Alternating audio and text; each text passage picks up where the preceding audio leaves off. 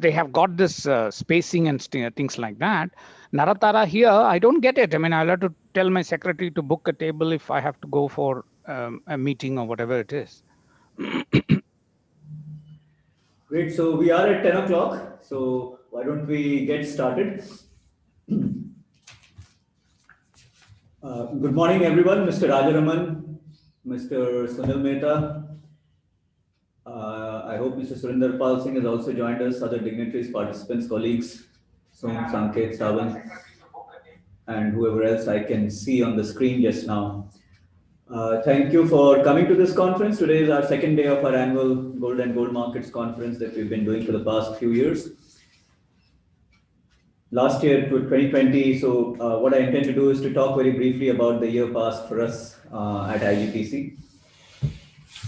2020 started with plans to celebrate 5 years of IGTC, and we were looking forward to Mr. Rajaraman's presence over here. However, thanks to COVID, we had to learn a brand new way of working, from frequent visits and interactions face to face, which was our usual way of engaging. We kind of had to figure out other ways, and actually we realized, and thank you for this nice quote, Sudesh, we realized that the pen is not just mightier than the sword, but it might be mightier than traveling on the plane.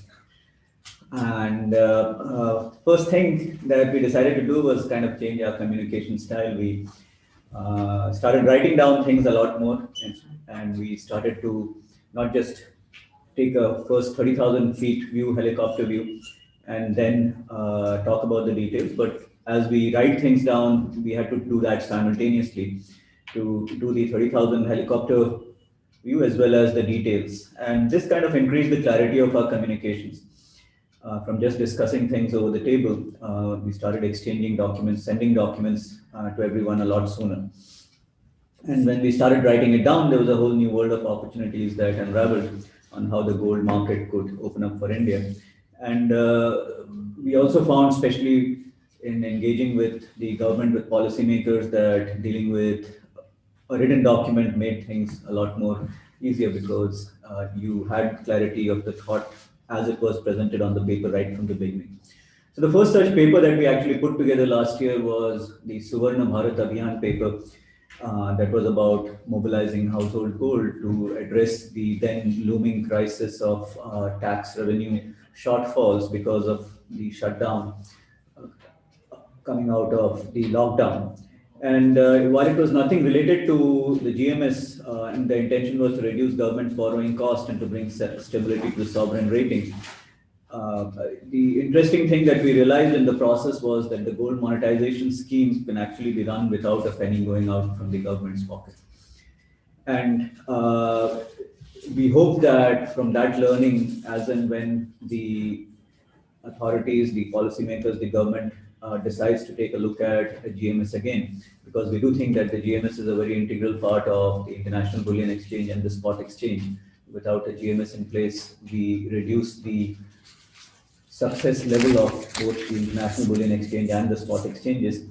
So we hope that the note will provide significant inputs in the putting together of the gold monetization scheme, the revamping of the scheme as and when it takes place. What was also heartening in the process was to see the support from the banks and the huge thumbs up that they gave to the note when we went for deeper deliberations and trying to put together that note. And just as we were kind of winding up that paper, the announcement came of the International Bullion Exchange. And we were able to ramp up the team over here to engage with the process of the setting up the International Bullion Exchange. Most of you are already know Sudhish and Harish. We also hired a gentleman called Arjun. What's his full name? Arjun Raghavendra. Arjun Raghavendra, a former IRS officer. Of course, you know the other members of the team, Minal and Renisha and so on. So Arjun was a significant addition to our team during the last year as we worked on supporting the International Bullion Exchange. And it was a fantastic experience of working in tandem with a regulator / governmental body, working to a deadline as we structured the implementation and unlock the various opportunities that the International Bullion Exchange can throw up. And IGPC did this work on a pro bono basis for the International Financial Services Center Authority as a signal of our willingness to contribute to the cause of increasing the scale, scope, and robustness of the gold industry in India. And the reason that we are able to do it on a pro bono basis is our financial position, which is thanks to the generosity of our sponsors. So let me also acknowledge the fact that while we are an independent think tank, we are funded by the World Gold Council. And our funding with no strings attached has been a significant help in us being able to put together these kinds of initiatives in helping the policy process. So thank you very much, Som, and to David for enabling us to do this. For members of trade and industry who are present here, um, I'm very much a newbie in this industry compared to most of the members in this forum who are sitting here. However, one thing I can now say after 5 years, you would. Bullion exchange is concerned, it is going to be a massive opportunity for everyone over here, and I would like to wish you all the best for this. We started work on helping putting together the scaffolding for the IB back in August. We submitted the first draft report in November and the final report in January. And I'm quite hopeful that the International Bullion Exchange, as things are going, should be up and running by quarter 2 or quarter 3 of 21-22. Again, as we worked on the International Bullion Exchange, we were able to identify two pillars that were weak and required some work, which was gold refining and bullion banking. One of the things that IGPC that we have been working on is to take a systemic view rather than a piecemeal view, looking at something only from that particular vantage point, but to try and look at it from different vantage points, and then to take a 30,000 feet view on how the different parts connect to one another. So the two parts which were really critical over here was bullion banking and gold refining. And subsequent to our report, we did the responsible rolled report and the position paper that we put out as well related to that. As we observed yesterday in the discussion later in the evening, IBJ and AGRM are two major associations that constitute members from gold refining, and they gave a full thumbs up to the recommendation. On bullion banking, a lot of work has already been done by the World Gold Council and by us in the past, and we built on that. And we are organizing a series of educational programs in association with the Bank Association. And Mr. Sunil Mehta from the Indian Bank Association will announce this collaboration in our next session. Other initiatives include the workshop on OECD's responsible sourcing and a blockchain-based platform for trading on gold in India. We have actually contributed significantly to the blockchain platform which is being championed by Chainflux, and we hope that that will enable further the cause of more transparent gold transactions in this country and to the building up of a robust infrastructure as well. From a research standpoint, we sponsored some research related to temple gold, which will be done by an anthropologist from IIT Kanpur and a sociologist from IIT Delhi.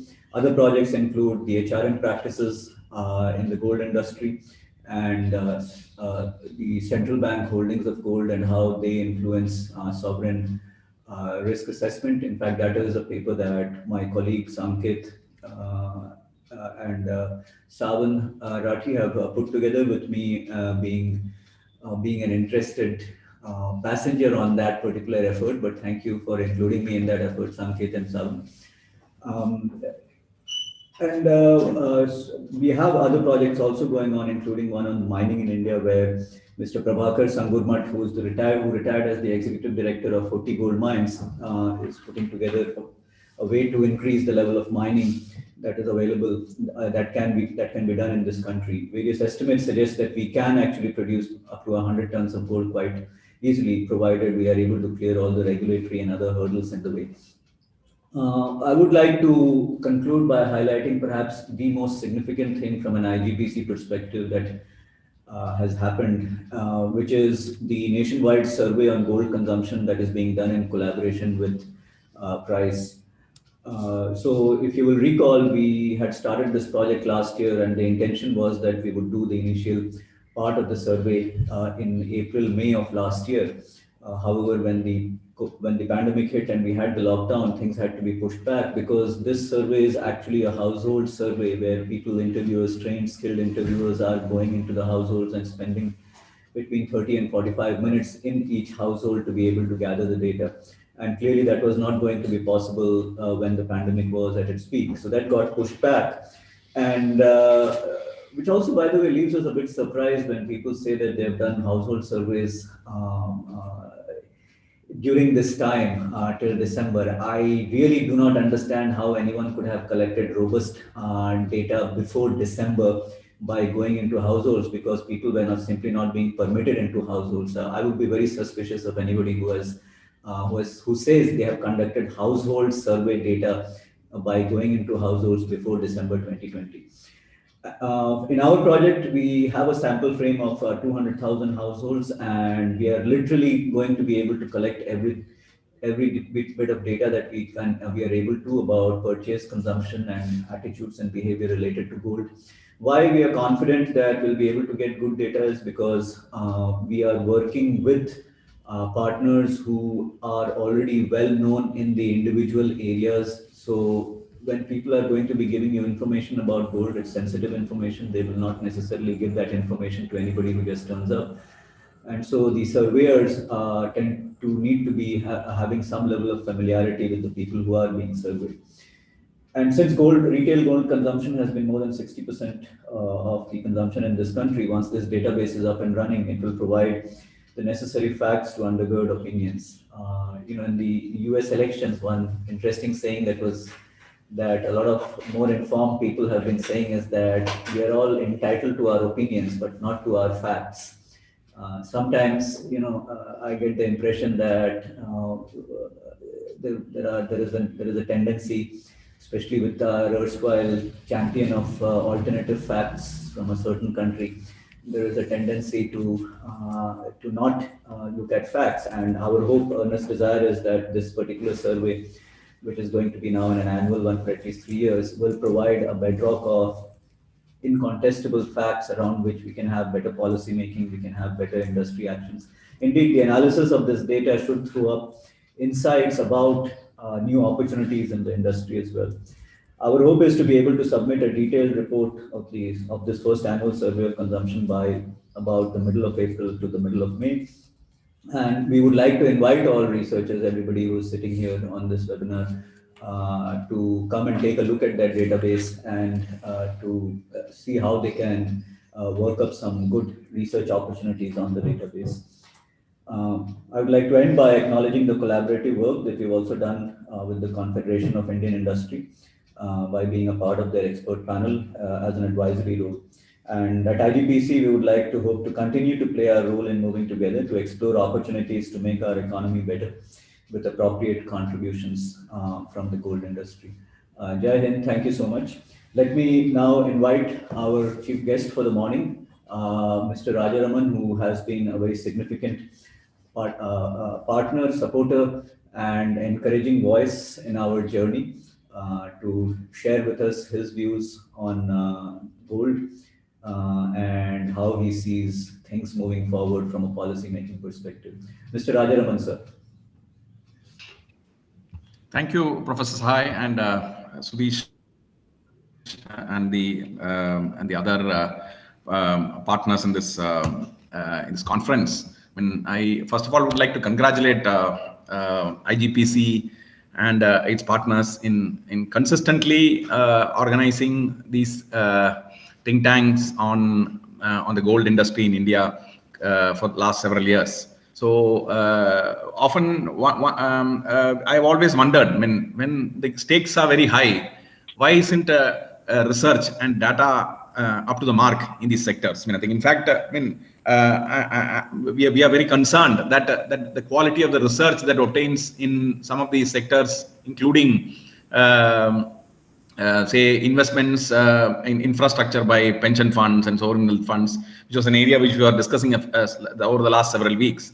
So in that context, I must really congratulate IGPC for taking the bull by the horns and engaging in an area where probably not many people are interested. I think so. I would like to place on record our sincere appreciation, and we hope that these research conferences lead to unearthing of changes in consumer behavior, changes in the markets, how international markets are shaping Indian markets and vice versa, and so on and so forth. So I guess your research findings need to be actually also be unpacked and presented in layman's terms in some of the vernacular and mainstream media as well.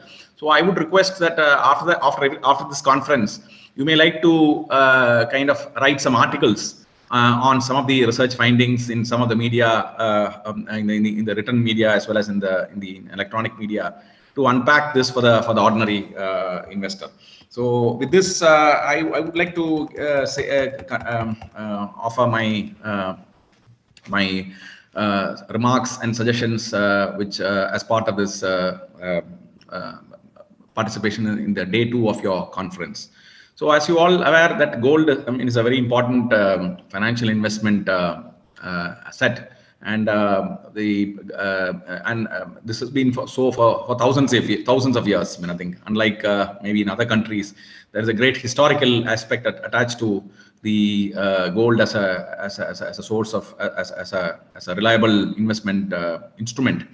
So, given that perspective, gold is very strongly ingrained into the psyche of the Indian investor, especially the uninformed and the lay investors, which makes it such a mass product.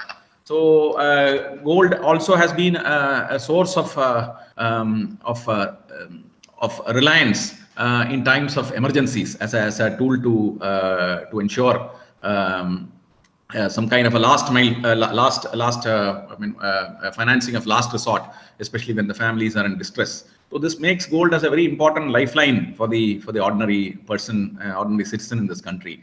So there is a lot of need for us to actually reform the gold markets and enable it to become more efficient, more transparent, and more rule bound, so as to ensure greater protection of consumers of gold investment products, both physical as well as derivative products. Now, we are very happy to hear that IGPC is in the process of carrying out a survey, which has been unfortunately delayed by COVID. So I think it's a very important survey, especially because questions are being. I remember this conversation I have had with Professor Sahay and his team over the last year or so, saying that the quality of the data that we have need to be improved, and therefore the surveys could actually throw up a lot of very interesting facts which could shape our policies, especially questions relating to the availability of institutional holdings and also the nature of consumer behavior with respect to individual gold holdings as well. So I look forward to the survey, and I hope that by mid or late 2021 we have the results of your survey. I also would request that your survey must try to capture the change in consumer behavior post-COVID, if any. I'm just trying to hypothesize the possibilities of any change in the behavior. I think, though, may not be a tectonic shift, but if there are some shifts, we would like to understand them as well.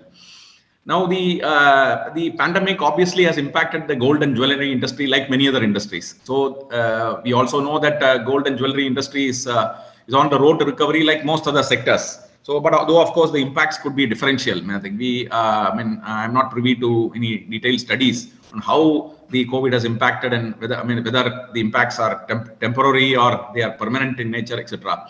So it would be a very useful input if there could be some study on how the jewelry industry has been recovering, and whether there are any impacts which need to be looked at from the point of view of say enabling greater support from the government in terms of protecting the jobs that this sector creates. Since the sector creates a large number of jobs, there's absolute need to actually to provide for assistance for this, because being a very special kind of an industry. So we would like to hear from you if there is a possibility of some of your researchers engaging in this on this aspect. The other emerging facet of gold is digital gold. I mean, I think this is something which just caught the fancy of many investors. Maybe this cannot be called a COVID impact, but it appears to be something of a recent origin. Though, of course, I mean, it might have been around for the last several years. I guess it has caught the imagination of at least some section of the consumers. So the ease with which gold can be purchased and accumulated provides a lot of comfort for certain investors. So I would request the IGPC to look at these models which are now available in the market, which provide digital gold accumulation facilities for customers, and see if because this also has been engaging our attention. With nearly about people say that something like 5 to 10 tons of gold could well be accumulated under various schemes run by various players. Unfortunately, this is an unregulated industry, so therefore the question of consumer protection arises. So therefore, we believe that there is a need to look at the need for some kind of a regulation to ensure that the consumers are protected against potential default risks or fraud or whatever. So though we have had discussions with a few of the service providers, some of them have put in place what appears to me as fairly robust checks and balances. But nevertheless, it might be a good idea for us to study the digital gold industry and come out with a paper very quickly, because we are also in the process of looking at advising the regulators as to where this which regulator should do what. So we would be very happy to receive inputs from IGPC as to what manner of regulation and what kind of regulation has to be done to ensure that the consumers in this particular space are protected and this industry grows, because essentially this is a very novel and convenient and comfortable way of saving, all said and done. So therefore, if adequate regulation and protection to consumers can be provided, well, this could be the way in which the gold investment industry markets could grow. Now, switching to the gold market infrastructure. I think the Professor Sahay in his speech also covered a lot of them, and I'm sure that a number of presentations given by various researchers also would have dwelt on some of them. In fact, I look forward to the proceedings of the conference and and hearing from you on the various aspects of gold market infrastructure, because essentially emergence of a transparent and an efficient market would depend a lot on the growth of this infrastructure. A lot of these components in bits and pieces are available, regulated and unregulated across the country. But nevertheless, it is very important that organized, regulated, high quality and reliable infrastructure is built over a period of time, supported by the implementation of strong regulation and a proactive regulator. So I am happy to hear that that IGPC is working closely with the IFSC authority on the International Bullion Exchange, and we hope that the IFSC model of regulation and the would be a good pilot for the country to actually to lead the domestic regulation further on. So we hope that the IGPC's collaboration with the IFSC enables IFSC authority to get the International Bullion Exchange off the block as fast as possible. So we hope that towards the end of this year, you would see these institutions taking shape, enabling us to actually to get more data on how regulation should evolve and how business can be grown, and how trade and commerce in this industry can shift to India in some terms in an increasing manner. So now I would like to also revert to the recent announcement by the Honorable Finance Minister nominating SEBI as the gold as a domestic spot market regulator for gold spot exchanges in tandem with the Warehousing Development Regulatory Authority. So the amendments to the Act are under process, and we hope that a fairly robust regulation would emerge, enabling the domestic market also to become more transparent and efficient with the help of better price discovery and so on and so forth. So I must at this point of time thank IGPC for the excellent paper on the gold spot exchange, which you had published a few years ago, which enabled us to take a decision without hesitation. So and this is a case in point where sound research and documentation could actually help policymakers take decisions without difficulty. So I would request the IGPC also to start working on regulation of the domestic spot market as well, to enable the regulators to actually to take decisions effectively. I would also like to highlight that as part of this regulation, mandatory adoption of standards in the gold market, including the India Good Delivery Standards, are very important to the evolution of the market, I mean, and enabling it to become much more transparent, efficient, and reliable as far as the customers are concerned. So I would feel that some of the areas where IGPC and its partner researchers could also look at is ways in which the WDRA Act and the SCR Act needs to be strengthened to enable protection of investors and to prevent fraud, especially so in the light of the past NSCL scam. So this gold being a very highly being a very expensive product, it is very essential that the quality of regulation here has to be of a very high order to ensure adequate protection to investors. So the necessity to strengthen both WDRA as an organization and the Act itself may also be an area of research to enable us to take appropriate policy decisions. I'm happy to hear that discussions will subsequently also dwell on bullion banking. This is an area which we have been discussing for a long time, and there is a need for actually, if not standalone bullion banks, but also to consider evolution of some branches of large banks to provide bullion banking services of a very extensive and deep nature to the gold markets. I would also like to conclude by also referring to the gold monetization scheme. So finally the amendments that we have been working on have been approved by the competent authority, and the partners in the process of issuing these changes. So we hope that the operationalization of these amendments would help in making the deposit processes convenient and enable introduction of online processes to enable greater transparency and convenience and comfort of the consumers. We also intend to take up an aggressive awareness campaign to enable consumers to. So here also I would like ITPC to apply its mind to look at what should be the nature of the awareness campaign that we should do, and in what manner. So if IGPC or one of its partner researchers could help us to draft an awareness campaign in terms of the nature, the spread, the periodicity, and so on and so forth, it would help us to actually to bring this product closer to the consumers, and also to develop a better understanding amongst them on this particular product, which has been in vogue for the last 6 years.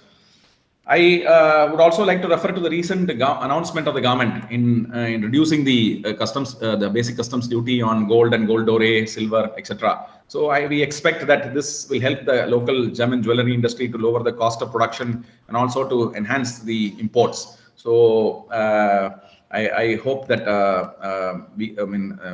we may also try and monitor whether this policy has been of adequate use in terms of its outcomes. I would end by touching on a couple of points which Professor Sahay also mentioned. That is that there is a need for working on a plan to strengthen the refining industry in India, especially with the Prime Minister repeatedly emphasizing the need for Atmanirbharta or self-reliance. Though the possibility of strengthening gold mining in the country seems to be a little distant target, the possibility of ramping up the gold refining industry certainly exists in India. Therefore, I would request that some kind of a policy paper on how gold refining needs to be ramped up, because essentially this is an area where we intend to work on very shortly. So we request IGPC to or its partners to apply its mind and look at some policy inputs on what should be the policy support that is required to strengthen gold refining in this country. So I would also end by saying that the Ministry of Mines is working on generic amendments to the Major Minerals Development Regulation Act, and I'm sure that this will also have a very beneficial impact on the prospects for gold mining in India. So we hope that look forward that IGPC and its partners to work intensely with the Ministry of Mines in supporting this process, especially in the with reference to gold. So if there are any differential requirements to enable these amendments to support faster and quicker investments in gold mining in the country, then we would be very happy to hear from you as well as shortly. So I would request you to also let us know if there is something we can do about it. So with these few words, I congratulate IGPC, and I hope that, as usual, your research outputs continue to provoke us and enable better and robust policies to emerge in course of time. Mr. So you are on mute. Sir, you have gone on mute, sir. Thank you. Yeah. You can hear me now? Yes. Yeah. Yes. Yeah. Thank you very much. Okay. So thank you so much, Mr. Rajaraman, for sharing with us some of the... No, again. Okay. We missed you the last part. We missed the last part. Yes. The concluding which part did you hear till? After Nirmala DA, your concluding remarks. Okay. So essentially what I was trying to say is about the refining industry in India, and that how we are very keen to actually look at a policy support for enhancing refining in this country. So if there are some policy inputs on that, I think we'll be very happy to hear from you. And so is the case of mining, because essentially though the Ministry of Mines is working on generic amendments to the MMDR Act, if there is some differential or special regulation which is required for mining, then we would also be very happy to hear from you on that. Thank you very much. Thank you. Thank you, Mr. Rajaraman.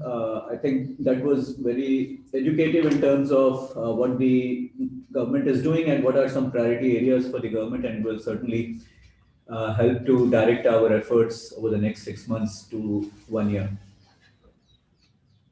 Mr. Rajaraman, you are on mute again. I think Yeah, sure. Yeah. Is there buffering issue then? Yeah. So with that, let me now move to our next part of this particular session, and may I invite Sanket and Sawan to share with us their findings of this very interesting piece of research on the impact of gold holdings by the central bank on sovereign risk perceptions. So over to you, Sawan and Sanket. Sure. So Sawan, you can share your screen. Sure.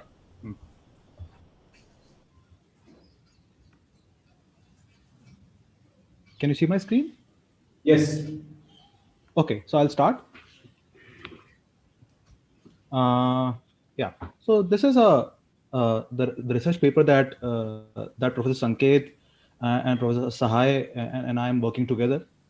The basic purpose of this paper is to identify whether central bank gold reserves are effective in curbing or mitigating the sovereign credit risk. We would like to thank the support that we received from IGPC, from Mr. Sudesh and Ms. Meenal in gathering the data for CDS for the same. So let me quickly start with the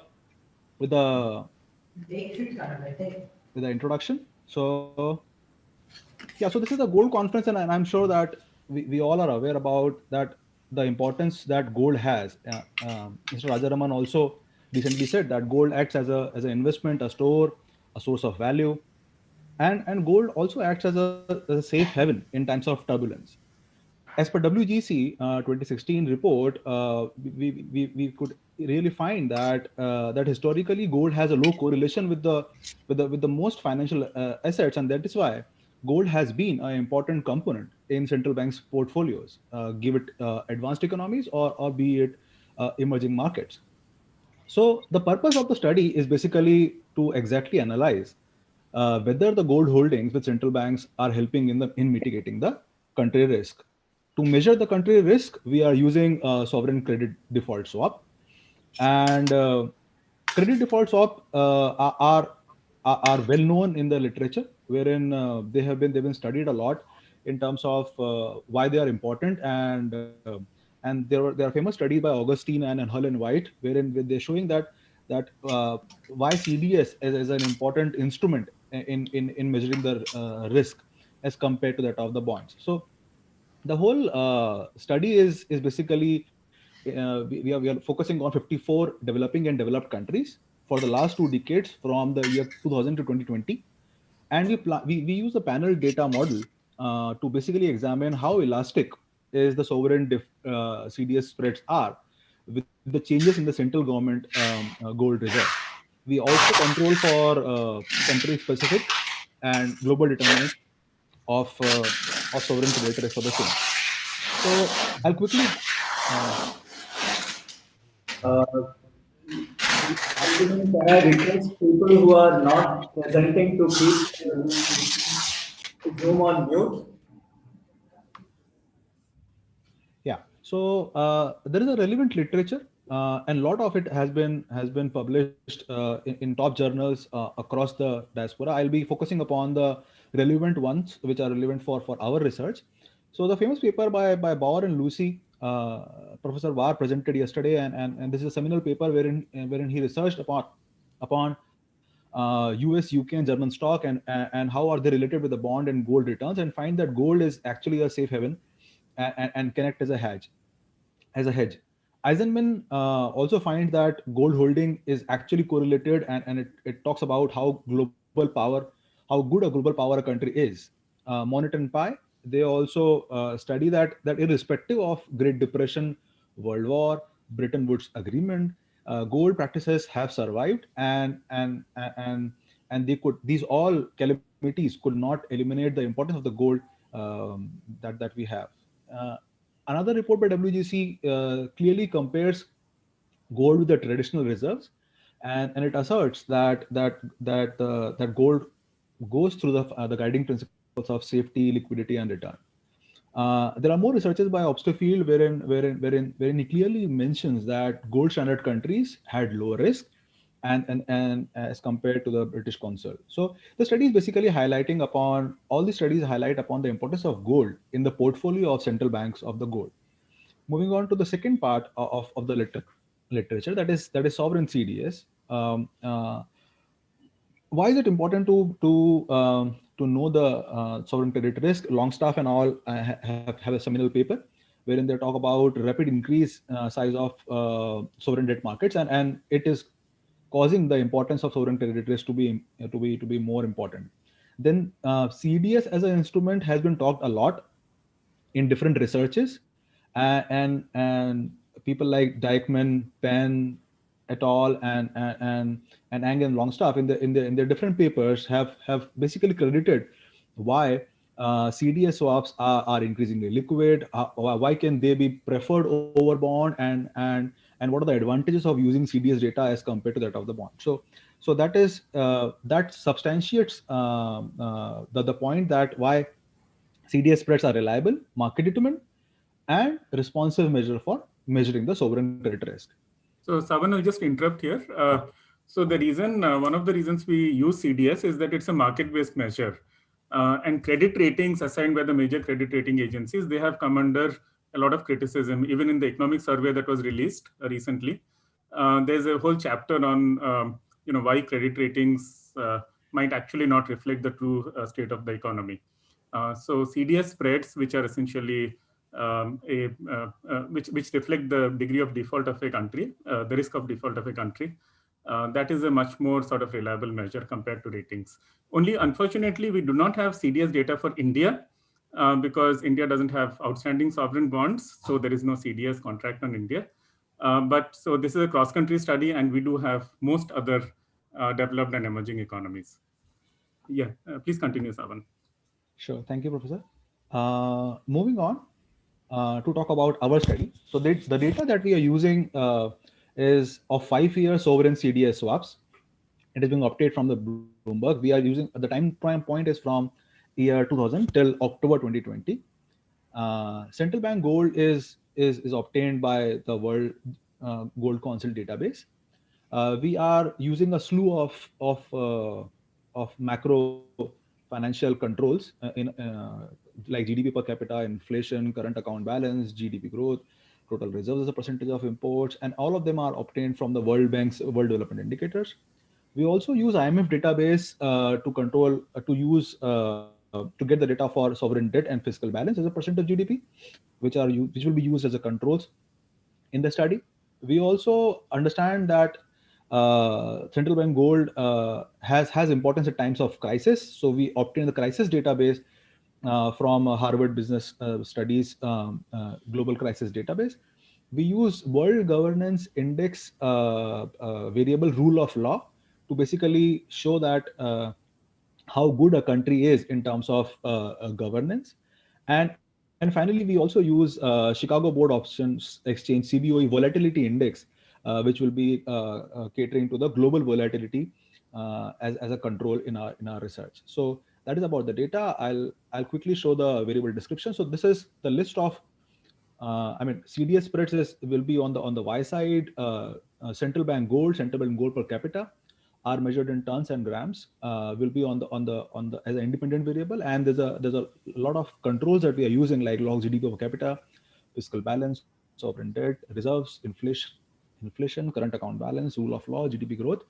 High wicks are all the controls that we'll be using, and then we'll be interacting with debt crisis and currency crisis to see whether gold has a mitigating effect on the risk.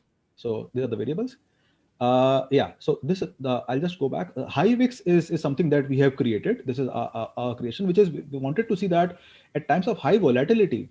So we look at the CBOE volatility index, and we look at the top 5 percentile areas, and we find that in the years 2008 2009, which is the global financial crisis, and the recent year 2020, wherein all the countries were COVID hit, the global volatility index VIX was very high, and therefore we create a variable for this to check whether at these points of time does gold acts as a mitigating effect against the crisis times. So this is the quick summary statistics.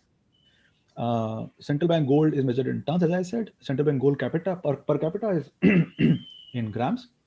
So in mean, we have 502.8 of all the 54 countries that we are using.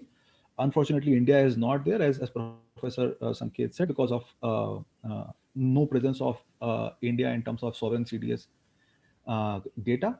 But then, it is more close to like India has. I was reading yesterday, it has 630 tons of overall gold reserves, and so the mean is somewhere near to that. So it is just a representative of lot of countries. So moving on, these are the countries that we will be using. These are countries, 54 countries that are arranged in the decreasing order of central bank gold. Obviously, it comprises of the developed nations like United States, Germany, Italy, France, and comprises of developing countries also, like we have China and Korea and Brazil, and all of those are also there. So it's a good mix of developed and developing nations in that sense.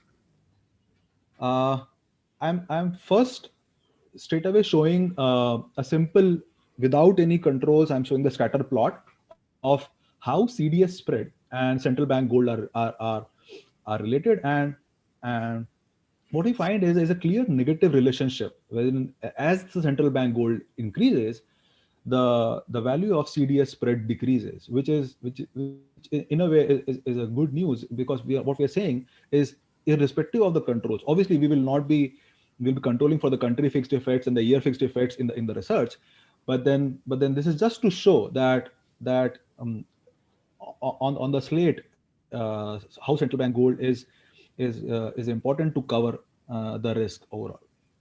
This is the model that we are using. So we'll be using two different models and to find out two different things. So log CDS is on the Y side. It's a panel data, as I said. So I represents the country, T represents the year in which we are studying. On the right side, we have log CB gold, which is central bank gold, lagged for a year. we will be replacing log CB gold with log central bank gold per capita in the second estimation. We are controlling for country-specific macroeconomic control variables, as I showed to you, like log GDP and reserves and all. We will be controlling for global risk variables also. And as I said, we will be controlling for country fixed effects and year fixed effects also, just to cater to the unobserved heterogeneity within the country if there is a there. So that is the first baseline model that we'll be using. Second model that we'll be using is basically to show the effect during the crisis times. And here we are interacting. If you see the zeta term, we are interacting log CB gold with the crisis times. As I said, crisis will be using currency crisis and debt crisis, and also the variable created, which is high volatility times, which is the GFC and the COVID times that we have. So this is the second model that we are using. So without wasting time, straight away coming to the results. This is the baseline result, and I'll go a little slow here uh, uh, to explain this to you. So uh, standard errors are clustered at country levels. They are mentioned in the parenthesis. I'm not showing the controls because it was not possible to show in all the controls in the slide. But yeah, I've mentioned that where we have used the controls and where we have not. Like, so if you see the model one, you see that this is the baseline result, wherein we are simply regressing log CDS with log CB gold. So 1, 2, and 3 are basically talking about log CB gold, and 4, 5, 6 are talking about log CB gold per capita. In column 1, we have used no controls, and we are finding that for a 1% change in central bank gold, there is a 0.21 percentage change in the log CD, in the CDS, which is, in a simple language, elasticity is of log CDS to that of gold is 0.2. But when we use controls, all the controls are being used along with the year fixed effects. We find that the elasticity is 0.136, and then when we use high wicks in the model 3, we find that the elasticity increases to 0.319. So that is central bank gold. When we look at central bank gold per capita, we find that similar effects are there, and in column 4 we are showing no controls. Column 5 we are adding country and year fixed effects, and in column 6 we are adding the high wicks control, removing the year fixed effects, and we find that the elasticity goes up to 0.283. So basically, a simple interpretation of this table could be that for every 10% change in the central bank gold causes a 2.15% decrease in the log CDS, and you can see that all of them are significant. So yeah, I've written all that in the words, so I'll quickly skip that. Next is this is very interesting. This is what motivated all of us in this research, and that is at times of high volatility, keeping the main model same. When we are looking at high volatility and debt crisis and currency crisis in model 1, 2, and 3 respectively, if you look at model 1 carefully, what we see is the base effect is is elasticity of 0.277.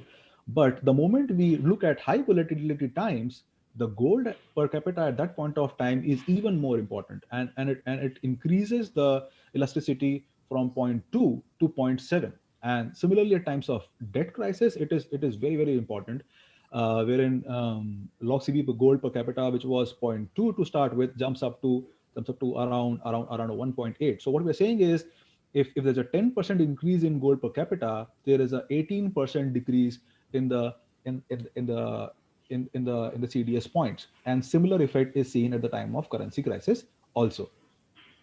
Um, yeah, again the interpretation. So basically, high volatility index, as I said, is comprising of the GFC crisis and the COVID crisis, and you could see that the base effect has further been increased when we look at interaction effect with the high volatility periods, or the default crisis periods of the countries, when the countries are in default, and at the time of currency crisis. So then we did the same thing for log CB gold also, and a similar kind of effect is being seen, where we see that at the time of crisis, the interaction effect is further prominent.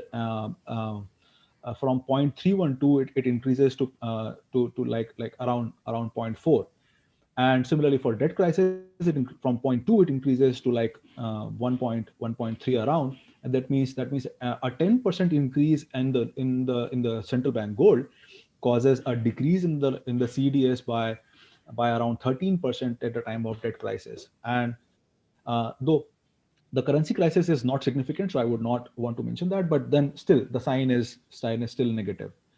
So what we're trying to see is that at the time of crisis, gold has suddenly increased importance in the central bank gold reserves is what we are trying to show. Um, there were concerns of endogeneity also, and therefore we tried to use instrument variables to make a more causal claim.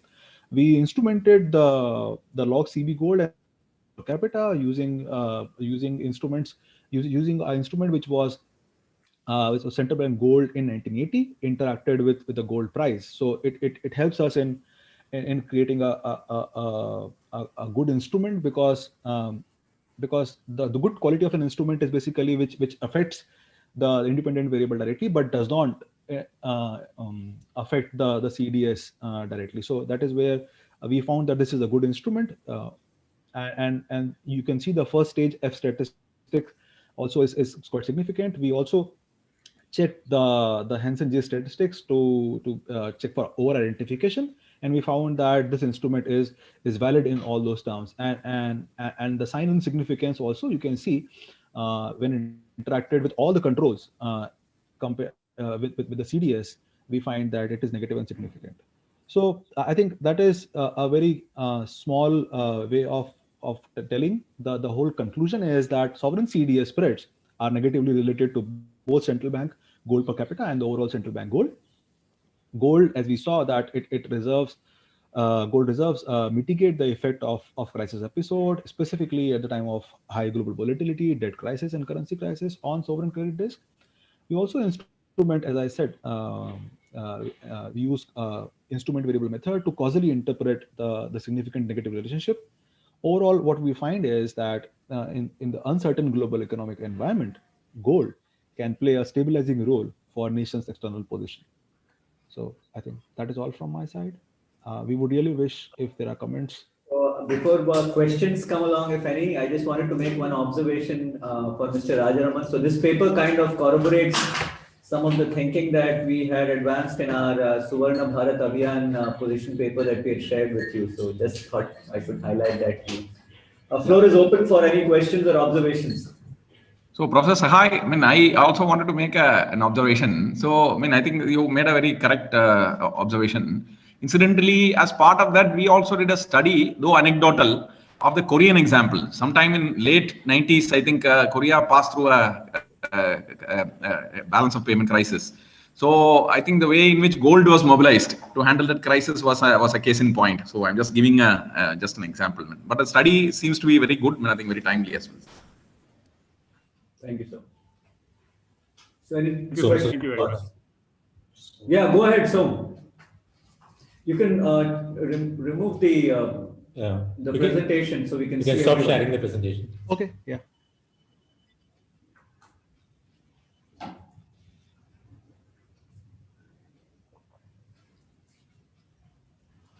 So you're on mute. Yeah.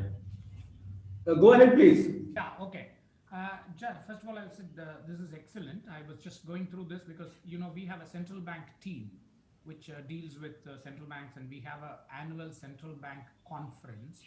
Generally, it's held in New York, and we do conduct it in Singapore also. Raise your voice. So you need to raise your voice a bit. Oh, okay. Sorry about this. Is this now better? We can still hear you, but the voice is a little less volume than is comfortable. We can still hear you though. Is this better now? Yeah, much better. Okay, I got into the desktop. Sorry about this. No, I said we have a central bank team, and I was just going through these top things. I must say it is fantastic. I mean, I don't know whether you have tweeted about it, to say that gold in crisis reduces your CDS spreads. I mean, it's a big message, and which can be tweeted and retweeted. I'm not the expert in this, so but I can clearly sense that there is a big message in this. So, two questions very quickly. Can I share this with our central bank team? Number two, would you be interested? Again, I don't know whether we can structure it in this period, etc. Would you be happy to make this presentation to a set of central bankers if we collect them, global central bankers? Two questions from my end. Sanket, Sawan. Well, I mean, we'll be delighted, but I guess Arvind would be the best person to. No, Sanket, it's you and Sawan who have to drive it. I'm happy to go along with whatever you guys suggest. One thing I will add is that if there is travel involved, I'm happy to travel. I'm really sick of being stuck in Ahmedabad. So, No, Arvind, travel. I doubt if any of the central banks allow their people to travel. And we are even talking immediately. I mean, this is again my initial thoughts. I will have to talk. But I think it makes a lot of sense, first of all, from IGPC angle to say, we have done the study, let the global bankers listen to it. Second, and it's a huge thing for IGPC itself. Second thing is, this is what we do. We keep engaging with central banks to say how gold can be used in crisis, how it protects, etc. Because we are a gold body. Let's be very clear. We are not asking them to buy. And they have bought 660 tons last 2 years. You know that, I mean, much higher than even the gold standard times. So clearly they also need to go back to their committees and all to say why they buy gold or why they sell gold. So this is in my view, this is a very good addition to the body of knowledge that is there. And for me personally, it's IGPC. I mean, India has done a study. It will be a fantastic thing. I don't know what time, etc. Professor, at this moment, it will be probably a digital thing. But I mean, studies like this can always be presented later. In fact, I would like IGPC, I will put it to the central bank team to be part of the central bank, this conference whenever we hold. So I just wanted that, I take it as a confirmation. Let me work on it and come back to you. Next, can I, if I find it readily without going back and forth, can we have this tweeted? Some of these studies and all, saying that, IGPC study says, can we have this tweeted by our London team, myself, because we have a lot of readership. Is that all right? Yeah, 100%. You're okay with it, right? Just the results, not the details, just the results. Obviously, since it's a tweet, we can always say that. And for details, refer to, that's the way we normally put that across. So thanks for that. So there's just one caveat. I mean, we're perfectly okay with it. We're still finalizing the paper, so it might take us 1 or 2 weeks to put out the document. No problem. You tell me when you're ready, and then only after your confirmation, I'll in fact share the tweet with you before I do that. Okay? That'll be great. No problems on that. But thanks a lot for your words of appreciation. I mean, really happy this is that. Fantastic. I'm not just appreciating. This is fantastic. The amount of work we are doing on the IGPC front. And, Arvind and I started this, 5-7 years ago. It's all coming together. We have to be the body of knowledge. We consume so much gold, at least let's become the body of knowledge, instead of listening from Western people. So this is a really good study from my point of view. As I said, I'm not an expert in central banks, gold or reserves, but when I read it, I said, this has got some really precious, findings. I have one question, Prof. Sanket. So does this study kind of support issuing a gold-backed dollar bonds? Is that something can turn to be a good idea? This is more at the country level. I mean, how central bank gold reserves are helping in terms of mitigating country risk. But separately, I think it's a great idea to issue a gold-backed dollar bond. I mean, but the study is not very related to that. But I think the idea is great because it directly reflects on the CDS, right? So we'll have a dollar bond. So we'll have a CDS that gets monitored too, which we do not have currently. Exactly. We don't have India doesn't have a CDS contract. I mean, unfortunately. So I think having a sovereign bond would generate that kind of information as well. Great. Any other questions in the chat box? No, nothing in the chat box. So I think we are good to go for the next session. And I have one question, Arvind. Just not this, Professor, since you have a team which does this, there was always one question which I have been asking London, but obviously that team is not used to this. You see, we have reserves, all right, and we have 25,000 tons of gold. But obviously that's not counted in anything. It doesn't come up in the rating or whatever it is.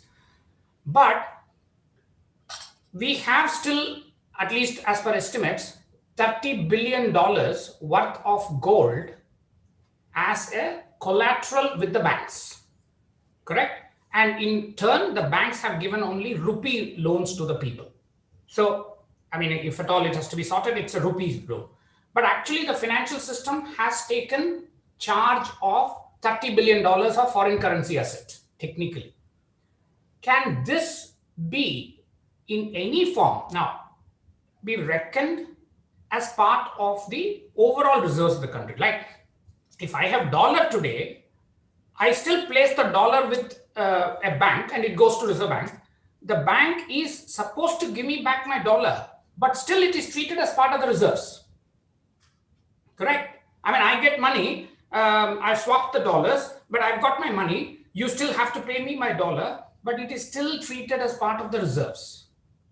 The same way I have given you gold, which is a foreign currency reserve of an asset, and you have given me rupee, you're entitled to give me back my rupee, but why are we not taking this as and are there tools we can do to make this part of the reserves? Because then it will reflect that there is only a rupee liability funded by a dollar asset.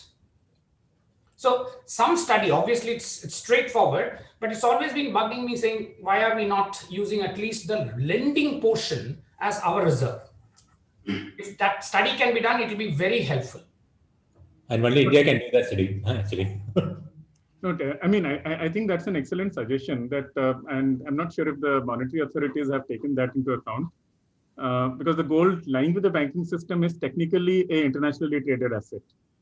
It's like dollars or euros. So I think that might actually, I mean, we can look at that, and that might actually be playing a larger role as well. Yes. Yes. I think that will be a very, very useful study because it happens with foreign currency. I bring the foreign currency, I put a FCNR deposit. You are supposed to give me my, dollar back. Yet you treat it as part of your reserves. But here, why are we not treating? I understand it is lying in the vault of that small branch, but that logistics can always be taken care. And maybe it is jewelry. That's another reason. But all these need to be studied instead of just conversing. It will be good to have a study. There is a gold element in the collateral. Yeah, no, this is excellent. I mean, I think this is and I suspect that if for countries like India and China, where you have a large amount of gold in the banking system, the actual amount of reserves would be much larger if you consider that. So I think that is probably something that could be raised with the RBI as well. So we know what the next step is going to be from you, Sanket, do we? So we'll definitely think about that. Thank you for this suggestion. Thanks so very much. And with that, let me hand over You are managing the session. the reins. So well, Suresh tells me I still have to manage this session as well. So in our next session, we're very happy to have with us Mr. Surinder Singh, Joint Secretary in the Ministry of Finance, Department of Economic Affairs. And we are also joined by Mr. Sunil Mehta, from the Indian Banks Association. Welcome, Mr. Mehta. Welcome, Mr. Singh. And let me now invite the comments from both Mr. Mehta and Mr. Singh. I wish to first kind of say thank you very much for agreeing for these sessions in March, which IGPC will be co-hosting and working together with the Banks Association on bullion banking. So if we can start with Mr. Mehta, and then I'll invite Mr. Surinder Singh to share his words with us. Over to you, Mr. Mehta. Thank you, Professor Sahay. So, Professor Arvind Sahay, Chairperson, India Gold Policy Center. Shri K. Rajaraman, Additional Secretary, Department of Economic Affairs. Shri Sudesh Namibia, Head, India Gold Policy Center. Bankers, colleagues, bullion experts, other dignitaries, ladies and gentlemen. At the outset, I express my compliments and the best wishes to the India Gold Center on their 4th IGPC IIM Ahmedabad Annual Conference 2021 on gold and gold markets. India Gold Center brings with them expertise by virtue of their active research work in the area of bullion business and also have close association with the International Financial Service Centers Authority. The global bullion banking business is large and well established with annual reserve estimated at more than USD 1.5 billion. Bullion banks continue to be a key pillar of the market. They build greater trust across the gold value chain, drive efficiency, provide liquidity, promote transparency, support price discovery. The result is that customers can participate in the bullion market with confidence. Now I'll talk about bullion banking in India.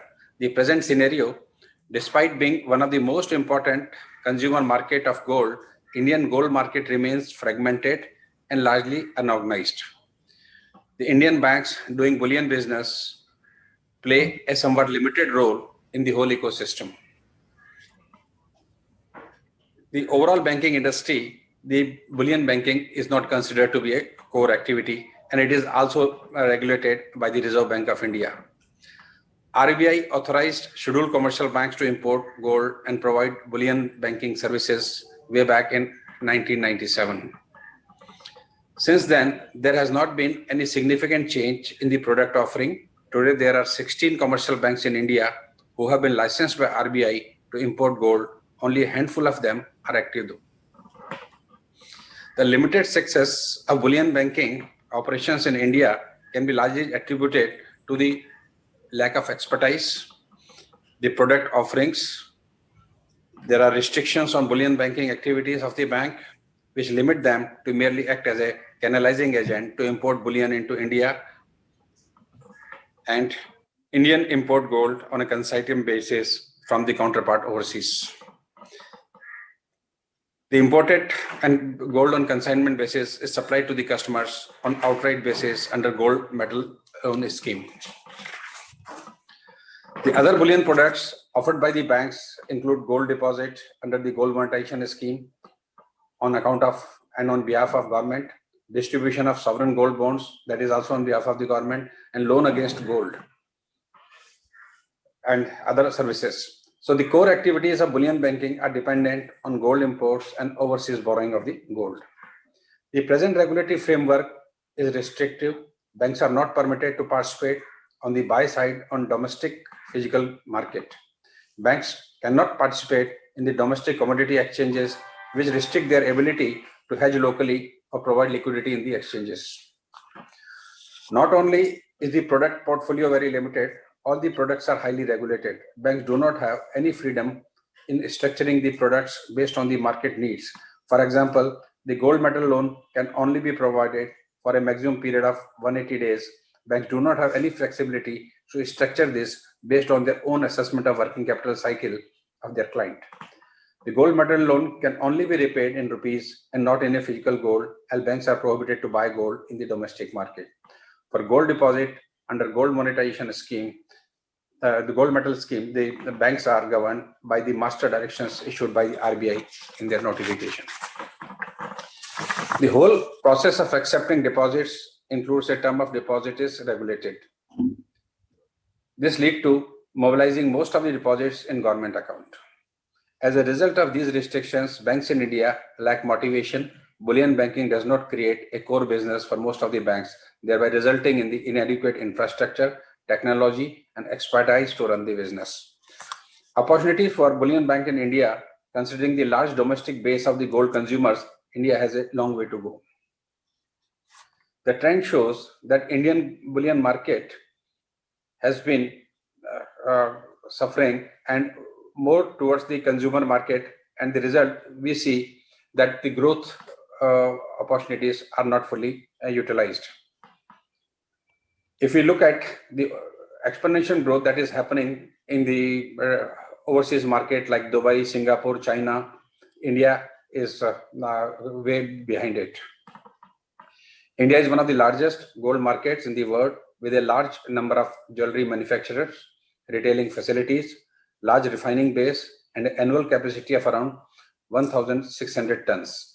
Existence of commodity exchange besides banks providing bullion banking services for over 2 decades and a sizable population, almost all of them a potential customer for gold in one form or the other. A comprehensive policy on gold to enable banks will create specialization that will provide bullion banking services at par with the global standards and will be instrumental in transformation of the bullion business in India that provides a huge opportunity for the banks. At present, bullion operations of the Indian banks are largely dependent on imported gold, allowing bullion banks to source gold locally and participate in the commodity exchange to hedge their physical market exposure that can be instrumental in creating the required ecosystem to enhance the role and participation of bullion banks in India. Further, by participating in commodity exchange and opening client account, the bullion banks can create brokerage business. The gold monetization, the lower import of gold can be achieved by diverting investment demand in gold towards the domestic gold-backed financial products and the paper gold. Mobilization of household golds that directly reduces burden of import under both these initiatives, the bullion banks can play a critical role in developing the desired ecosystem. Then by participation in stock exchanges and the spot exchanges, the development of international bullion exchange in India would certainly provide lots of opportunities to the banks in India.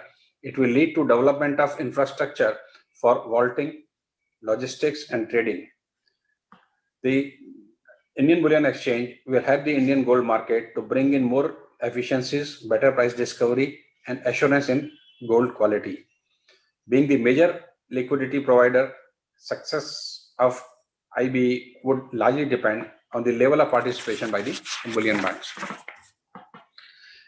As observed in the past, most of the banks are shying away from the bullion business because they do not find it as a core activity and they are not able to have a free hand in doing this business. This warrants for creating some specialized outfits within the banking system which are specialized in bullion banking and can deliver the products and the services for the larger ecosystem. To license the manage full-fledged bullion activities should only be issued to a select bank based on their willingness and assessment of their capabilities. This will reduce the number of banks to be in the full-fledged bullion business significantly from the existing number of 16 banks. However, it will create an ecosystem where the bullion banks emerge stronger and regulators grow more confidence in them to help them grow bullion business in India. Or some of the banks, in view of their strong branch network, may be allowed to or encouraged to act as a business correspondent to source GMS and GML clients on a fee basis. The regulatory framework for bullion banking in India needs a complete overhaul. Some of the suggestions which will go a long way to develop sound bullion banking in India are: one is the banks to be allowed to source gold locally and participate in domestic commodity exchanges. Maybe, of course, after creating a specialized outfit for bullion banking. Then under GMS at present, banks do not find it attractive to run GMS due to the lack of infrastructure and the hassles of handling physical gold. The scope of GMS should be enhanced to include local purchase of gold. Banks should be allowed to sell minted coins out of the monetized gold. It will provide an incentive structure within the GMS. This will help the banks to partly fund the monetization. The bullion banks should have complete freedom to offer innovative deposit products for a tenure, terms, and process solely decided by them. gold metal loan is a great tool to finance the working capital requirement of a jeweler. To enhance the GML business in India, banks should be given flexibility to provide gold loan based on their working capital cycle assessed by them, even if it goes beyond the present limit of 180 days. Banks should be permitted to accept physical bullion towards the repayment of GML as an incentive for the banks in bullion activities. Bullion in bank's account should be considered for the maintenance of CRR. However, infrastructure creation, connectivity, and other processes requires long time horizon. Hence, restricting GMS to limited branches with better infrastructure would be more effective. Initially, few number of branches could be identified, and bankers may also assess marketing strategy. Primarily, the aim is to develop gold as a financial asset and banks to play a large role. But we cannot overlook the asset liability risk, commodity price risk, and the hedging risk. We need to see whether the requisite expertise, wherewithal are available with the banks. At a time when the banks are confronted with the NPA, and in this time of great stress period, whether all the banks are to be told to do this something which there is no expertise or experience so far. The Indian Gold Spot Exchange is expected to launch in near future, a key moment in the development and formulation of the domestic gold market. Commercial banks need to prepare to be a part of that journey, offering a range of bullion banking products and services to customers along with the gold value chain and promoting higher value addition. India could develop a thriving bullion banking industry over the coming years to support its overarching economic ambition and enable gold to play a role in this journey. Considering this being an important and emerging opportunity for banks and other stakeholders, I expect a very healthy discussion and deliberation in the conference so that concrete roadmap can emerge out of these deliberations. I wish the conference a great success. I'm also happy to announce that IBA and India Gold Center at IIM Ahmedabad will organize a virtual workshop on 6th March 2021, through which it is intended to explain the various products in bullion banking, risk management, profitability, and overall business plan for the banks in India to get into in line with the business more effectively. Thank you once again, and I convey my best wishes to the organizer and the participants of this workshop. Thank you all. Thank you so much, Mr. Mehta, for sharing with us your thoughts. I think there are some very interesting nuggets on how to take forward bullion banking, and we would love to continue the conversation with you and the industry as a whole, so that we are able to bring up bullion banking to the level that we think will really work for the industry, for the gold industry as a whole. I have to apologize. We had a small mix-up. Sudesh told me I was chairing this particular session, but I'm very happy to have started the session. It's actually Som who is supposed to be chairing this session. So Som, I do hope that you don't mind too much. I'm going to hand it over to you. Our next speaker is Mr. Surinder Pal Singh, Joint Secretary, Department of Economic Affairs, and he is having a fireside chat with Harish Chopra, who is Senior Policy Consultant at the India Gold Policy Center. So without further ado, let me hand over to Mr. Surinder Pal Singh, with Som backing up as the chair of the session. Yes. Good morning, and thank you, Professor Sahay. So I think this session has, the background has already been said by this keynote given by Mr. Mehta, and we are just going to add a bit on the GMS side in little more details through a chat with the Joint Secretary, Shri Surinder Pal Singh ji. Thank you very much, Surinder Pal Singh ji, for joining this session. And so just a clarification to start, that this session, the discussions which we are having here, so nothing leads to any, it should not be constituted as any policy directions on part of the department or on part of the center. So Surinder Pal ji, basically, as we know that gold monetization is a very good tool, and but it has like I think it has not got the awareness as it deserves. It has remained a very underrated product. So if you could just start this session with a brief introduction of the scheme, though I know most of the participants are well aware of that, but to start with, I think that would make sense. Over to you, sir.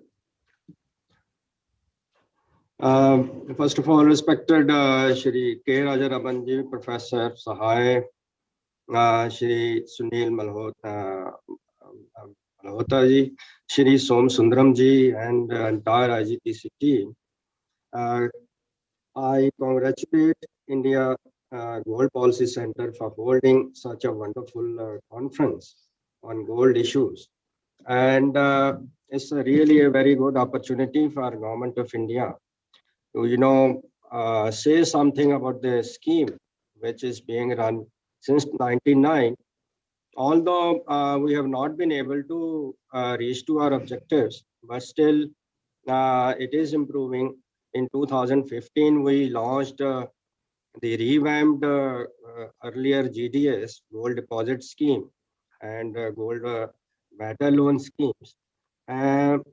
In simple terms, coming to the introduction of the Gold Monetization Scheme, as a scheme where the depositor places his gold in the form of jewelry, bars, or coins as a deposit with the bank for a period ranging from 1 year to the 15 years.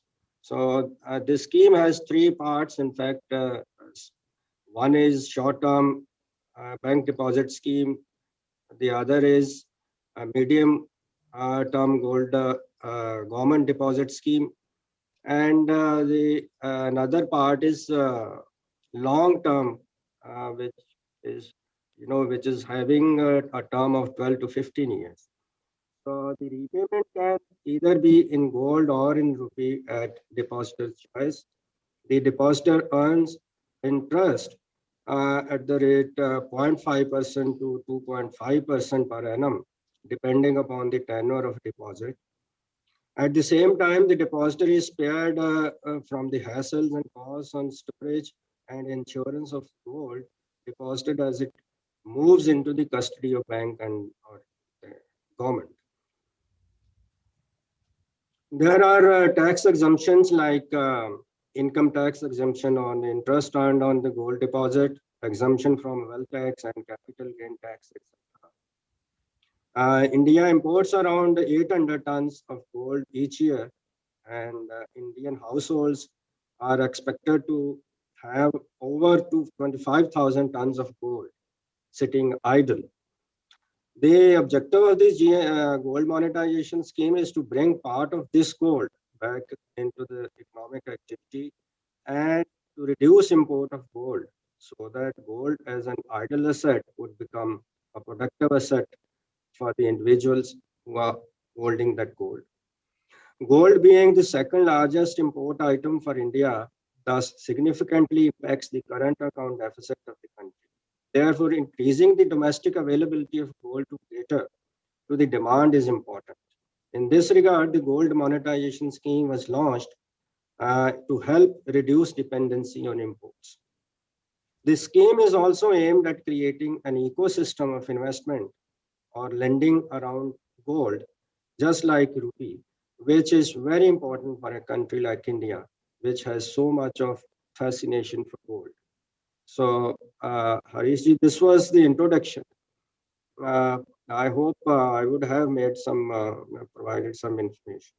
Thank you, sir. So basically, if you look at the motivation for each of the stakeholders in this scheme, so the government of India, they would be looking at how much of the gold is, can come back to the economic activity as the dollars have been spent, and so the country should get the maximum value out of it.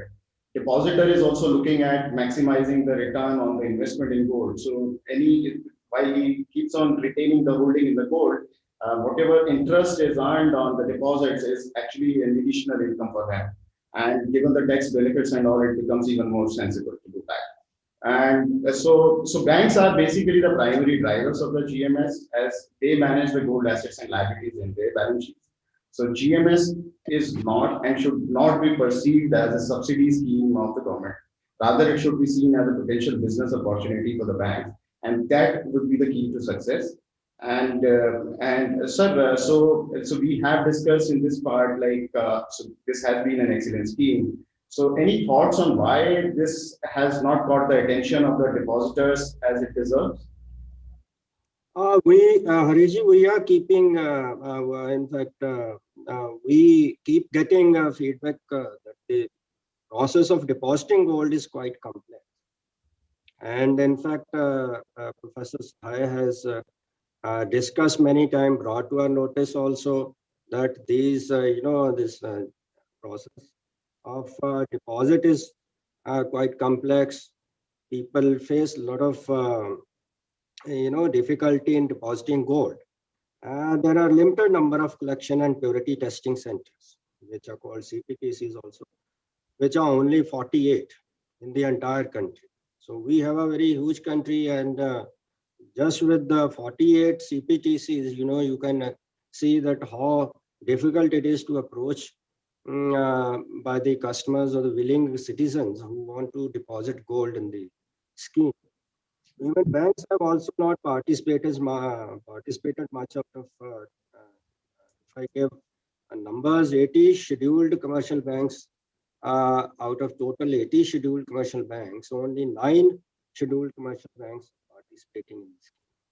There are total 1,28,000 bank branches in the country, but only 240 bank branches are taking deposit gold, working on the gold deposit scheme. Moreover, individuals are a bit hesitant to part away with their gold and jewelry due to cultural and other reasons. The gold deposited under the scheme needs to be melted, and that does not go well with the depositors.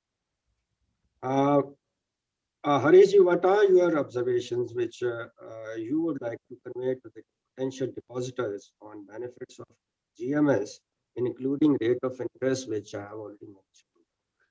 Okay, thank you, sir. So basically, so we have a request that we can also have part of the discussion in Hindi as well. So, sir, anytime we can do that. We can switch over to Hindi as well.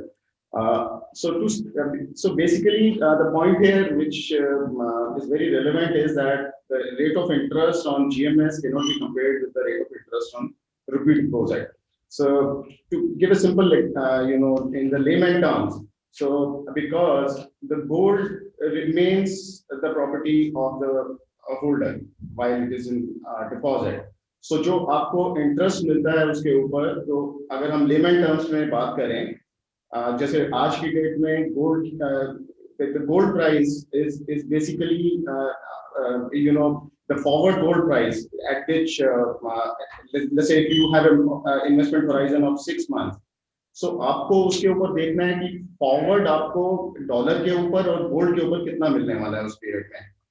So अगर आपको 5% का आज की date में dollar के ऊपर forward premium चलता है और 0.5% के करीब गोल्ड के ऊपर चलता है, तो अगर आपको 2.5% आपको इंटरेस्ट मिल रहा है, तो it will be 5.5 plus 2.5, which is 8% higher than any of the deposits being offered, and it is tax free also, because आपके ऊपर गोल्ड का जो प्राइस है फ्यूचर में, उसको डिटरमिन करने के लिए ये forward rates डिटरमिन होते हैं बेसिकली. तो इट इज एन इंडिकेशन कि लाइक एटलीस्ट इसके अराउंड 5% के आसपास गोल्ड बढ़ने ही वाला है. So this just an indication. सो ये चीज अगर थॉट प्रोसेस अगर माइंड में होगा इन्वेस्टर के, तो they will find this product as a very successful product in terms of the return as well. And this is the message which has to be conveyed very loudly. You're right, absolutely right, Harishji. Government is convinced that it's a good scheme for the country, and therefore committed to make it successful. We are always assessing the progress and also keep engaging with different related groups. The then Honorable Finance Minister made a budget announcement on revamping this scheme in the budget speech of 2018-19. We have held extensive deliberations with all stakeholders, including banks, CPTCs, refiners, jewelers, and others. Based on their inputs, we are examining many amendments in the existing scheme, especially for more CPTCs and customer touch points to make the deposit process easy and accessible to the common man. In order to give more liquidity options, we are also considering, tradability or mortgage ability of gold deposit certificates, because it was brought to our notice that gold is considered as an emergency investment by the many citizens of this country. So then gold is always used in the emergency situations, like recent COVID situations. Many MSMEs used gold for the survival of their industry. So,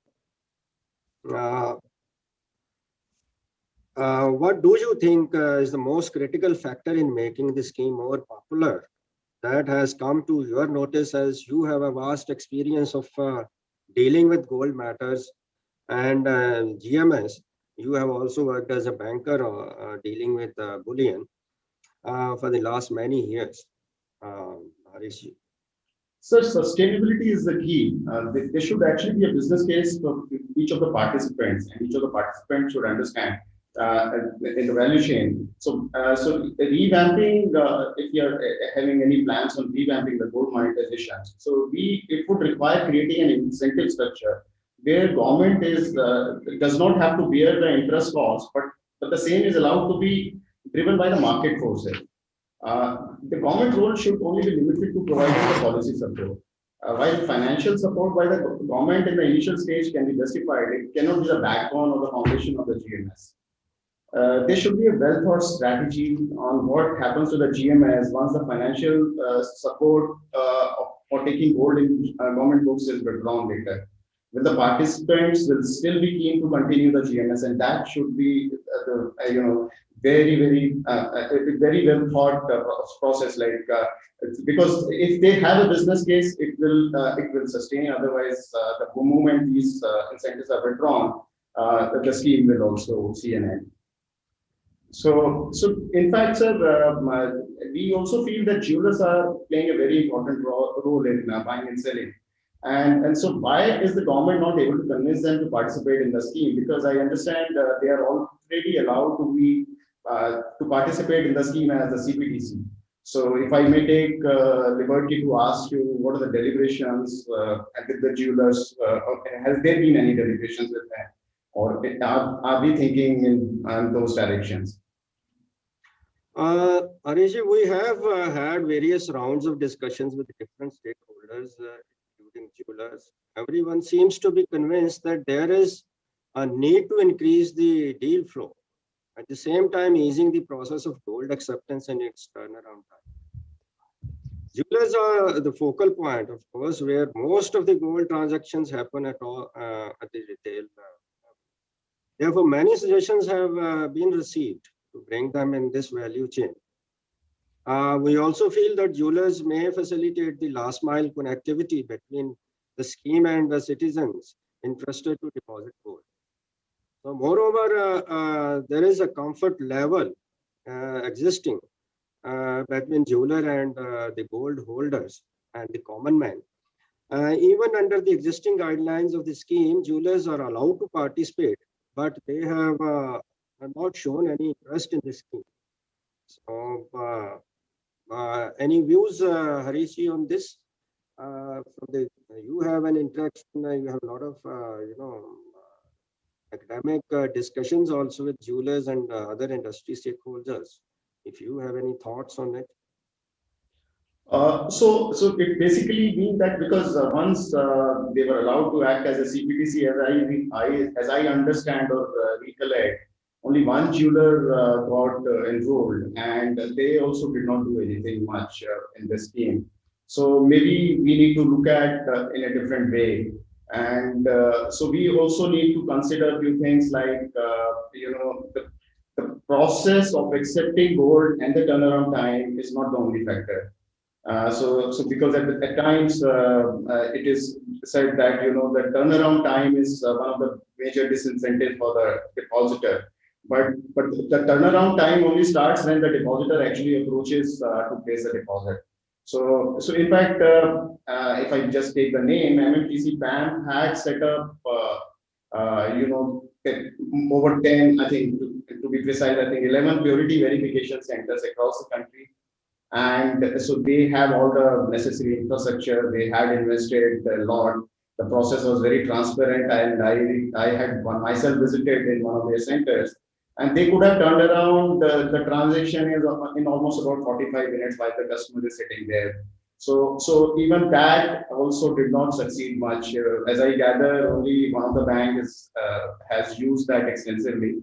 But if you look at the numbers are not really great. So that is one part which is very important.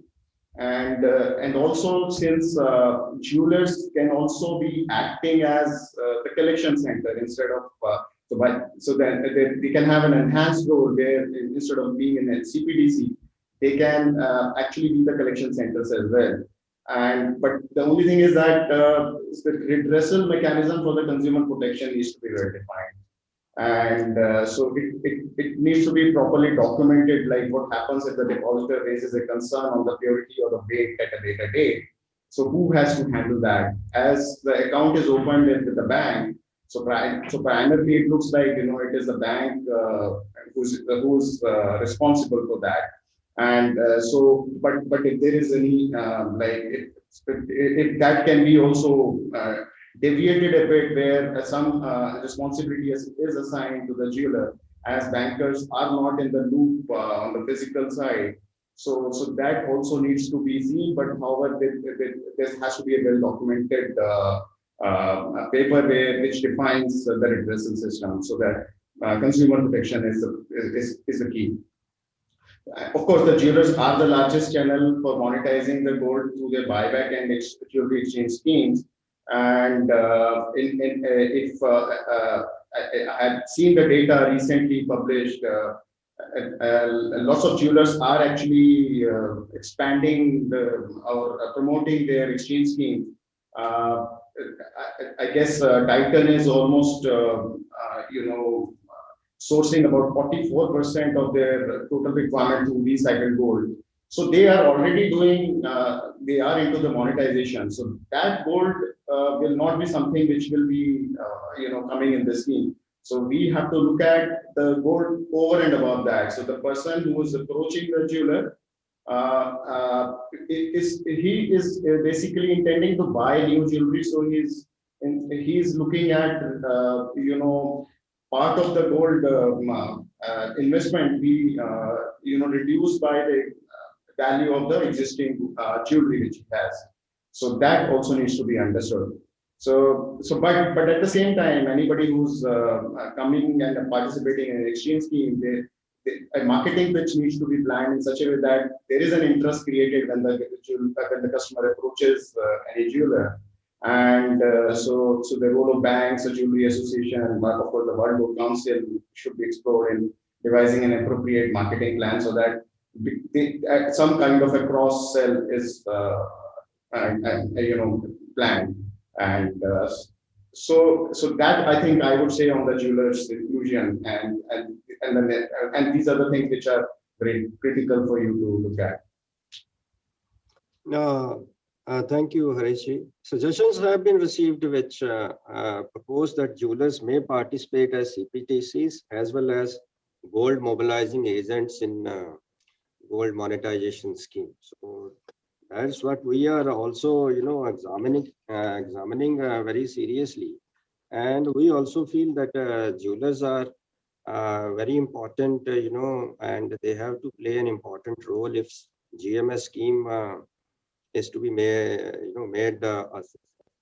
It is conveyed to us in our interaction with stakeholders that jewelers enjoy better confidence of public in dealing with gold matters. Moreover, they have extensive presence in every part of our country, both urban and rural, as I have already mentioned, small and big towns, which could prove to be an additional facility to the individuals interested in depositing gold in the scheme. It has been informed that to make their services for the scheme, jewelers must be incentivized. So as you have rightly mentioned that although they were permitted to participate in the scheme, they did not show any interest in the existing gold monetization scheme. And only one jeweler, in fact, started working as CPTC. And it is also suggested that jewelers may be paid appropriately from the gold handling charges which we are presently paying to the banks. It is at the rate of 1.5%. Presently being paid to the banks for the these services handling charges, handling services. We are examining some suggestions. Some of I would like to mention here. Jewelers may act both CPTCs and gold mobilizing agents. That's what we are even considering. For gold mobilization, testing and collection agent services, a reputed jeweler or reputed jeweler chain may be registered with BIS, and they can be considered as allowing to participate in the scheme. It has to be authorized by the designated bank to act as a gold mobilizing agent because ultimately banks are responsible to run this scheme. So without their confidence, any stakeholder allowing any stakeholder may not be possible.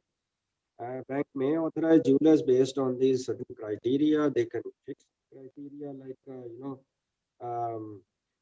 for empanelment of jewelers as gold mobilizing agents, which may include minimum annual turnover, purity assaying, and testing equipment applicable to CPTCs, and an existing standard GML account with a bank, minimum experience, etc. Similarly, jewelers interested to work as a gold mobilizing agent may be required to deposit specified security with the designated, because you have mentioned, and I appreciate that it's a gold business, and without confidence of banks and good some counterparty risk management, the jewelers would not be able to participate and do business with banks. Then IBA may specify the services which could be rendered by gold mobilizing agents, and handling charges may be specified for each service in percentage point to be paid to them. The maximum total handling charges, which are being, as I've already mentioned, 1.5%, to be decided based on the services provided by as gold mobilizing agents. Jewelers as mobilizing agents may outsource some of the functions like refining of gold, etc., but they shall remain responsible for the purity and weight of deposited gold or received, receipts issued to the bank, or as even CPTCs presently are to take responsibility, whatever they are giving purity and weight, they have to, take responsibility for that. Otherwise, the confidence between bank and jeweler vis-a-vis customer cannot be developed. Then, banks may continue to be paid. We feel that we are in fact examining that banks may continue to be paid 1% commission, which we are exclusively giving to the banks for their services, as it is being paid at present. So, GMS portal should be used by all participating banks. Can be created so that there is a smooth, gold and information flow, among all the participants like banks, gold mobilizing agents, and then government, officers for carrying out GMS processes and monitor the scheme.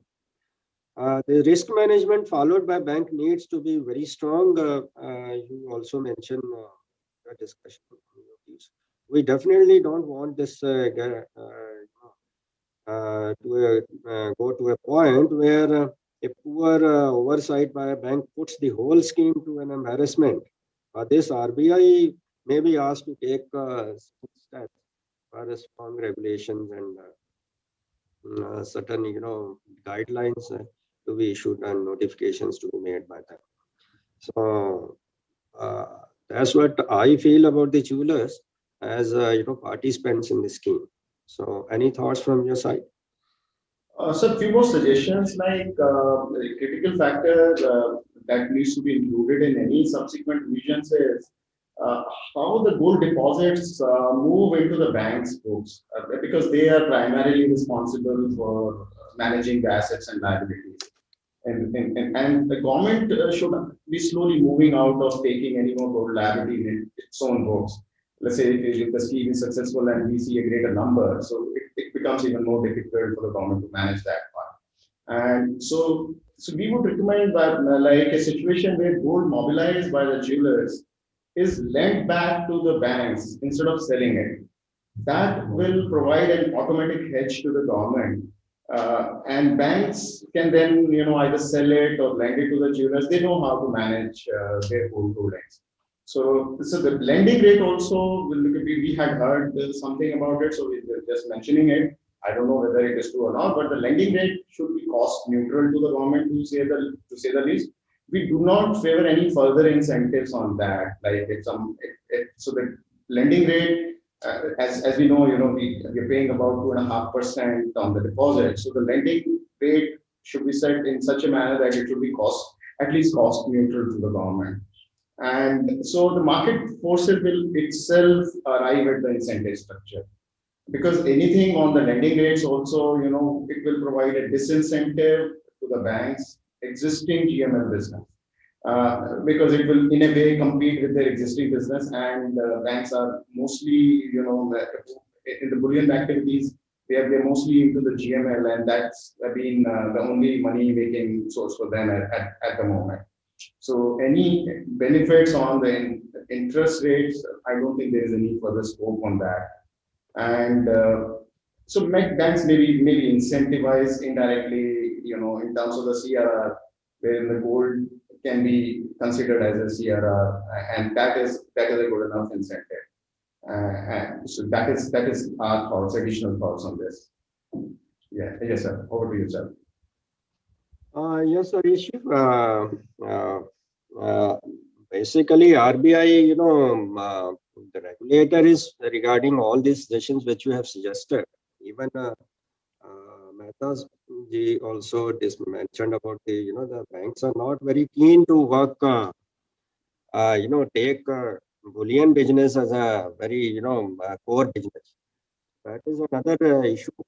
And that's why in the beginning I told you that there are very few banks which are showing interest and participating in the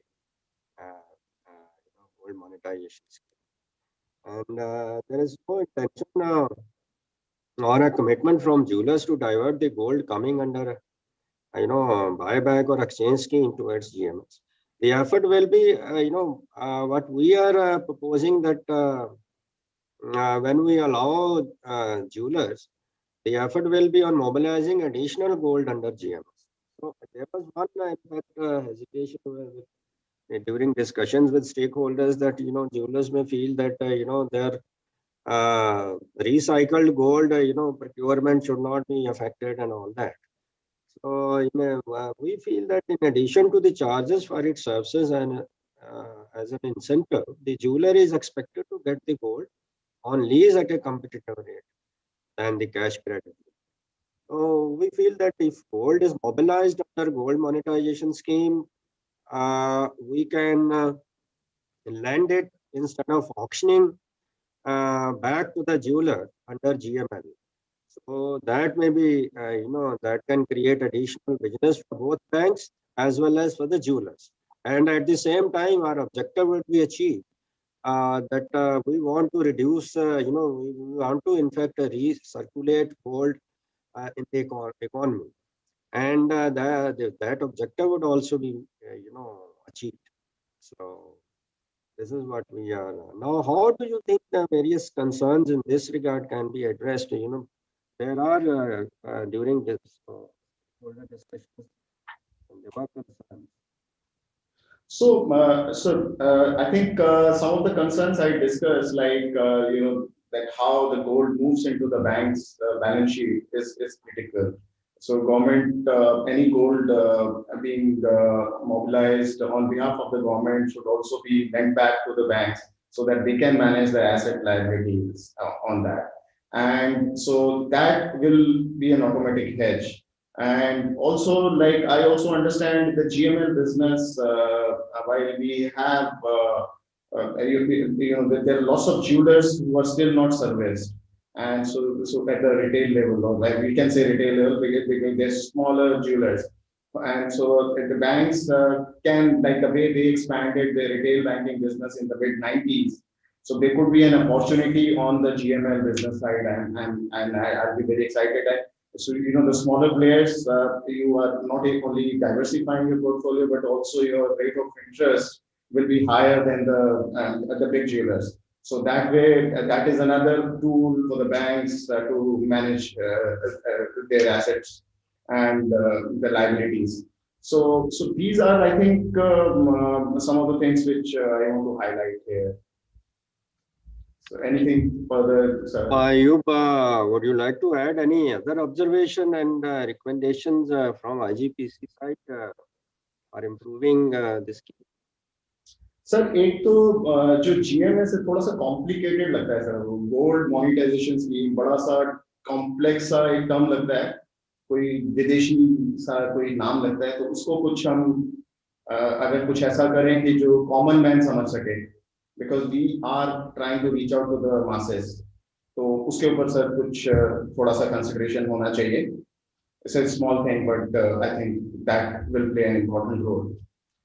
And also, the systematic look at the processes. The retail depositor has an incentive to deposit the gold, has no fear in his mind while providing regarding the source of the gold. It implies that maybe the Department of Revenue has to issue a circular about, I don't know whether a circular or some way there has to be a communication that there will be no question asked on deposit of gold under GMS under certain situations. And so there has to be a marketing pitch that convinces the retail customer that it makes sense to deposit the gold, our interest on their investment in gold while not losing its fungibility. So the gold is still, you can borrow loan against that, and everything is possible.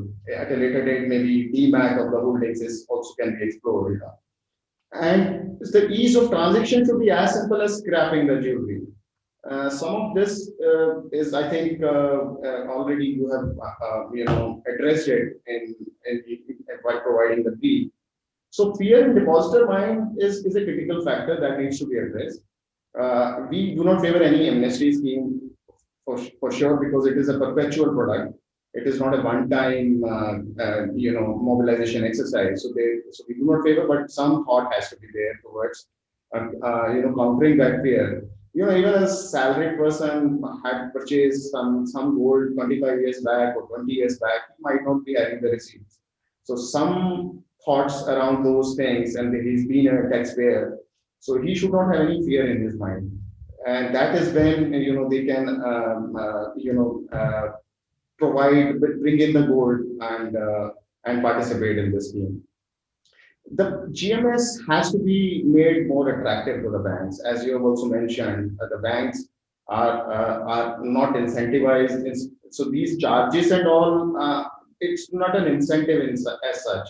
The incentive is actually something which really kind of create a business opportunity for them on a perpetual basis. So that is something which maybe something like a minted gold coin, as Mr. Mehta also in his keynote has addressed. So that is a profitable business for the banks, and that is something which will create an ecosystem for the banks, and it will create an interest amongst them. The top, the CEO level, they should be asking this question as to how much this business is making sense, and that should be like that we had seen, as I mentioned, retail banking boom in the banking in 90s. So another boom we should be expecting in gold business as well soon. So that is, I think, my final thoughts on this. Thank you, Harish. I think you have rightly brought to very good suggestions, in fact, to our notice.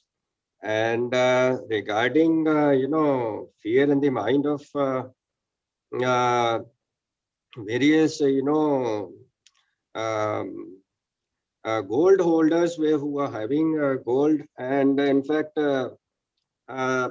many of our gold holders are having no record of purchase. So you are right. There is a genuine fear, and but we can bring this to the notice of Department of Revenue definitely, and we would in fact request them to consider sympathetically how we can convince people, the gold holders, that they'll not be unnecessarily harassed. At the same time, we have to create a system that some those people who are having black gold, they should not bring into the system. So that we have to keep both the things in mind, and we hope that definitely Department of Revenue would try to find out some solution. With these remarks, in fact, I want to thank you yourself and for the entire to the entire IGPC team for giving me an opportunity to explain this scheme, because there is a lot of information coming to us that people don't know about this scheme, and we have not been able to discuss much. And I'm really thankful to the IGPC that they have first time, in fact, brought this issue on their panel, and we have been able to mention few things about the scheme. Hopefully the listeners as well as academicians would definitely have heard our discussion, and we would be able to get more good suggestions from them for improvement of the scheme. Thank you very much to all of you. Thank you. Thank you, sir. We know that we duly acknowledge that a lot of efforts being done by the DEA on this, and thank you very much for that. Thank you. So thank you very much. I see Arvind has left, so let me take charge. Surinderji, it was really, really good. It is GMS, as we all know, is not a very easy thing, but the way, and I think everybody in this program and even outside who have not been able to attend will clearly say the government's intent in making improvements to the gold industry without hurting it cannot be missed. And I was just presenting something to our London team once. India is the only country every second year we have had an announcement on gold. It's not about the duty. 2015, 2017, 2019, 2021, every second year. So the intent can't be missed. The improvements, for instance, in good delivery, bullion exchange can't be missed. It is a complicated industry, very deeply entrenched in various ways, because banks have not taken, they're not at the forefront of this initially. So it's not easy, but clearly from your chat, one should gather and that there is a lot of thinking going on behind these schemes. See, if it is a government which does not care, they can just simply put a law and say everybody should do this, or we are taking care to see that people are not hurt, people's sentiments are valued. We understand the cultural affinity to gold. We also understand that the way gold has been purchased in the past, even by normal people, is different. But we don't want that to be used by people who are having black money to come and misuse the gold. So lots of objectives are being, handled, and it cannot be an easy job. But I must, definitely say, and obviously we have been as part of the industry privy to many discussions as part of the associations. It's a lot of thinking, and thank you very much for taking time to come and explain this. It itself shows that, we have an open mind to suggestions. I haven't seen any specific questions other than what you have already dealt with, which is saying amnesty scheme and things like that. Clearly, But I will still see if anybody puts up the hand, and if I'm able to electronically see that, I will definitely take their questions. There was one from one panel person which says tripartite agreement among bank, CPTC and refiner can define the process that is necessary for consumer confidence. Obviously, you have dealt with that by saying you're going to do this clearly. So, and then amnesty has come up. So I will leave it with that, because otherwise there can be thousands and thousands of, in fact, I myself wrote down quite a bit to ask you, but I'm not, I'll just leave it. They're all covered in the things. I would have obviously expected or liked, again, now that the budget is out, we can freely see. I would have thought that, a window of capital gain exemption to sale of gold or recycling of gold at some stage may make sense. When people are coming back to use their gold, why should I place a deposit? I can actually sell my gold, get my money, and then I can be free of, but I should be free of any capital issues. So things like that, but lots more, which if people are interested, they can always write. So with those, I think I would just look for any final comments from you and Harish, and then close the panel, sir. So much, definitely, you have rightly said. The suggestions, without suggestions from the public stakeholders, government cannot make policies. Yeah. And we are very keen to improve this scheme, because it's a very, very useful scheme for the country as well as for the citizens who are having, gold, but it is sitting idle with them. And we are importers, second largest importers of gold. And we want that this, this should be reduced, and this should be used in the economic system properly, out of which even the holder of that gold should get something out of that, instead of keeping, in fact, spending on is keeping at a safe place, not, there are so many other concerns related to that. We want that as a very, very good asset with us, and that should be properly utilized for the betterment of economy as well as for the nation to achieve a growing economy. And we want that the gold which we are having, we are very fascinated for the gold. We have the city Indians are very fascinating, fascination for the gold. And this fascination, we don't want to suppress that. We want that it should be kept, but it should be properly, utilized. The gold must be utilized for both for the personal benefits as well as for the general public and for the entire society. So that is the purpose of EMS. Objective. Thank you. Sure, sir. Thank you very much.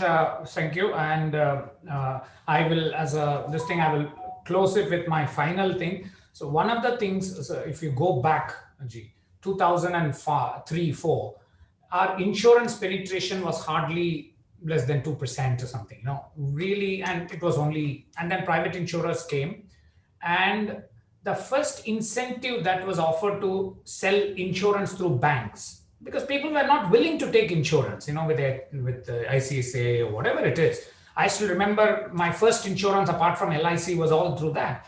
But what triggered the entire chain, now, banks survive on insurance selling, many of the banks.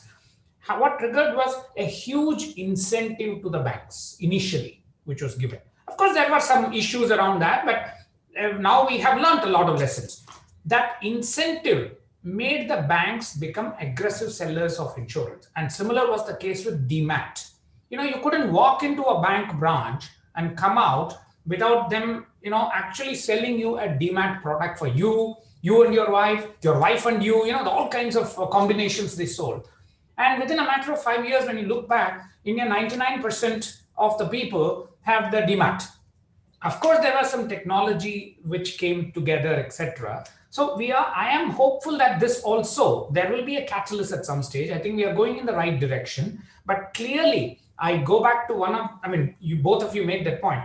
I think incentivizing banks in a big way, of course, jewelers are important, is going to make a change because our banks are very, they also can sell new products. And if we incentivize them, they will find a way of making sure that GMS is successful. Rather than saying exactly this is what it is, you will get only 0.5% and do it. Initial phase, maybe there must be a look to that. The second thing I will leave with that final thought is the GMS scheme. Of course, it is a nice word, but I think overall recycling is what we are looking at. So it is an overall recycling policy rather than a GMS policy. Amongst recycling, gold monetization comes, but we also need, refineries to actually take that, and do recycling better, the good delivery standards, responsible sourcing, everything comes. So maybe we should look at an overall recycling policy so that banks also can get involved in that. And I'm sure that Mr. Sunil Mehta also made a point about banks being allowed to sell gold coins and things like that. And that's again very important, sir, because if people see that banks only take the gold, but they don't give the gold, mentally people will always think, oh, they are there only to take away my thing. But the moment the bank, you can walk into a bank and say, give me an Indian gold coin, I'll just buy off you. Then I'm doing two-way. I'm very comfortable with that person. That's what jewelers do. They sell jewelry. They also take back your jewelry. So banks cannot be one way. It is like, then people get, yes, very well-informed people will still use it, but others will say, this guy is one way. We got to give the banks a lot of flexibility, but again, that has been discussed as bullion banking sets in and people become more comfortable dealing with banks and gold or gold through banks. I think GMS will see a success. But thank you very much on that note. Harish, it was fantastic. What you said. When we talk about incentive, from the banker's point of view, actually the incentive is not the 1%, 1.5%, or those kind of things. They need bouquet of products. They need, how can they service the clients better and provide them comprehensive services. And gold is also one of the integral thing. And while providing solutions on the rupee side, if they can provide similar solutions on their gold side, and all their deposits and their savings taken care of through the banking channel. So that I think is an incentive which will automatically, give a lot of development to the recycling, as we mentioned, and recycling of gold, which is like kept in somebody's storage, and is actually, why to wait for your daughter to get married? You can right now put that in a digital gold format and start earning interest on that. So it makes a lot of sense because in any case, that old jewelry is of no relevance by the time. So these are the thoughts I think which should be there, and that will create a path towards development of this scheme further. Thank you very much. Thank you, Surinder ji. It was a pleasure to see you after a long time and also to listen to you. And thank you, Harish and IGPC. So, Sudesh, are we moving into the next? Yeah, so we move to next. Thank you, sir. Yeah, so you're sharing it, so you can invite Monami Dasgupta. Yes, Mona. So this is about savings in gold by low-income households. Very, very interested to listen to this because there was a. Now, let me also, put a scare in their mind before they start. If you remember, Arvind Subramaniam, when he made an economic survey, he said gold is essentially a rich man's product in India. And he said we are subsidizing a rich man's savings tool. Now, these people are actually going to, I don't know what their findings are, but let's see. If they come out with anything different, we will send it across to Dr. Arvind Subramaniam and get his comments as well. Over to you, Monami Dasgupta and Rakshith Ponnathpur.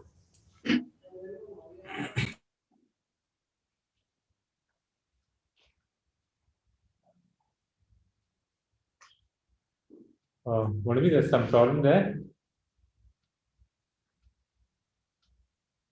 I think it's the screen is just frozen. Yes, Susan. Rakshith, you want to carry something? You're on mute. Okay, yeah, I'll share my screen.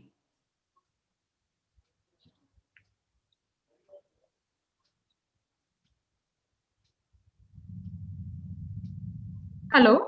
Yeah, Monami, your screen was frozen for a while. Yes, I lost electricity and I've just come back. Sorry for the interruption. Thank you, sir. I will just start presenting my presentation. Just give me a second.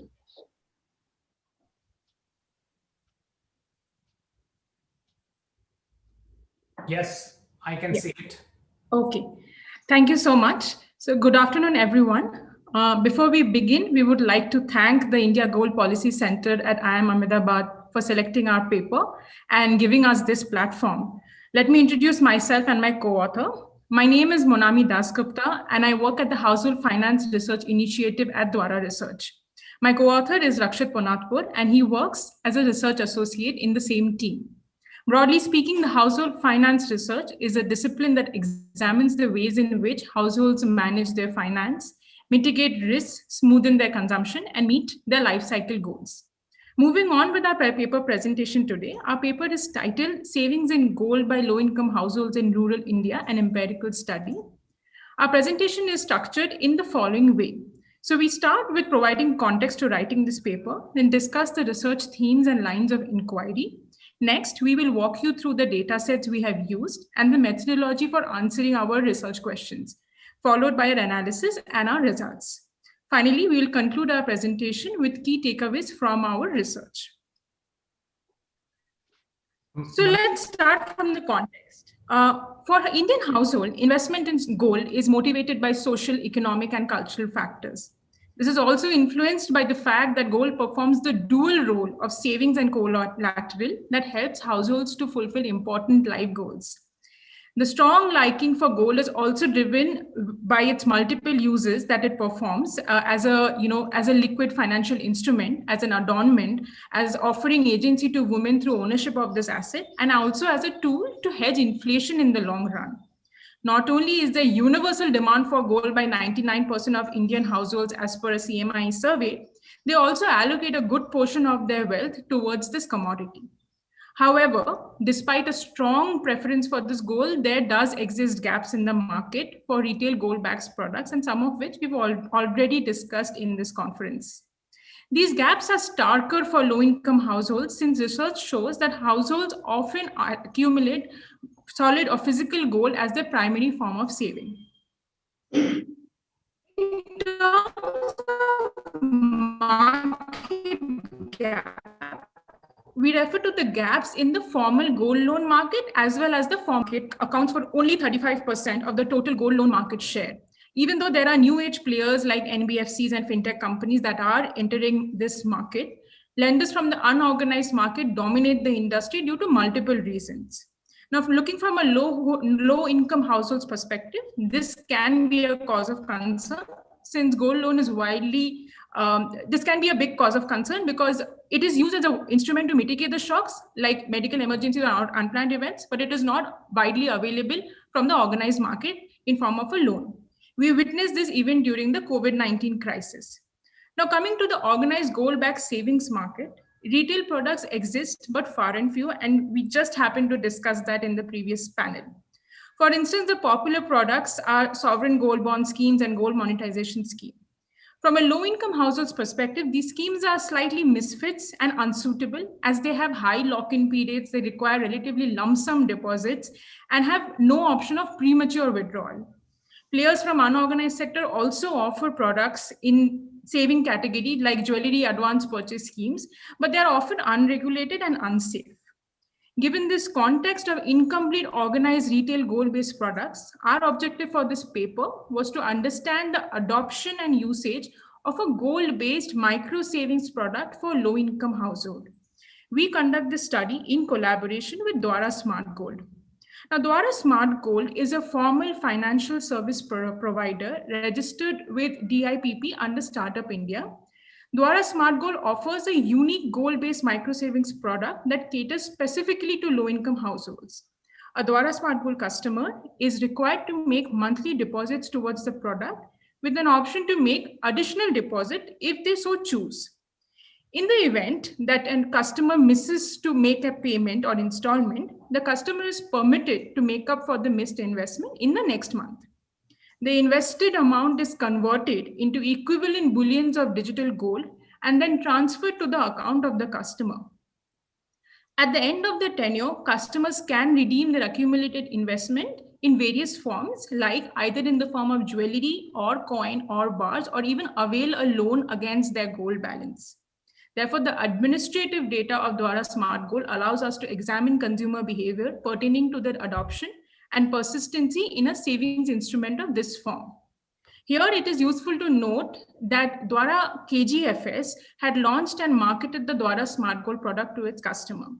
Who is Dwara KGFS? Dwara KGFS or Kshatriya Gramin Financial Services is a well-established financial institution with a focus on providing a range of financial services to households in remote rural areas. Dwara KGFS currently operates in the states of Tamil Nadu, Odisha, Uttarakhand, Jharkhand, Chhattisgarh, and Karnataka. So what Dwara Smart Gold did is it leveraged the established of the network of Dwara KGFS to market their gold-based micro savings product to remote rural households. Moving on to the research themes that were explored in the study, there were 3 themes into which the study can be categorized. Firstly, we examined the participation in and allocation towards a goal-based micro savings product. Second, we studied the take-up and persistence of a goal-based savings product during the pandemic. And third, we examined the participation in a goal-based savings product during festive occasions like Akshaya Tritiya. Here on, my co-author will be elaborating on the exact research inquiries under each of these themes. I would now like to ask Rakshith to continue with the presentation. Thank you, Monami, for introducing the topic of our paper, setting the context, and also talking about the product on which it is based. Now I shall walk you all through the data we used, the methodologies of our study, and all our key findings from it. To start with the data that was used for the study, we had access to the administrative data sets from Dwara KGFS and also from Dwara Smart Gold. The former at the customer level and latter at the transaction level. So we merged both data sets to map the investment behavior of customers in Dwara Smart Gold with their household demographic and financial characteristics that is there in the Dwara KGFS data set. So together we found that there are around 13,000 customers who have invested in Dwara Smart Gold spanning the 6 states of Tamil Nadu, Karnataka, Chhattisgarh, Jharkhand, Odisha, and Uttarakhand. And we mapped the household profile of almost all these customers and used this merged data set for all the analysis as part of our study. I shall now proceed to the methodologies we adopted.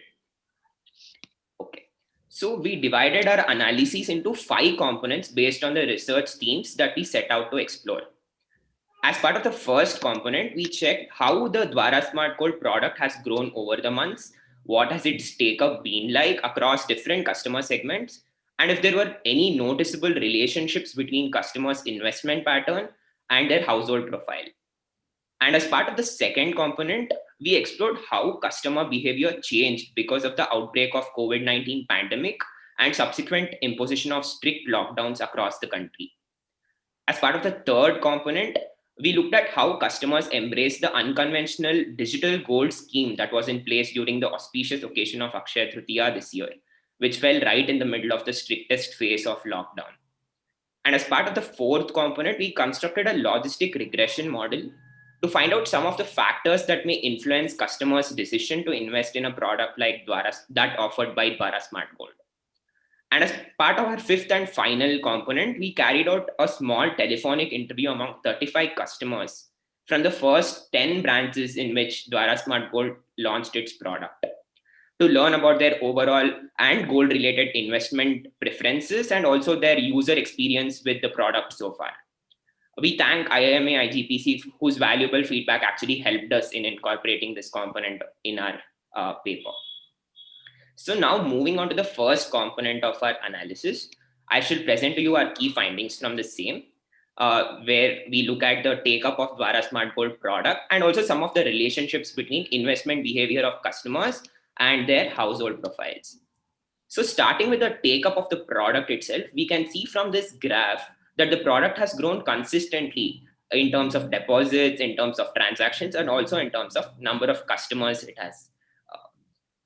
Except during the 3 months of March, April, and May, when the nationwide lockdown was in place, and because of a lot of reasons like a blanket moratorium that was given to customers and a lot more reasons, there were very limited interactions with the product during those 3 months, which we will talk about later in other components. But growth has since picked up across all 3 metrics. And by the end of a year since product launch, we see that Dwara Smart Gold has more than 13,000 customers, close to 14,000, who have been investing in digital gold through small ticket installments. We also noticed some trends regarding the investment behavior of customers. Only marginal differences were observed in the amounts invested by various customer segments. This was because a majority of customers, at least in the initial months of the product, opted for the minimum available rupees 250 investment plan. But nevertheless, we also found that customers belonging to the poorer income quintiles have not only invested multiple times, but a majority of them have also done so regularly. We also noticed that investments increased marginally with increase in family size and also number of female dependents that were there in the household.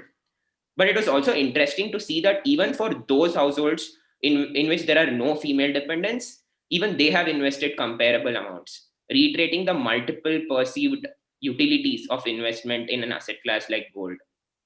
Also, lastly, we found that except a meager 5% of customers who reported having salaried jobs, the entirety of the rest of the customer base reported jobs entailing irregular incomes, indicating the product's suitability for such customers.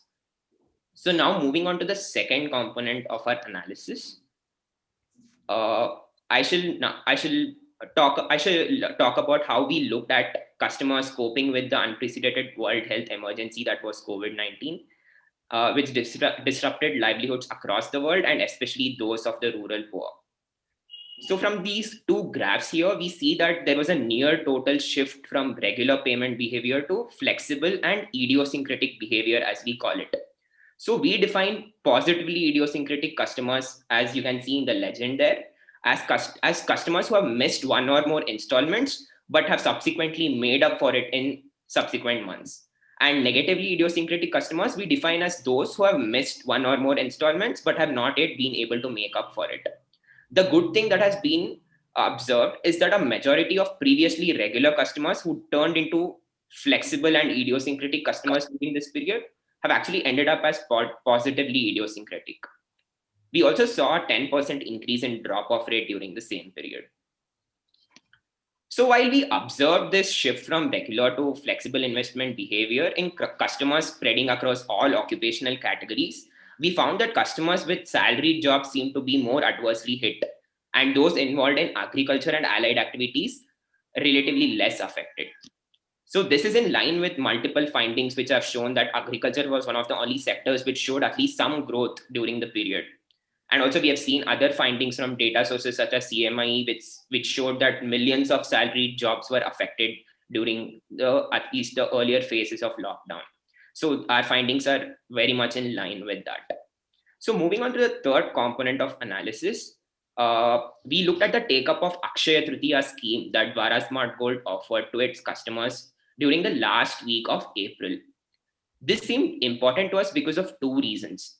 One, because many Indians believe purchase of gold during this occasion brings good luck, and hence want to buy at least like 20 to 25 tons of gold on an average every year during this period, but mainly in the form of physical gold. And 2, this year the occasion fell during the peak of the lockdown, as I mentioned before, and when all the jewelers were shut. This provided us a unique opportunity to check if customers show the same propensity to invest in digital gold savings, since conventional schemes were anyway inaccessible to them. So we saw that almost 1,000 customers purchased gold worth rupees 500 or rupees 1,000, amounting to a total of 110 grams of gold bullion in total purchased during 1 week. Among these customers, 32% of them were newly enrolled to the product through the scheme and they've been since investing regularly in the product. So we found that the scheme not only found takers, but it also nudged these customers to start making small ticket investments systematically instead of one-time purchase of gold that is the norm during traditional Akshaya Tritiya schemes. So these were some of the findings from our third component of analysis. Now moving on to the fourth component, we had an opportunity to find out some of the factors that influence customers and households to invest in a digital gold-based micro savings product like that offered by Dwara Smart Gold. So for this exercise, we used two subsets of data. One of customers from Dwara KGFS who have invested in Dwara Smart Gold, and another subset of Dwara KGFS customers who have not invested in Dwara Smart Gold. So based on these two subsets, we modeled a logistic regression with the decision to invest in Dwara Smart Gold itself being the binary dependent variable, and a set of 7 household demographic and financial characteristics as our explanatory variables. So you can see all the predictor variables in the slide. So these were our explanatory variables. Our model showed an overall statistical significance having likelihood ratio of 761.29 with a p-value of 0.000.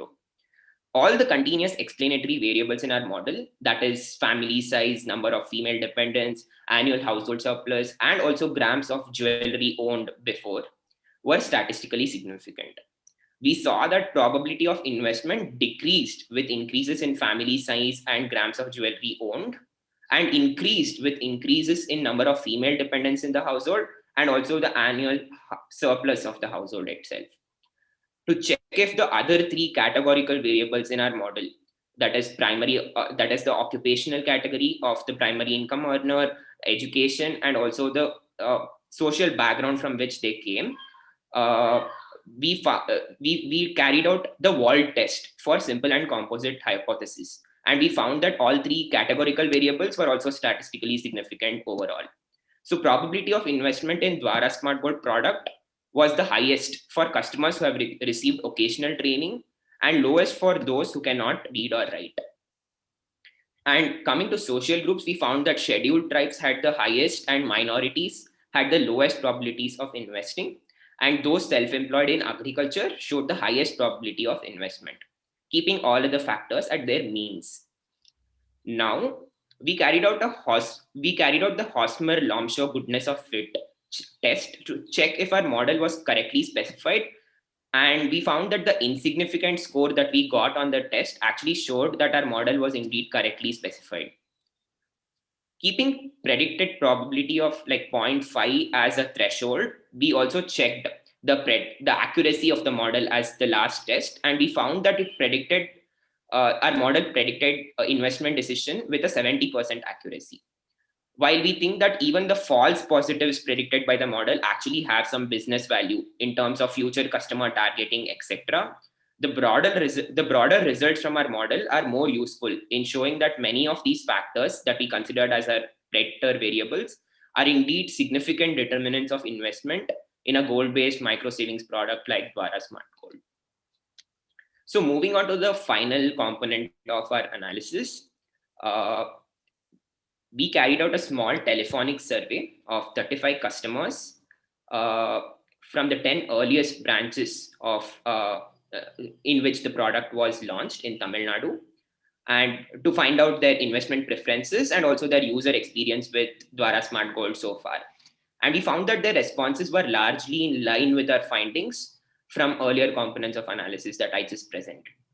So some of the key learnings from this exercise for us was that about 80% of the respondents reported having owned jewelry prior to investing in Dwara Smart Gold. When we asked them the main reasons why they invested and continue to invest in gold, its utility during the wedding of daughters was the most popular reason given, followed by its utility as an easily pledgeable asset in times of financial difficulties that they face. And then when we asked them why they chose to invest specifically in a product like Dwara Smart Gold, 86% of the respondents shared how small ticket investments are easier for them to afford, more than one-time purchases that are simply unaffordable for them. And 80% of them said that they would redeem their investments when they made sufficient investment first in the form of physical gold, as it can be worn during social occasions, as well as easily liquidated when they actually need it. So if you remember, our findings had shown a major shift from regular payment behavior to flexible payment behavior during the COVID-19 lockdown period. So when we asked them if they faced any financial difficulty during this particular period, 89% of them responded in the affirmative. Job losses and also financial duress were the main reasons that were given for this by all the customers. So these were some of the major findings that we had from the primary survey that we conducted. Now that I'm done explaining all the 5 components of an analysis, I shall hand it over back to Monami, who shall close this presentation with the conclusions that we have from our paper. Thank you. Thank you, Rakshith. Just give me a second. Yes, so as Rakshith elaborated in his slides, we have 3 main conclusions and takeaways from this presentation. Is 1, rural households across income categories who actually participated into the goal-based microsaving products remained committed towards the investment even during a shock like a COVID-19 lockdown, which is a big step towards making progress towards offering gold-based products for low-income households.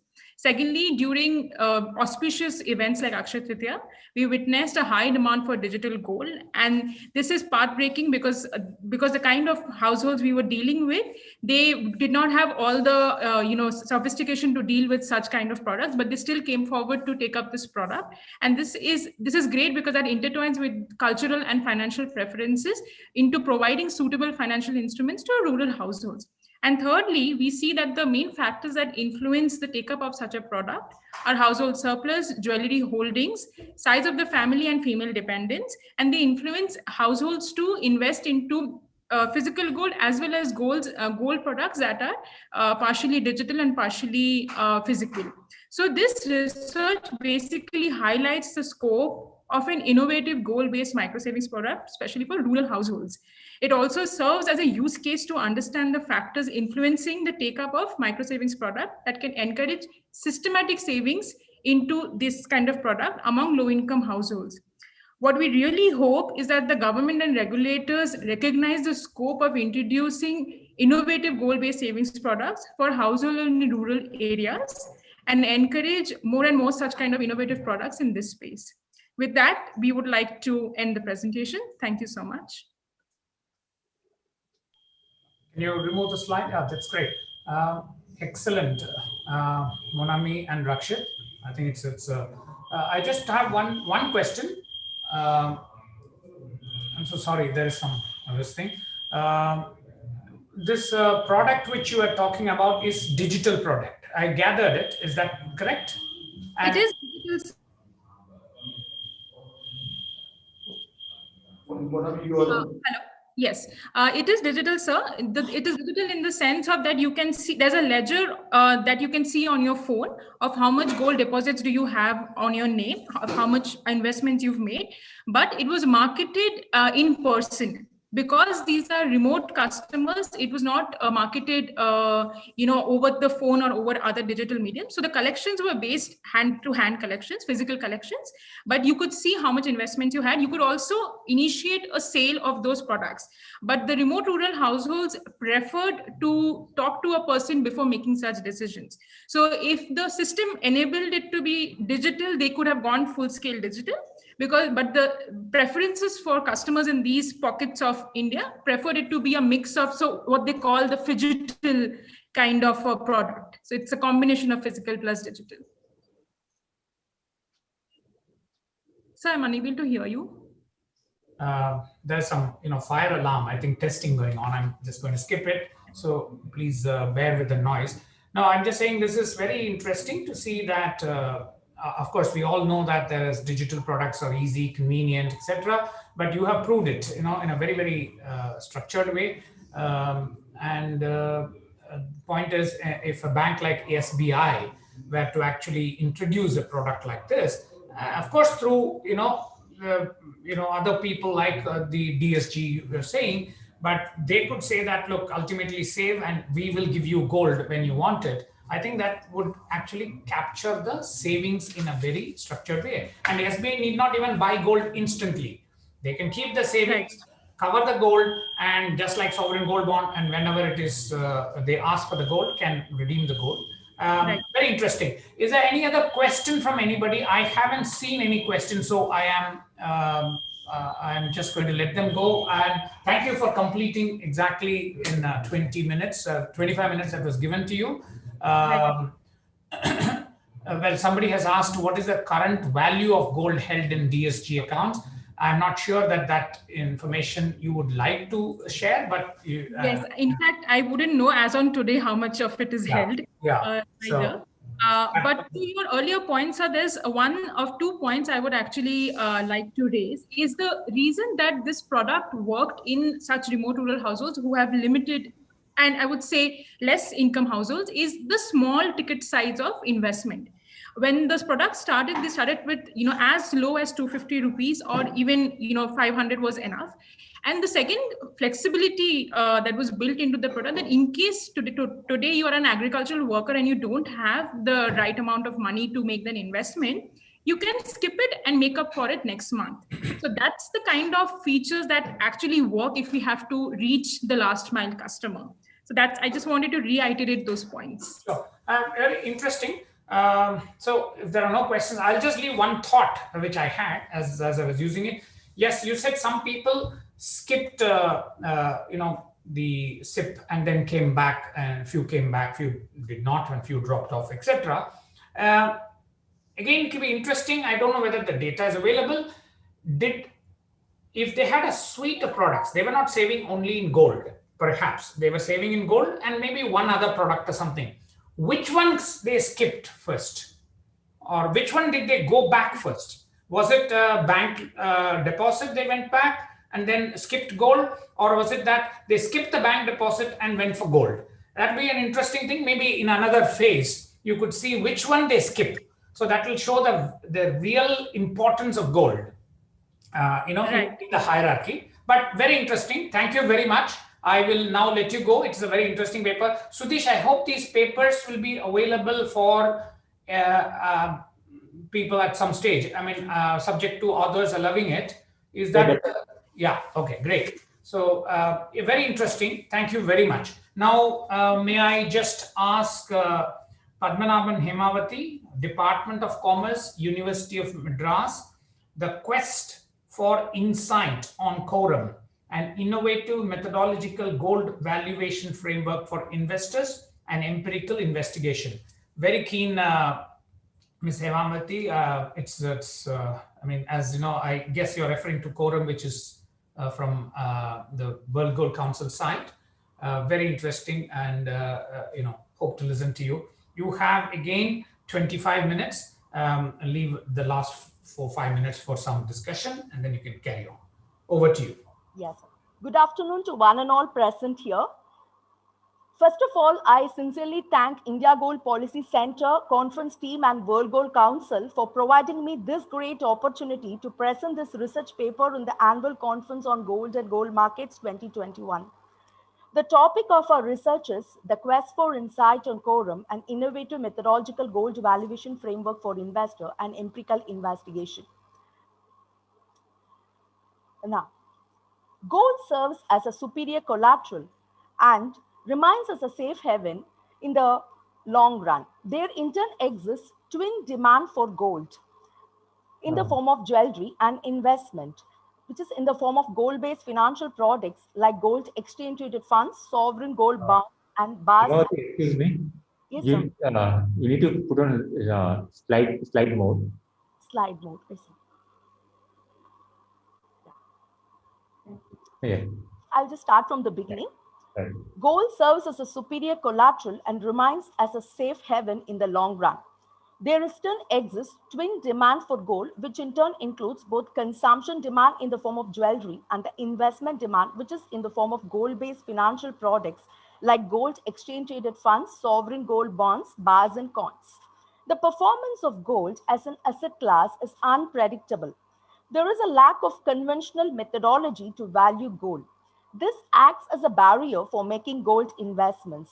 World Gold Council has instigated a radical and innovative web-based investigative and explorative tool called Quorum, which is deliberated to contribute to a dynamic quantitative technique to evaluate and explore how bullion may react and respond under diverse macroeconomic and geopolitical conditions. Quorum and overview. The term quorum is coined as a summation of Q and Orum, where Q stands for quantitative and Orum represents the Latin name for gold. This analytical tool enables the investors to comprehend about the drivers of gold performance. It also highlights to the investors the connectivity between the demand and supply of bullion and external environment which impacts the gold performance. Quorum acts as the great boon for the investors to navigate and tackle financial, economical, and geopolitical challenges in the macroeconomic environment. The Quorum is available in our World Gold Council website, www.gold.org. Now let's look into the steps which is involved in the operation of Quorum. There are three major steps which is involved in the operation of the web-based quantitative analytical tool Quorum to evaluate the performance of gold, which is designed by World Gold Council and powered by Gold Valuation Framework. Step 1. The user should select the macroeconomic variables, which includes gradual recovery, financial crisis, slow recovery, prolonged pandemic, and second wave that is hypothetically developed by the experts of Oxford Economics based on the investor's concern. These macroeconomic scenarios get updated by the think tanks of Oxford Economics. Even the user can customize the variables on own to evaluate the bullion price performance.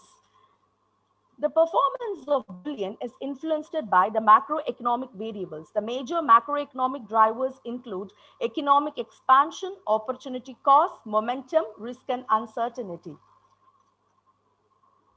Step 2. The user can forecast the demand and supply of bullion by activating the functionality by clicking on each of the relevant buttons with the assumption that there is no change in the price and the impact of key variables on the gold market can be viewed by the user. The second step involved in the operation of Quorum is that the demand and supply forecast of bullion need to be generated. The demand for bullion can be categorized as the consumption demand, investment demand, industrial demand, and central bank demand. Consumption demand for gold is in the form of a jewelry buying. Investment demand for gold is classified as identifiable investment demand and implied investment demand for bullion. The identifiable investment demand takes into account demand for bars and coins, investments in gold-based financial products such as exchange-traded funds. Implied investment demand for bullion happens through over-the-counter exchanges transactions. With the advancement in the technology, the use of gold in the manufacturing sector tends to increase due to the unique properties of gold. Gold possesses terrific resistance to corrosion and superior thermal and electrical conductivity. Central bank also adds gold to their reserves to meet the uncertain economic environment.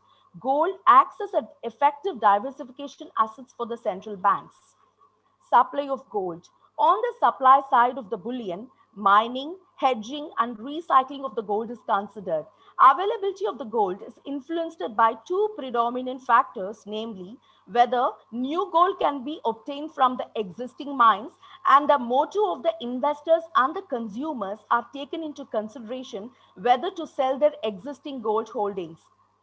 Recycling of gold is included in the supply of gold, which is the function of gold price trend. Actually, in a country like India, recycling is not recorded. Generally, recycling of bullion is undertaken by the fabricators and the customers with a wide range of diverse motives. Step 3. With the annual demand and supply of bullion in equilibrium, the implied returns on gold is computed, which is a percentage of change in the average gold price from the current year to the previous year. In Quorum, we can get implied 5-year compounded annual growth rate till 30-year compounded annual growth rate, which enables the investors to take an effective portfolio allocation decision and to evaluate the gold performance. Bullion market equilibrium strategy. So this slide represents the compounded annual growth rate, how it is computed, which is depicted in Quorum, and we can get the implied 5-year CAGR and 30-year CAGR. This is a model which reflects about how quorum works. Bullion market equilibrium methodology. Gold does not pay any return in the form of interest or dividend. Gold being the hard currency, there is no credit risk which is associated with gold. Gold is always termed as safe haven at times of uncertainties. In economics, the concept of market equilibrium is termed as the intersection of demand curve and the supply curve. According to the gold valuation framework developed by Oxford Economics, the performance of gold can be elaborated based on the market equilibrium. So in this web-based quantitative tool Quorum, which is powered by the gold valuation framework, the implied equilibrium price of bullion can be estimated in 3 unique steps. The drivers of demand of bullion and supply of bullion need to be ascertained. Based on the gold valuation framework formulated by Oxford Economics, the set of macroeconomic variables which affects the gold price is obtained from opportunity cost, risk and uncertainty, economic expansion, and momentum. Determining the expected demand and supply of bullion. Taking into consideration the relevant information on the macroeconomic variables like opportunity cost, risk and uncertainty, economic expansion, and momentum, the expected demand and supply of bullion is estimated with the assumption that there is no change in the price of gold. Then, implied equilibrium price need to be computed. In the final step, in order to bring the market to the equilibrium, the required implied change in the price is computed. The bullion buyer and seller motive is impacted by the level of change in the price. The performance of gold is estimated to be the function of annual demand for bullion and the supply of bullion. With the annual demand and supply of bullion in equilibrium, the implied returns on gold is computed. Now, the statement of problem for the research.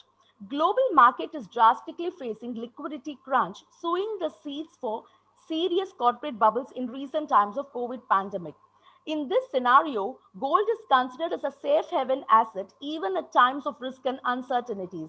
There is an urge to value gold taking into consideration the macroeconomic environmental circumstances enabling the investors to take strategic and tactical decisions for investing in gold. Objective of study: to examine the factors that brings an urge to explore the insight on Quorum, an innovative methodological gold valuation framework for investors. Research methodology.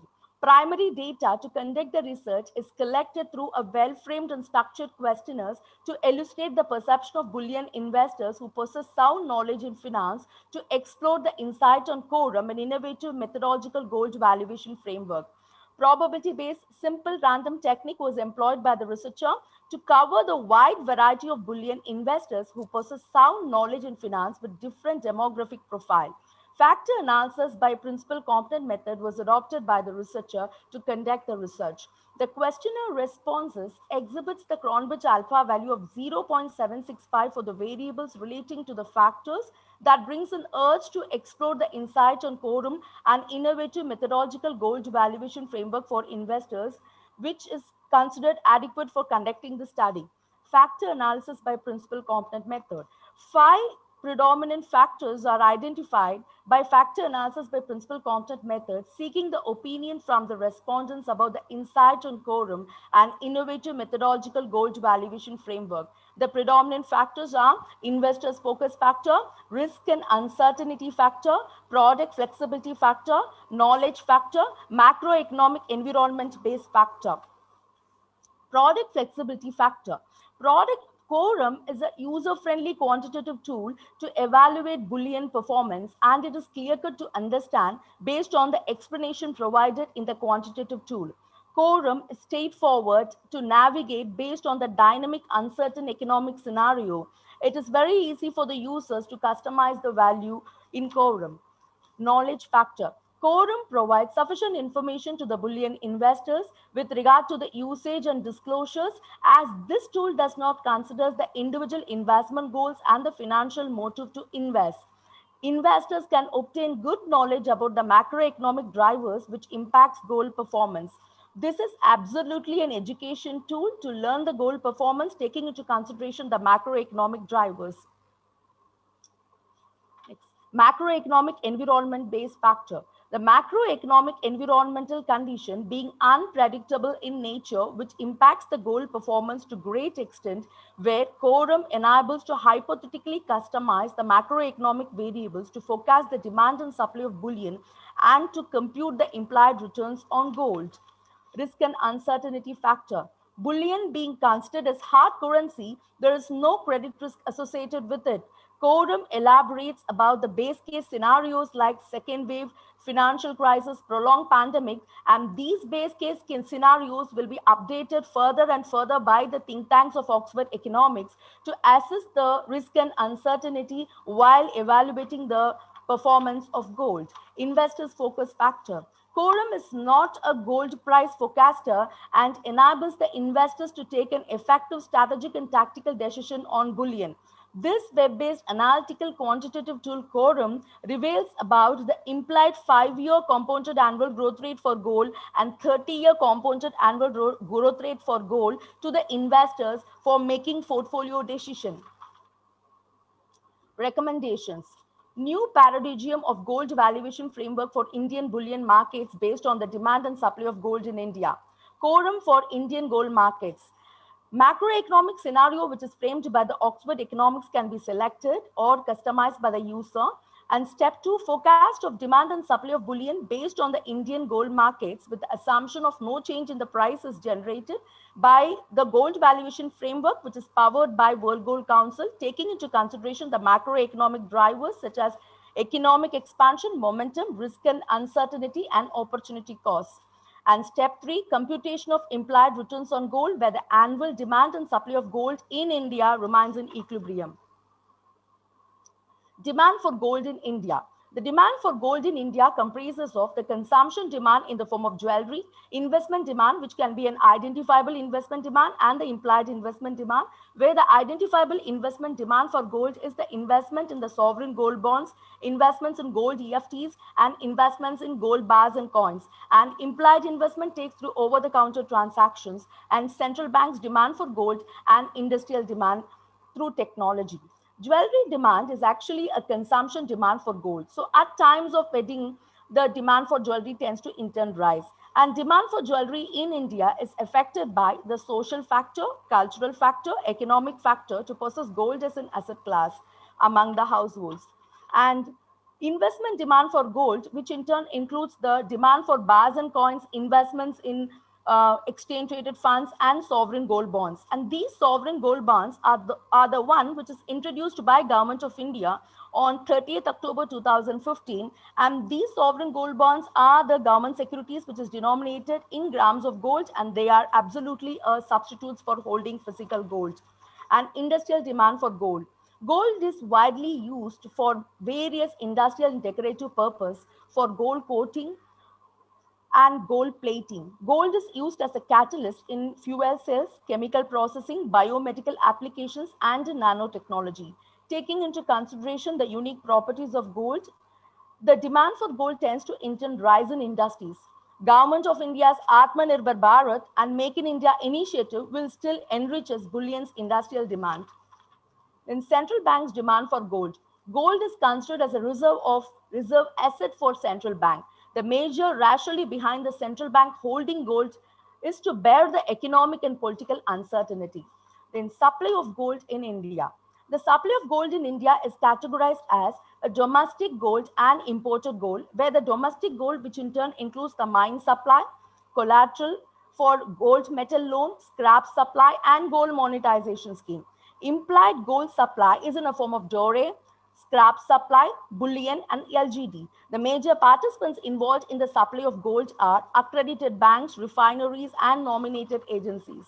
Now, demand and supply of bullion based on Indian gold markets without any change in the price can be included to upgrade quorum based on Indian gold markets, which will in turn give in-depth knowledge to the Indian bullion investors. Based on the demand and supply of bullion in India, quorum can provide a precise and reliable framework that enables the investors to analyze in depth the effects of different assumptions based on macroeconomic scenarios, which is formulated by the think tanks of Oxford Economics on Indian gold markets. India is set to introduce physical gold exchange that would in turn bring improvement in the gold pricing. And these gold exchange also acts as a great game changer in the Indian bullion markets. So in this scenario, this quorum acts as a spectacular knowledge forum for the investors. Ms. Hemavathy, Yes, sir. oh, you're coming to the conclusion slides. That's fine. Yes. Thank Yeah, you. You need to leave some time for questions also. Thanks. Yeah, surely, sir. So based on Indian bullion markets, quorum can upgrade to provide more information to the Indian investors to undertake portfolio decisions. Quorum is an effective educational tool which adds to the knowledge of investors to assess the implied performance of gold, taking into consideration the macroeconomic drivers on hypothetical basis where macroeconomic environment is unpredictable in nature. So this tool does not consider investment objectives and the personal needs of the investors. It is not considered as an advisory tool to seek advice on the purchase and sale of bullion and gold related products. Quorum is an effective knowledge acquisition tool which enhances the investor's ability to acquire sound knowledge on gold valuation framework. Quorum enables to make investors more beneficial seeking sound knowledge on the working of bullion market in computation of annual growth rate for gold and determining the market equilibrium for gold. Thus, quorum is an innovative 360-degree level of methodological quantitative approach, which in turn takes into consideration several significant parameters related to the macroeconomic variables pertaining to the bullion market, such as the mine supply of gold, consumption of bullion, recycling of gold, implied investments, and identifiable investments, and central bank's demand for gold, which tends to in turn undertake the demand and supply forecast for bullion, which facilitates the investors to take effective portfolio allocation decision in bullion. Thank you. Yes, sir. Yeah, sorry. I'll just open it up if people have questions. First of all, thanks for completing it ahead of time. That's great. Would like to definitely close it in the next 5 minutes. Now, you have certainly studied quorum very well, and it came through beautifully. Have you played around with the factors, and have you tried to derive these implied returns on gold for the next 10 years for India? Sir, I will just work on the next paper regarding that. So definitely. Oh, okay. Definitely. All right. One or two things whenever you're working. Of course, this was a good introduction. I mean, obviously, I have gone through it. So one of the things is you could play around with all the factors, fine. But when it comes to India's supply, the issue is, we have very, very little mining supply. The entire world supply can actually flow into India if we need it. So that is a big problem for, when you're trying to compute only the price for India using these factors, you need to keep it in mind. I haven't worked on it because many of the factors on gold have to be global. You can, of course, take India's, rate of interest and all that stuff, inflation, rate of interest, all those factors can be played around. But when you take only the supply within India in terms of recycling or imports, now imports can be the entire 2,000 tons, technically. We know that government can step in if it is more than 1,000 or whatever, but theoretically, it can be 3,000 tons that is produced globally, 4,000 tons including recycling can come into India, theoretically. So that factor needs to be kept in mind, because when you're talking about a particular country, and that applies to China also, it's not only what they mine which matters.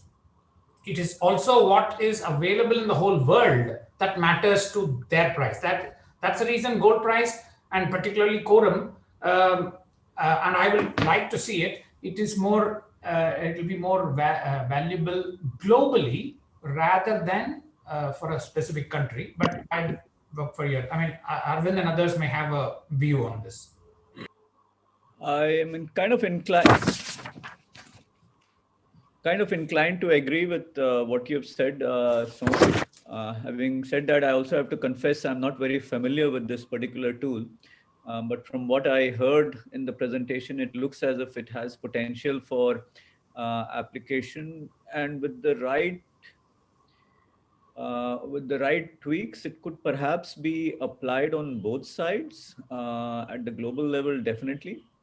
But I first would need to familiarize myself a little bit more with the tool itself.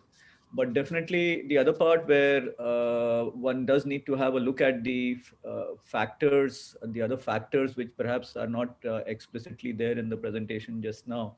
You may want to spend a little bit of time understanding those and incorporating them in your calculations.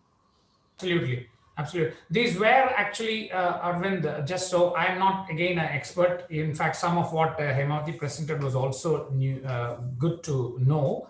There was obviously when we launched it, I had it. Oxford Institute gives these factors. So, and right now, if you go in, if you don't want to break your head in putting your own factors, I think we have given 4 scenarios: V-shaped recovery, slow emerging market recovery, prolonged issues in pandemic. So they have given 4 recoveries. You can simply choose those standard factors, then it will populate, okay, on the economic side. And again, demand and supply, there are, I think, suggested factors. You could use the suggested factors. You could use interest rates on your own. You could also employ your own factors, what you think is going to be. So if you think it's dramatically going to be different, and if the interest rates is going to increase, you can populate that and see it. That's apparently, I haven't used it, I must admit.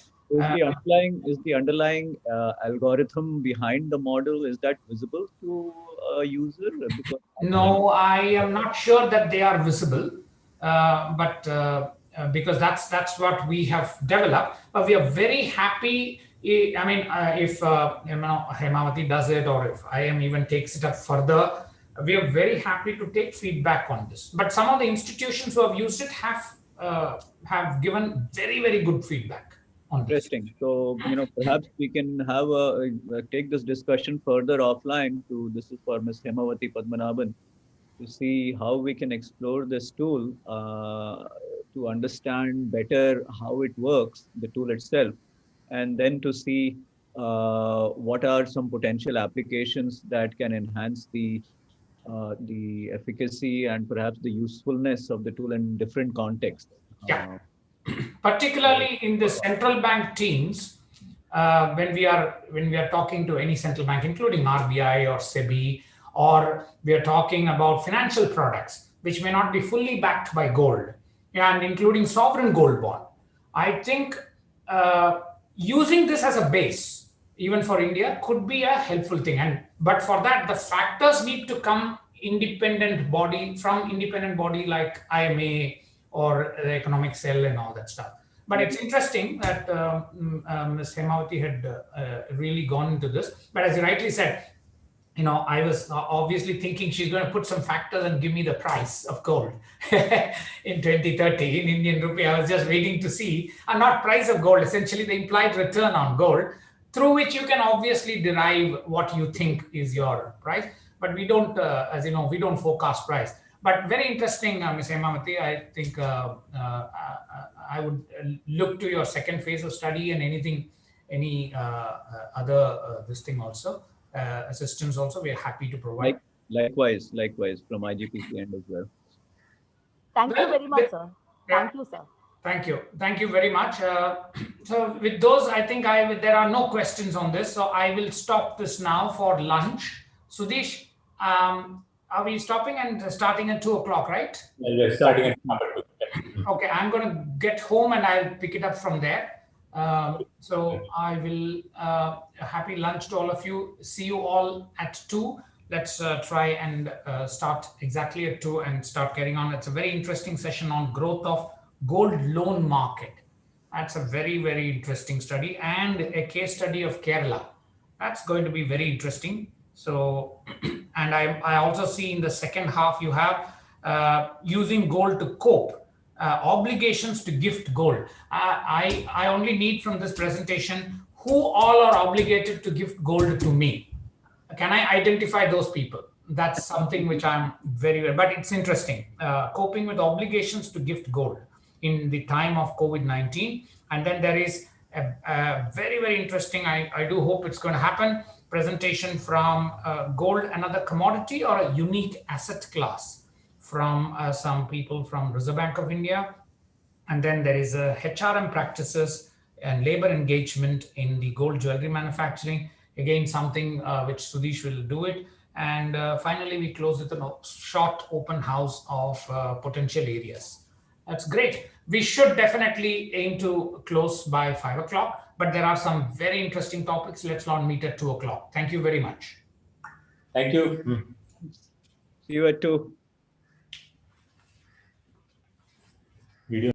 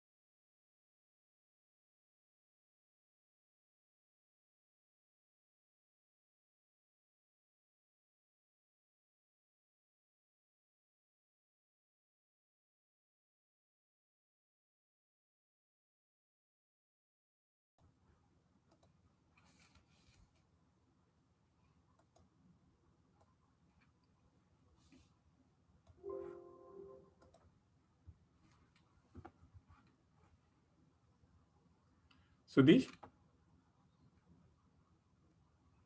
You're on mute. Hello, Sanket. Hello. Who is there next to you? So next is Sumeetha, right? Starts with Sumeetha. Yeah. Okay. Yes, starts with Sumeetha. So we have, so I think we're still waiting for people to join, right? Okay. We should wait for a few more minutes. Because the presenters have not come in yet. Panelists who are on there? The panelists are Sumeetha, Mokkil, Nithya Joseph, Sujata, Kundu. I think Miss Archana Dilip is there. Sumeetha is joined now.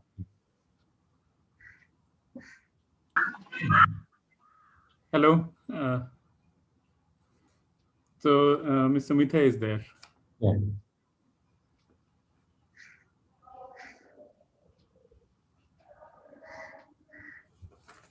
So we'll wait for a few minutes, maybe another 4-5 minutes, and then we'll start.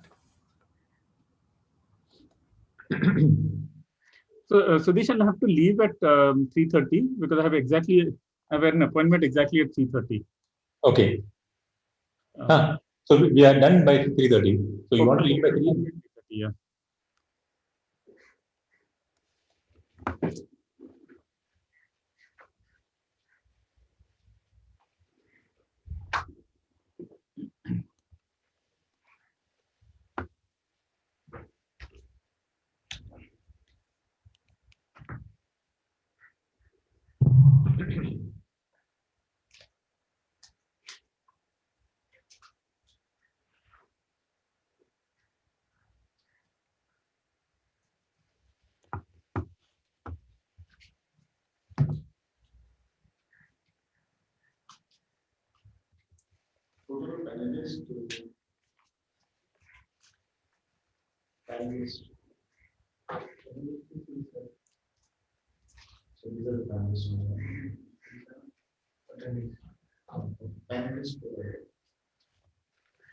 Miss Dilip, are you there?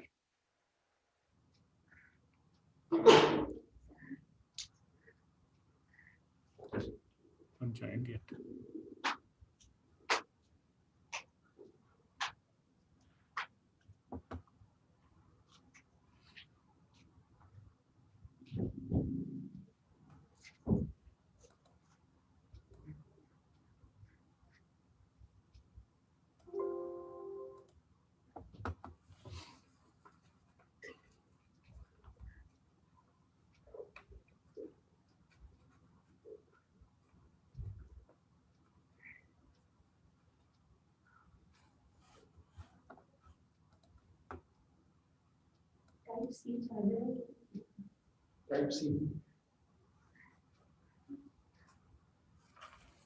Yeah, we're good to start now. We can start. We still have 2 more minutes. Okay. So let's just wait for I think some 2-3 people might turn up.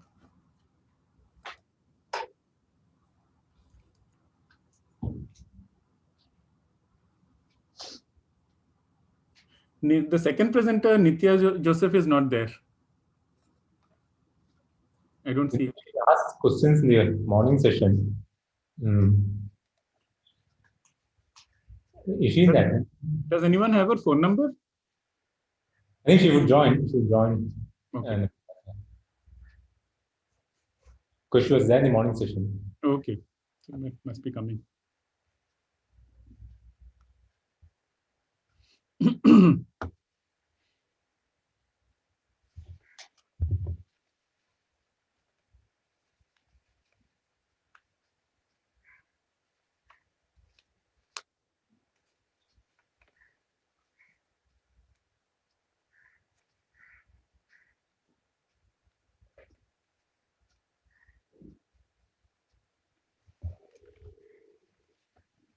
Okay, I think we can start. So welcome to the afternoon session. We have some very exciting papers that are going to be presented.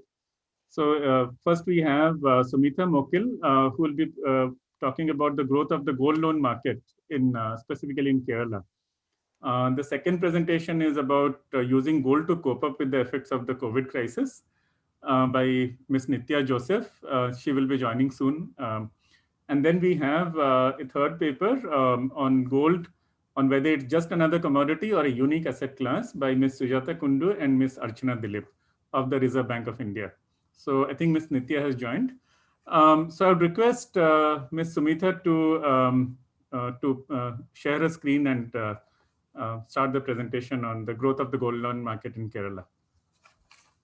Over to you, Ms. Sumeetha. And please stick to the time, all of you.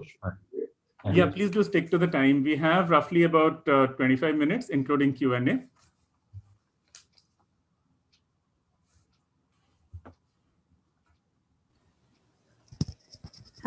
Thank you very much, Dr. Sanket. I would like to thank IIM Ahmedabad and the Gold Policy Center for doing such great work and allowing me to be part of it. So this is a working paper, so all comments and suggestions would be really welcome. And I'll just share my screen.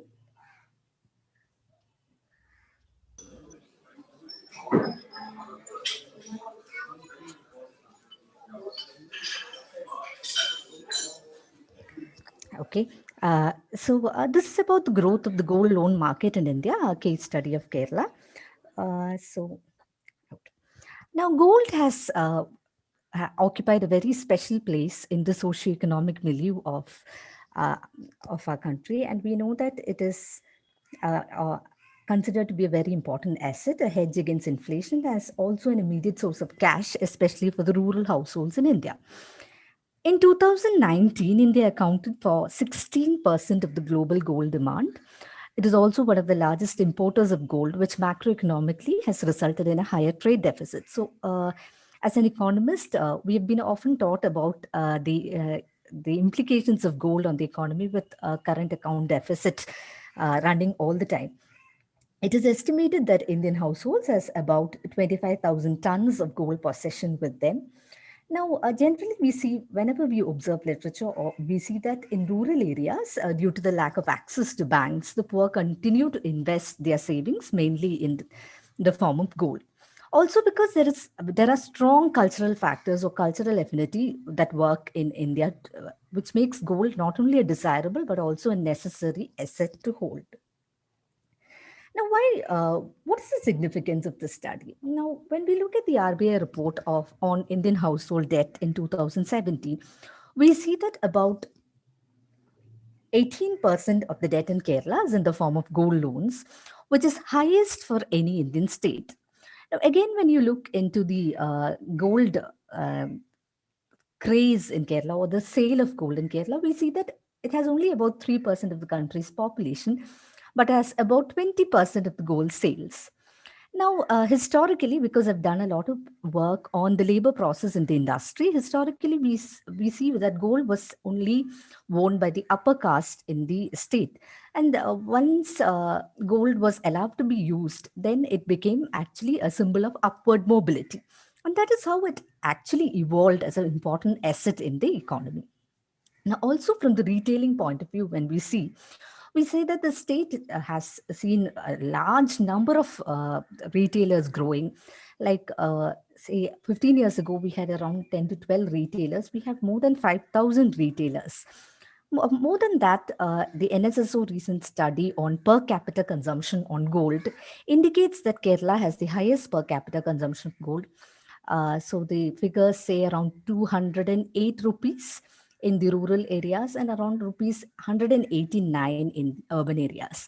So this, again, I relate to the higher per capita consumption of gold. What I've tried to do is that I'm trying to relate it to the inflow of remittances. So Kerala also has the highest inflow of remittances among Indian states.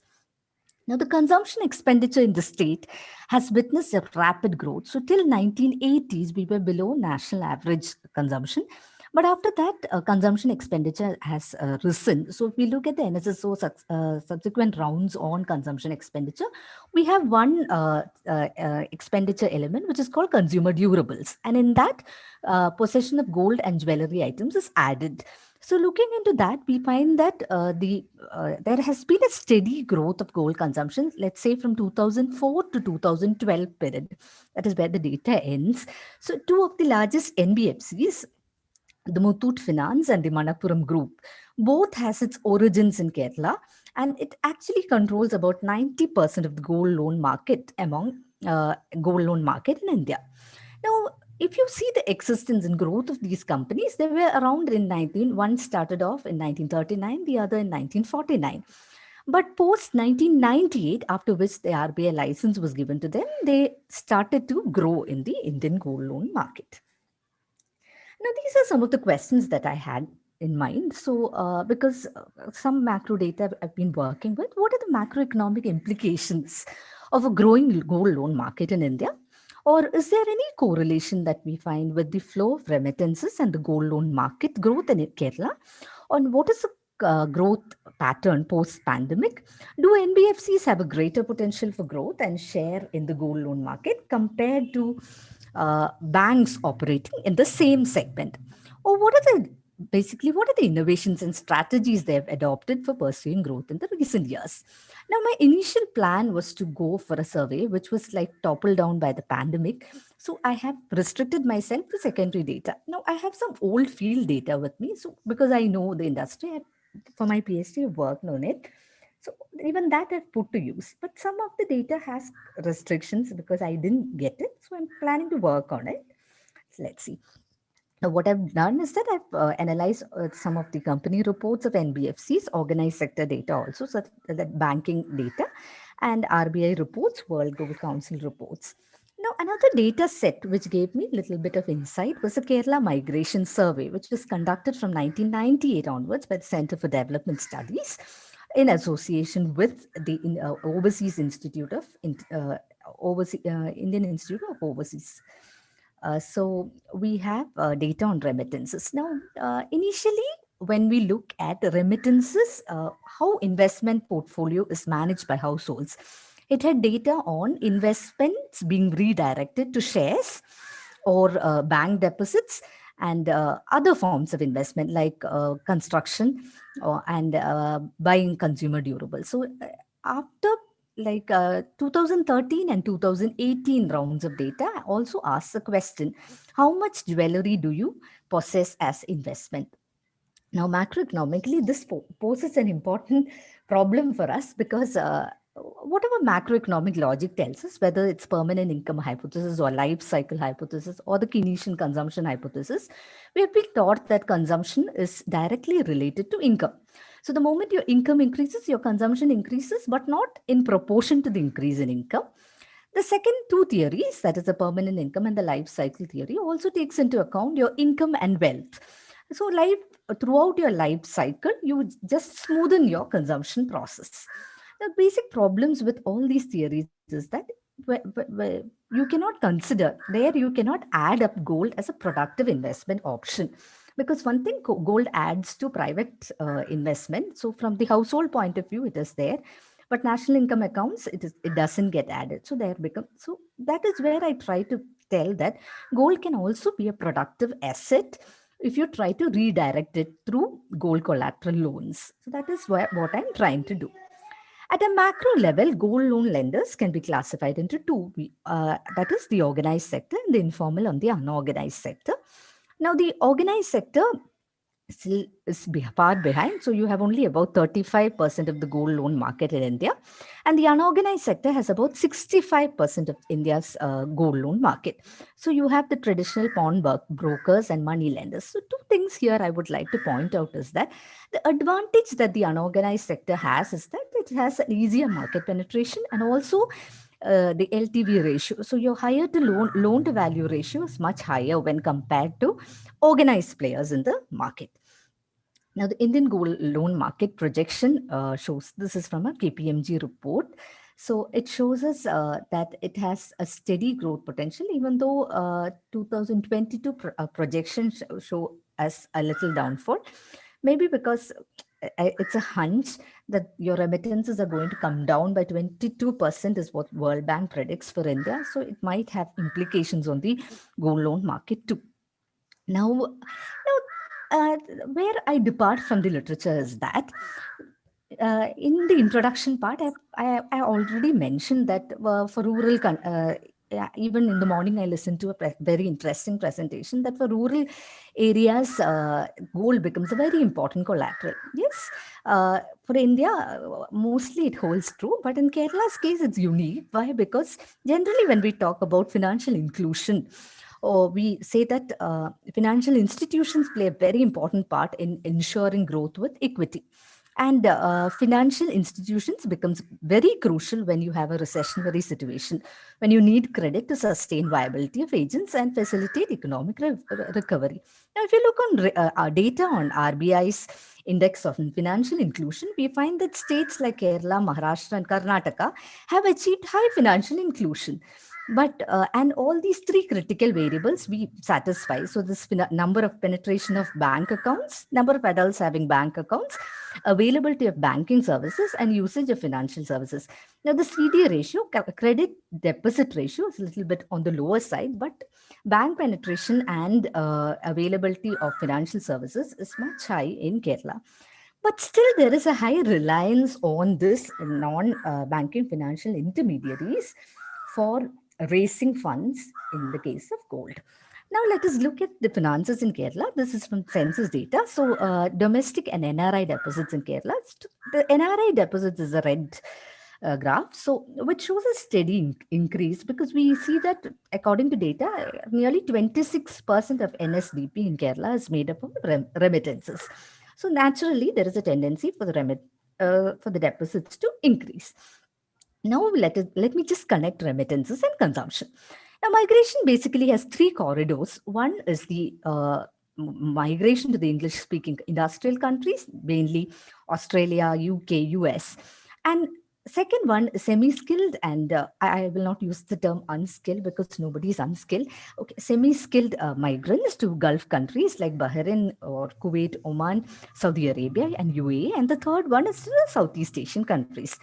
Now, for us, the second corridor is very, very important in the Indian context. So, Indian states with highest number of migrants is basically Kerala, Tamil Nadu, and UP, which is again from a World Bank paper in 2012, and accounts for about 53% of the overseas workers. Now, evidence from household surveys also shows us that remittances increase savings and asset accumulation and help to smoothen income and consumption. Now, also we observe, this is a very interesting paper by Pelletier in 2011, where he says that there is always a tendency for the semi-skilled laborers in the Gulf states to remit more back to their families because they are not permanent migrants. So that makes a very important point, because these are crucial resources for people here to survive. Now, again, in the Kerala context, immigrants from the Gulf are mostly those with lower socio-economic status, and therefore they bring in remittances. And late 1980s, if we observe the data for Kerala economy, we see that more than after a decade of economic stagnation, remittances actually revived the economy. Now, the major findings of a new paper by Sunny et al.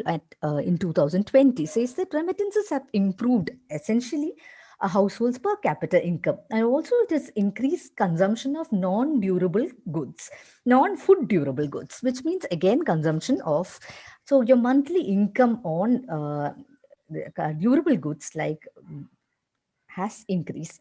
Also, there has been a buying of assets as well as investment in land and buildings, and also diverting investment to human capital, which is like known, the Kerala model case, where you divert your investment to education and healthcare. Now, let us look at two cases of non-banking financial intermediaries in Kerala. One is the Muthoot Finance Group and the Malappuram Finance. As I said, these have been existent in a long time. But if we look at the 2019-20 growth, they've registered a 21% increase over last year. So yeah, their gold loan assets under management has registered a 21% increase. And Muthoot Finance is the largest India's gold loan financing company. The second largest gold loan financing company is Manappuram, which has a capitalization with market capitalization of over 50 billion. Again, these two NBFCs cater to unserved segments, is what they say, and caters to people having less access to formal credit. Now, whatever is there, the edge they have is through, one is the use of technological strides. So they have started online loans.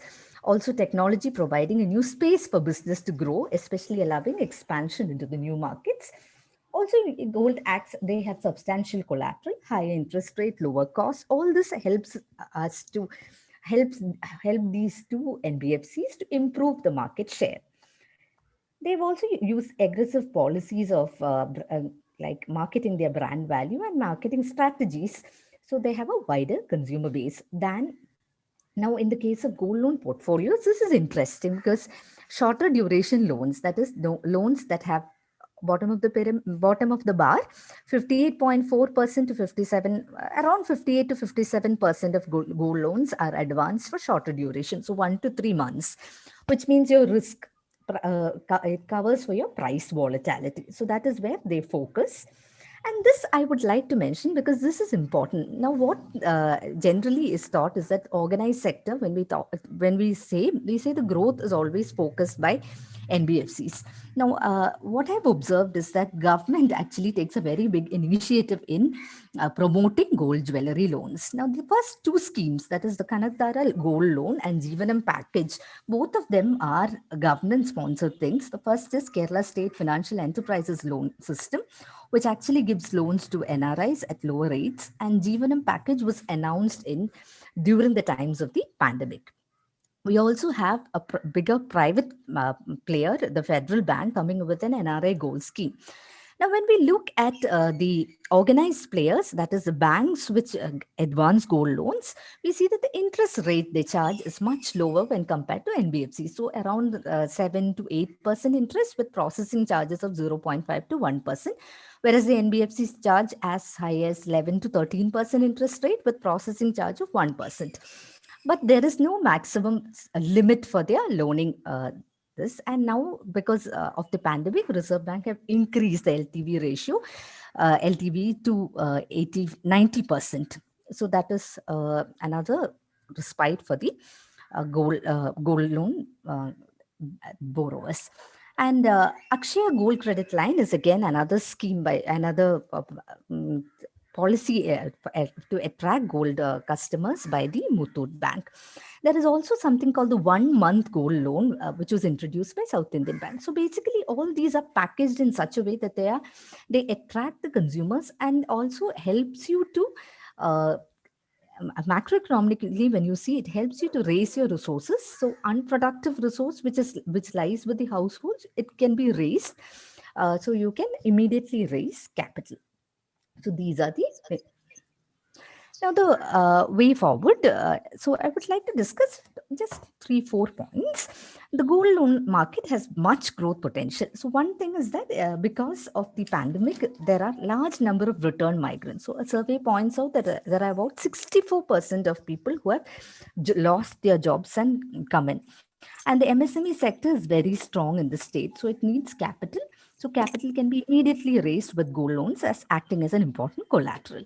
There's also an emerging online market. So that is another thing that we can explore.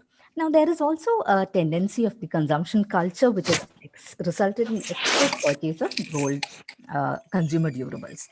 Now, gold as a collateral is now being used also as a distress instrument by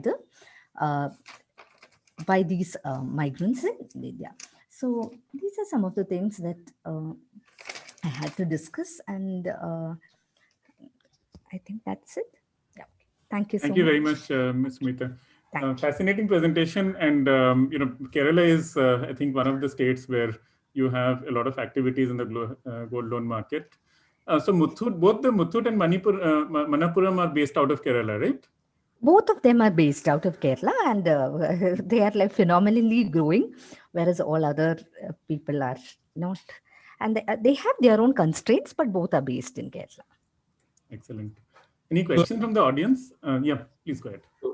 So if the concluding point is there could be potential fall in remittances and a decline demand in gold, or initially there can be increased demand for collateralized gold loans, and then it will fall. Is that something possible because of the fall in remittances? Yeah, they can be, because that regular flow of income gets disrupted when you don't have remittances coming in. So it is actually useful for these households to use gold, because they already have gold with them, and use it as a collateral, and basically it will act as a more or less as a mechanism to pull them through. And also, I think one important thing, I mean, I have worked on remittances earlier, international remittances. The gold loans also help them to start new ventures. I mean, it's also used for entrepreneurship. Yeah. And often I've seen that during my fieldwork itself, a small gold processing factor, this gold jewelry making units rely on gold as collateral to raise funds. So that becomes very important. That is why we have this hub of gold loan chit financing in and around Thrissur. I'm attending it. Very, very interesting. I think in the next paper also we'll talk about the coping, how gold is used as a coping strategy during COVID. Thank you so much. One final question. When you're looking at this gold loan market, and particularly, I mean, you have outlined some very sort of broad features, right, in terms of the gold loan market and the link to remittances. So do you see that anywhere else? I mean, Kerala obviously is, because it has a high rate of out-migration and you have a lot of Gulf remittances coming in. So Kerala is one of the states where you do have a strong remittance inflows and also strong growth, this cultural affinity to gold. But do you see that in other states as well? So the thing is that the per capita consumption of gold in the second state, that was Goa, as per NSSO data, it's like far behind. And other states which have higher remittance income is Tamil Nadu and Punjab. So I think I have to look into data in Tamil Nadu. So that would be an interesting thing. So that's what I'm trying to do now, trying to expand a little bit and look into data on Tamil Nadu. I've not seen it. So there is a comment. Thank you. There's a comment there's a question from Maria Emanuel about any idea of, let me see the chat. Any idea of what is the percentage of repayment and redeem their pledged gold? I mean, what percentage of people actually repay and redeem their pledged gold? And now, I have not done a survey, so authentically I cannot say, but from secondary literature, we find that the default rate of gold loans is very less. So that is what is said, because nobody wants to lose their gold. First thing, and they've come out with different kinds of scheme for repayment. So either you can have an EMI scheme or you can pay it towards end. So there are lots of flexible options. It becomes easier and it's very less default rate. And that's why we have such growth in the gold loan market. That's my understanding, but I would have to do a survey to say authentically. Thank you. And sir, I have a question. Collateralized loan. Yeah, please go ahead. No, it's Som. I'm just on the phone. So let me. One of the points that was made was, these two NBFCs have 90% market share. I think it must be 90% of not the entire gold loan market, because banks have 70% market share of gold loans. Actually, 30% only is the share of NBFCs. And of the NBFCs, maybe these two have that is what I meant, sir. The NBFCs, these people have. So because maybe I put that point across badly. Yeah, I'm so sorry. People do tend to see banks are the biggest lenders against banks gold. Are obviously, and the unorganized market and all that stuff. Absolutely. The second, I have just one question. Of course, you may not have it. Do you have the reasons? The percentage of gold loan as per reasons, for business purposes, for emergency, for schools, do we have that? That will be a very critical data for policy, actually. So I've not done a survey, so I'm planning to do that. But one reason for why people prefer gold loan is that, unlike MFI loans, microfinancing loans, you need not specify your reason for taking a gold loan, right? So that flexibility option is there with the consumer, but still I would like to explore that, because that would really give me some insights. So I definitely do that. I've not done it, so I would do it. If I may, Sanket, also make an observation to the speaker. Yeah, please. You would be aware, ma'am, that the IGPC is doing this nationwide survey based on a sampling frame of 200,000 households. And we will have data from 40,000 households across the country, with a stratified sample on the basis of consumption from various regions, which will give us some data not only on who's buying gold where, but also why they were buying it and how they bought it. So I would invite you very much to take a look at that data and see perhaps that some of these questions that you're looking at, they might be addressable. Some of the questions that we are discussing just now, they might actually be answerable using that data set. Yeah, thank you so much. That's and also the variation across states. I mean, because this is a study about Kerala, I think there might be substantial variation across the states. Definitely. So I think that will be very helpful from the national survey. Yeah, thank you so much. One other question, I think I had a similar kind of question from Anil Kansaria. So he's asked about how much of the gold held by them is liquidated because of defaults, and what is the, given that it's a completely collateralized loan, what is the kind of interest rate that is charged based on the tenure? So I have different kinds. The first part, I actually don't know the answer for the first part, the auction part of it, but interest rate parts I can give you. So if it's the nationalized bank, SBI charges interest around 7.5 to 10.5%, and their loans even last up to 36 months. So that is where that advantage comes, and 0.5% processing charge. Again, you have for PNB and other nationalized bank around same rates, 8.75. But all other banks look at giving your tenure is like up to 12 months.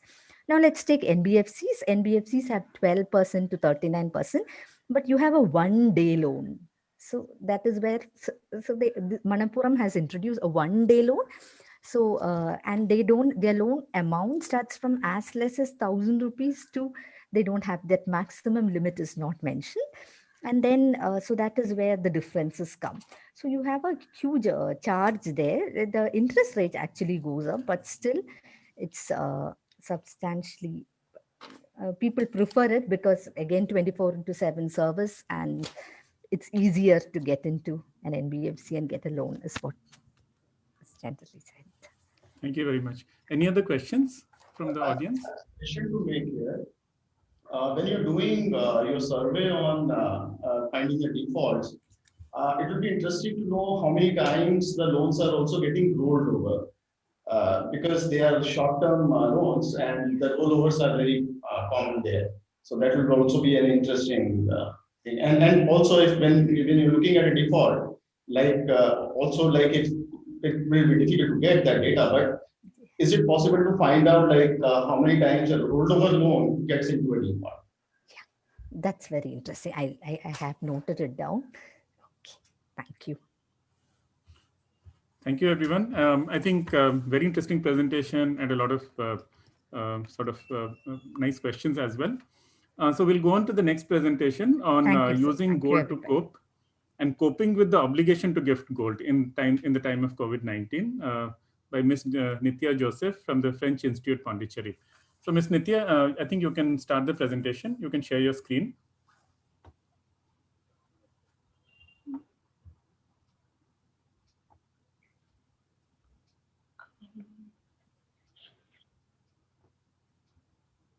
Are you able to share the screen?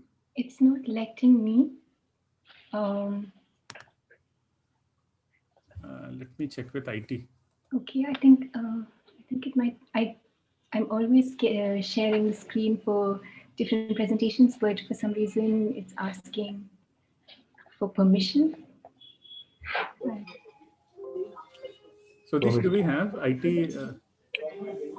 Where permission? Not permission to share. Ms. Nithya, you just open the presentation first, close it, once again open it. I had the problem yesterday.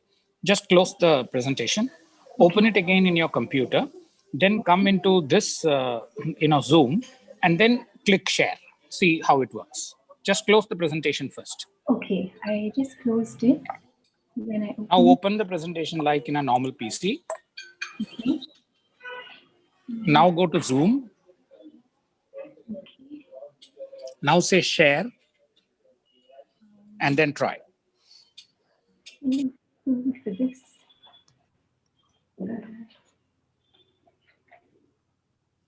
It won't.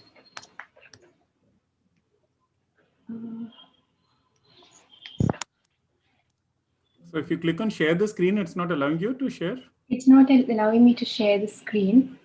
Right now? I'm not sure. Let me just check this way. Let's try it again.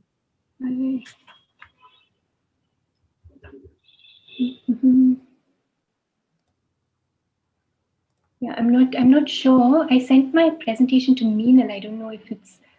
Yeah, I think. Maybe one of us can run the presentation for you. Try one more time. Sudesh or Minal, can you open the presentation? Minal? Oh, okay. Yeah, just a few minutes. Thanks for your patience. I'm not sure what. You can start your introduction meanwhile. Okay.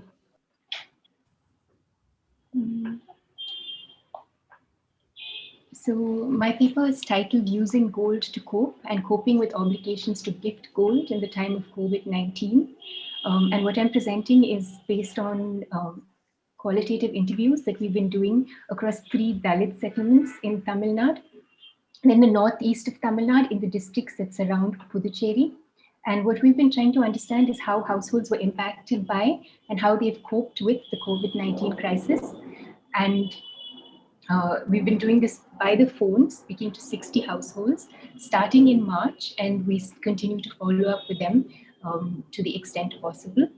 And what we're looking at is how losses of income and access to other loans tell us about what's happened to how gold is being used now, and also how gold is being used in general. And what we find is that gold was pawned in the early days of the crisis to cope as expected, but still for us as researchers who are interested in political economy of different sectors, it's still interesting to know who pawned gold, how much, under what circumstances, for what reasons. And something that's been really striking is the obligation to gift gold despite the crisis. And as we'll see in the case that follow, people have borrowed to gift many times the value of their income at this time. And so, this is something we try to understand about, or to discuss here about what that means. So you could just tell them next slide, please, and they'll turn the slide. Yeah. So this shows us the region circled is where the study is, and the next slide, please. Next slide. And so as I said, 60 households. We've called them 2 to 6 times, and the number of interviews we've done is 145, ranging from 20 minutes to 1 hour. And we've asking them about gold ownership during the pandemic and prior to this. And what we did is we made personalized interview guides. So from whatever we knew about the person before, we designed our first interview based on that.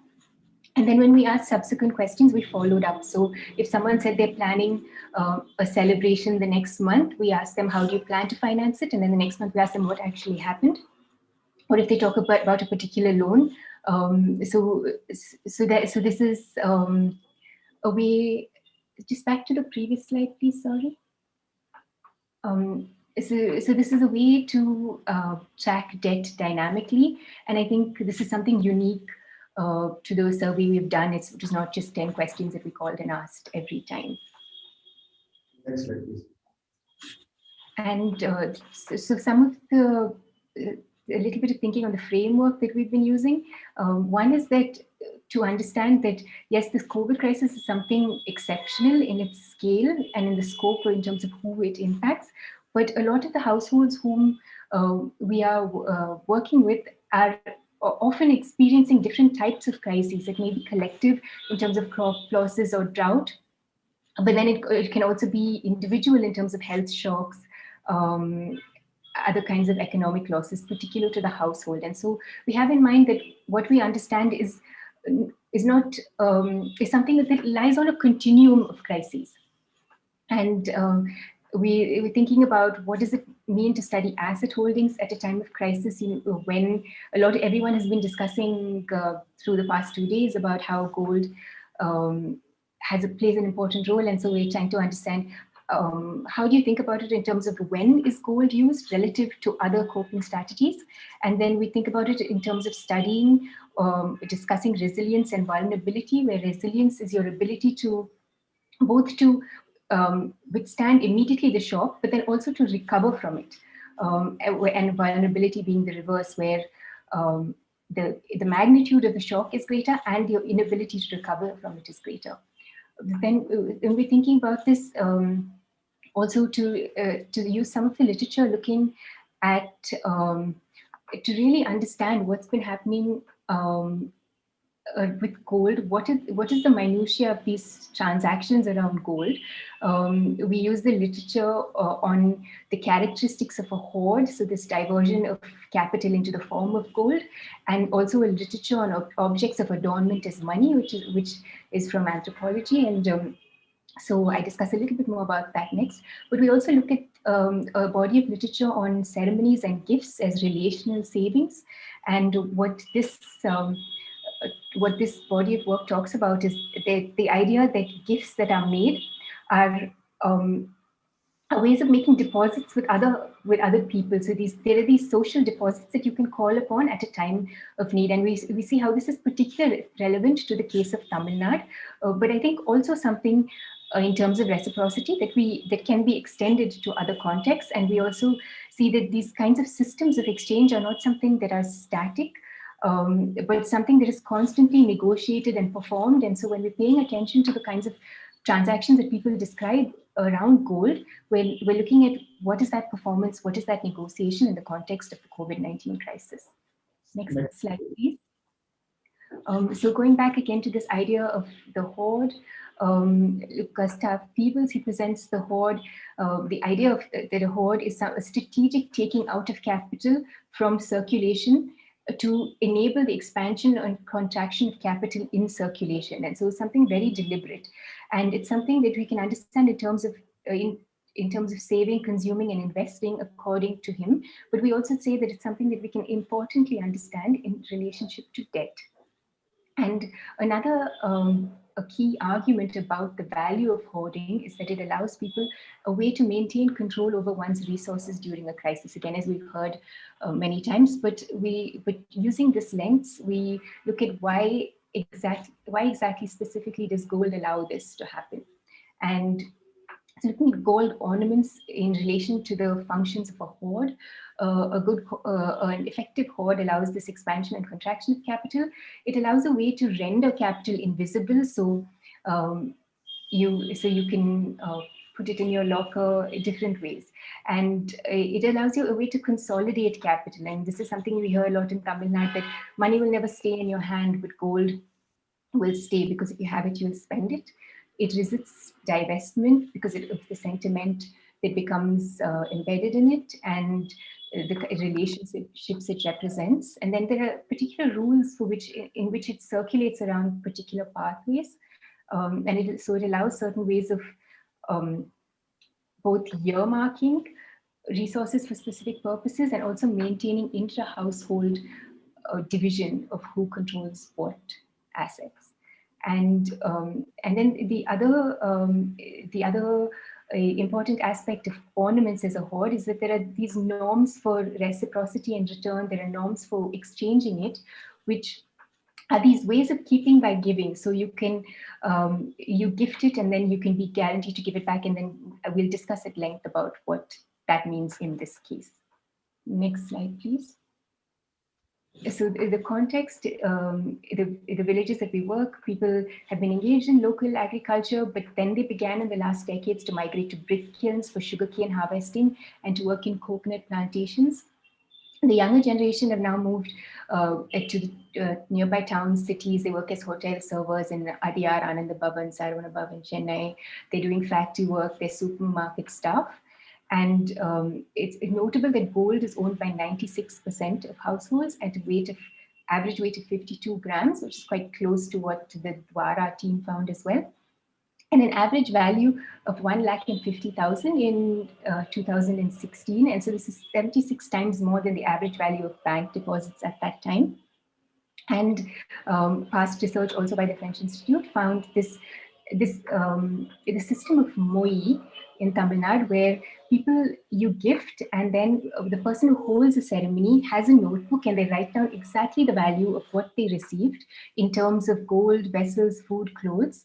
And then when the person who invites you, who gifted invites you next, then you check your notebook and see precisely how much did this person give you, and you have to give that much and something more to account for the difference in the time that has passed. So we see that this is the sort of the sowing these seeds of your investment in other people, rather than. Can you please explain that a bit again? I mean, it's maybe with an example. And in fact, I have a number of case studies which should explain it. But so it's a system where of organized gifting, where the person who organizes a ceremony has a record notebook where they write down exactly what they receive. And the people who came who came now to the ceremony would have already checked in their notebook to see what did these people give me. And then you give the same amount plus something extra. And is based on how much time has passed between then and now. And so there's this, it's a very carefully accounted for system of exchange. And I think it's explicit, but even in cases where it's not explicit, the sense of reciprocity that if someone has given you, that you have to give it back, I think more subtle, but I think still something to keep in mind, even beyond the context of Tamil Nadu. So next slide, please. So looking at the relationship between gold and debt in this context, we see that debt has been used to purchase ornaments, gold is mortgaged for credit, including to pay other debt, and credit is used to release pledged gold when people don't want to lose it. And then we also see, this is expected, but what we also see is that gold ornaments are constantly lent to others to pledge. So, and some of the reasons why this seems to be happening is that because it's indivisible. If I give you 10,000 rupees, maybe I don't get it all back, but I can say, I need this object back, and the person is required to give it. It's also that in some ways it's because it's not invisible, that because people know you have it, it's very difficult to deny this. This when you have this idle capital in your house, when someone asks you, you have to give it. And we'll discuss. I discuss more about this later, but there's also this idea of reciprocity, that informal loans are more expensive, and so if I lend my idle gold to you, that will save you interest, and then if you lend it to me, then that saves me interest when I need it. So, and the other sense is that it's appreciating in value even when it's held by the person by the pawnbroker or the bank. So your assets are safe, the person is benefiting from it. You can demand to get it back, and there is these two familiar infrastructures it intersects with. One is that people know how this pawnbroking system works, and the second is that the existence of these ceremonies also allows a way to call it back. That you say, okay, my daughter's getting married, you have to bring back the gold I lent you. So there are these mandates to require it. So this is also something that we see. And then the other aspect of gold and debt is where gold is owed to others, either because it's been gifted in the past and it's written down in your notebook, in your accounting of MOI, but it can also be that your relatives have contributed it for the dowry of your daughter with the understanding that it will be returned at their own children's weddings.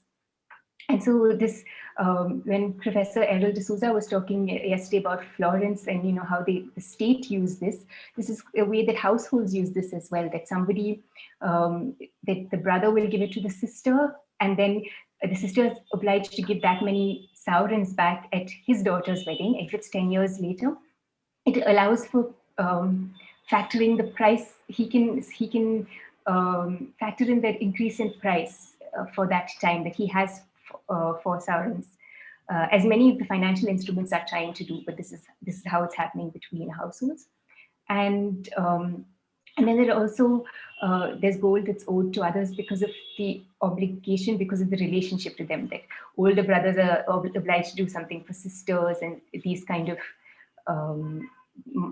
parents for children, these kinds of rules. Next slide, please.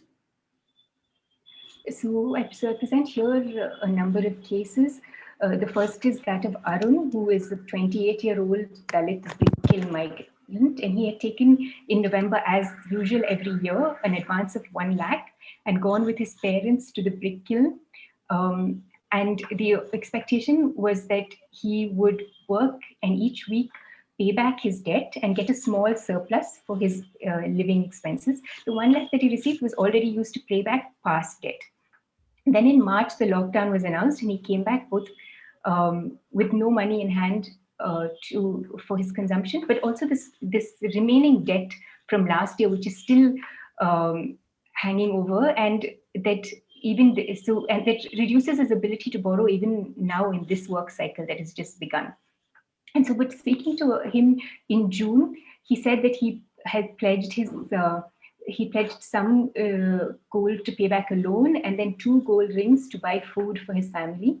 And then he had no gold left. So what he had said is that if I didn't eat, that would not be a problem. But in my house, I had 2 elderly people to look after. So I pledged jewels to prepare gravy and to buy oil for the cooking. And he said, yesterday I had to ask for 100 rupees from my neighbor for petrol. And then I went to my sister's house for my baby's treatment. His baby was sick, and he said, I have no money in my hand. And so his sister had pledged her gold, and he had taken the baby to the hospital. And this is quite common, that we heard a number of people saying that I pledged everything. I don't even have a mook kuti, that's the nose ring, which is the smallest piece of jewelry that you can pledge, in hand.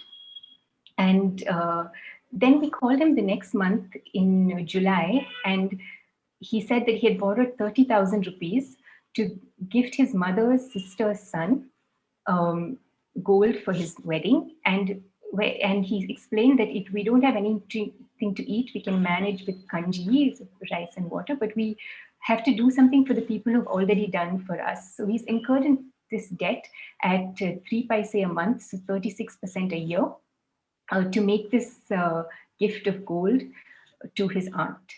And then when I spoke to him a few weeks ago, he said, ask me anything other than about gold, because my mind will become very upset by this topic. The gold is still there, the prices are high. We have to pay back this loan first, where the interest is higher. So I don't know when, even with whatever advance I get, I don't know when I'm going to be able to reclaim the gold. So next slide, please. Yeah. Then we have on the other hand, the case of Murugan, who's also from the same village, also of about the same age. And we see in his case the reverse of the impact of the ceremony system, where in June, when we spoke to him, he said it's very tight for food now. But then he also said that he had to organize the Valekapu ceremony for his wife because she was 7 months pregnant. And he was planning to borrow money for this, hoping that he would receive gifts that would cover these expenses. And so we felt a bit anxious, in fact, hearing this. He was going to borrow 25,000 rupees. And he said, I'll reduce the price, the expenditure. There'll be no music set. We'll do it in the daytime, just a simple lunch. And so he did this, and he recovered the full 25,000 that he spent, and he got an extra 10,000, and he bought a gold chain for his wife with this amount. And what he had said is that she didn't have gold from her mother's house because they had a love marriage, so he wanted her to have something. But also it was a way to hold that their savings that was returned at that moment in an indivisible form. And so in this moment of crisis, as reverse, they were able to call back their savings and make an investment with it. And when I spoke to him in November, he had re-pledged his mother's gold because the gold prices were so much higher than when he had first pledged it. And he had bought a second-hand Tata Ace, and he had started his own marriage flower decoration business because he had some experience while he was working the kiln, going with a neighbor to do this, and so he was operating very successfully by then. His income was much higher than in fact before, and he was planning to leave the brick kiln permanently, and so a completely different case. The next slide, please. Then to another one of the settlements where people migrate commonly for sugar cane cutting. We have the case of Kanyamal and a husband who owned no gold. They had married quite late, and they had got a small amount of gold, and they had sold what they had for the construction of their house. And they had no children, so they hadn't held any ceremonies. And in addition to selling their own gold, they had borrowed 1 sovereign from his sister's village and half a sovereign from a neighbor. And just the last year, and they had promised they would release both during the work season. But then the COVID crisis hit, and then they came back to the village with no income and no way to release this. And there was one day when I was speaking to them, the neighbor who had borrowed the gold was outside their door, sitting there saying, "I will not go until you release this gold and give it to me, because my daughter's marriage is coming up." And so the couple said that he understood that they had worked somewhere recently and come back with some money, so he was there to collect it from them. So we see this situation that on the other hand, for the man who lent gold, it is risky to have lent it in this time of crisis when people are suddenly without incomes and unable to reclaim what you lent them. Also in his case, one of his nephews was getting married, and he had the obligation to gift gold and to bear some of the expenses, but they had no source of income and no source of credit. And finally, their relatives, they said they shouted at us a little bit, saying, "You're like childless, why did you try to build a house?" and this kind of thing. But finally, in all this negotiation, they didn't insist that they give them the jewelry. And part of the reason of this is because that they, having no children themselves, there are no occasions for relatives to give back to them. And so this gives them some negotiating power that neither does upsetting their relatives too much prevent them from calling back in future, and also they're not requiring they don't need to save in this form to get it back through these ceremonies. Next slide, please. We have about 8 minutes left. Okay, I'll be quick. The next case is Parvati. She's a sugarcane labor contractor's wife, and they had already borrowed 3 lakhs from the bank, pledging everyone else's gold. And when asking her, why did you all, how does the system work? Why do people give their gold? Because nobody's charging anyone for giving their gold. And she said it's trust, nambike. And at this time, through the crisis, to support the expense of the workers who go with them, she was pawning everyday ornaments. So we know that she has kept some ornaments with her, even though she has pawned other people's ornaments. So there's this kind of earmarking of her everyday ornaments remained and they were used. And then we see that she got a self-help group loan, one of the rare ones in the Dalit settlement, to release ornaments, and then she gave it back to the relative and repledged others for a higher price. Again, this relating to the fact that the gold prices don't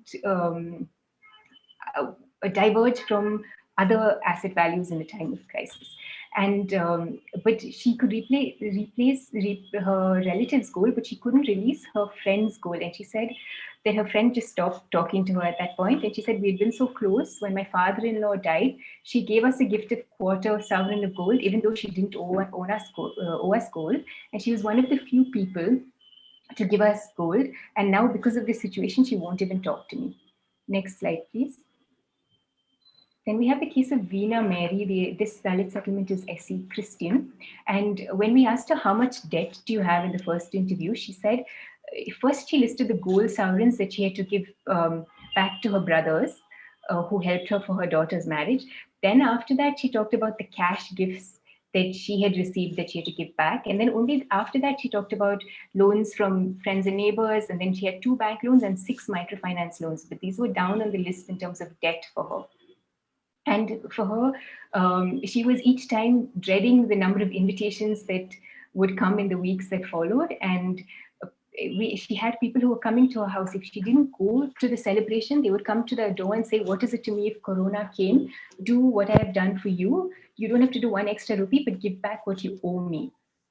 And so we see how this calling back works very openly. And what she did then to make these cash gifts is request her son-in-law to pledge the gold chain that she had given him at the time of their marriage.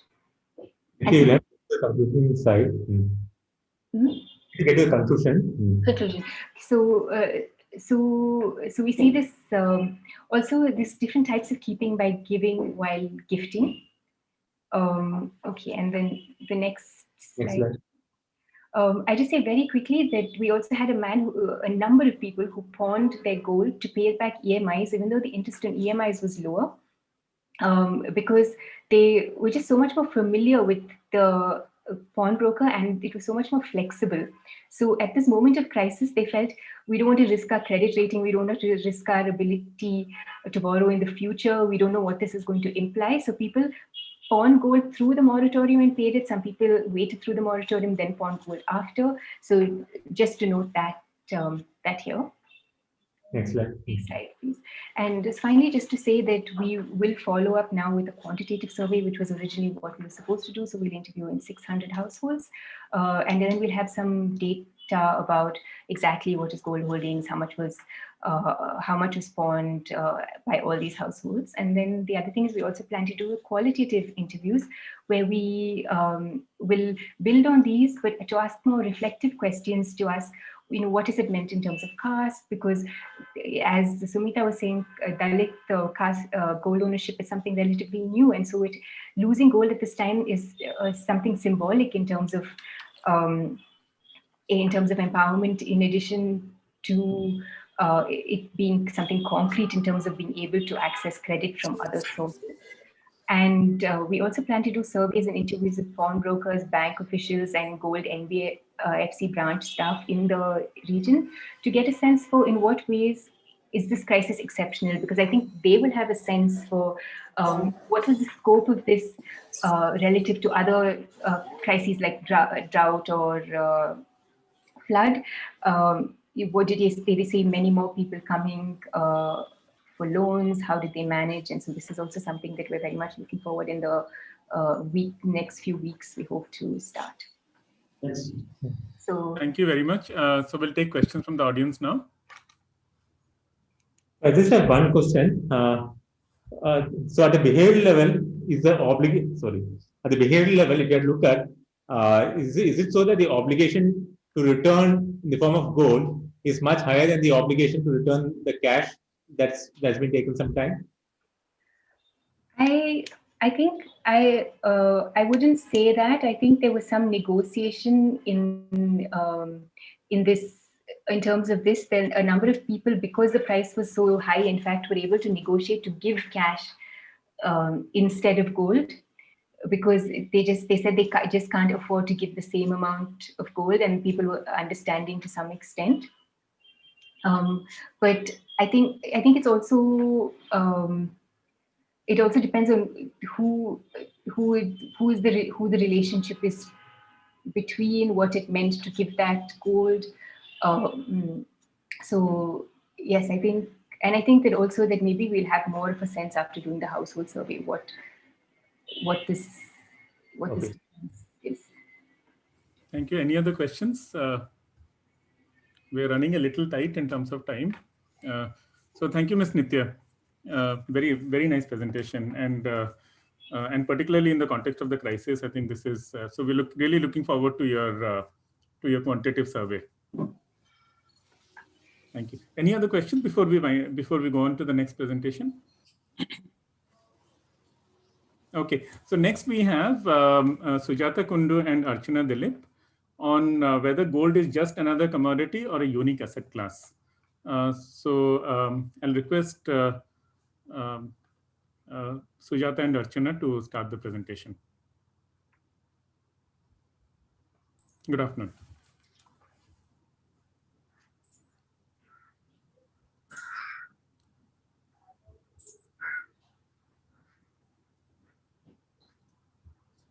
Good afternoon, everyone. So can you see our slide? Yeah, the slide is visible. You can make it full screen if you'd like to. Okay.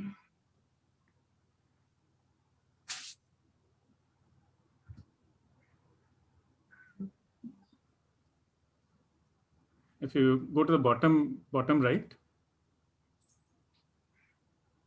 it's that button to the left of the magnification at the bottom right. Okay. Yeah. Yes, sir.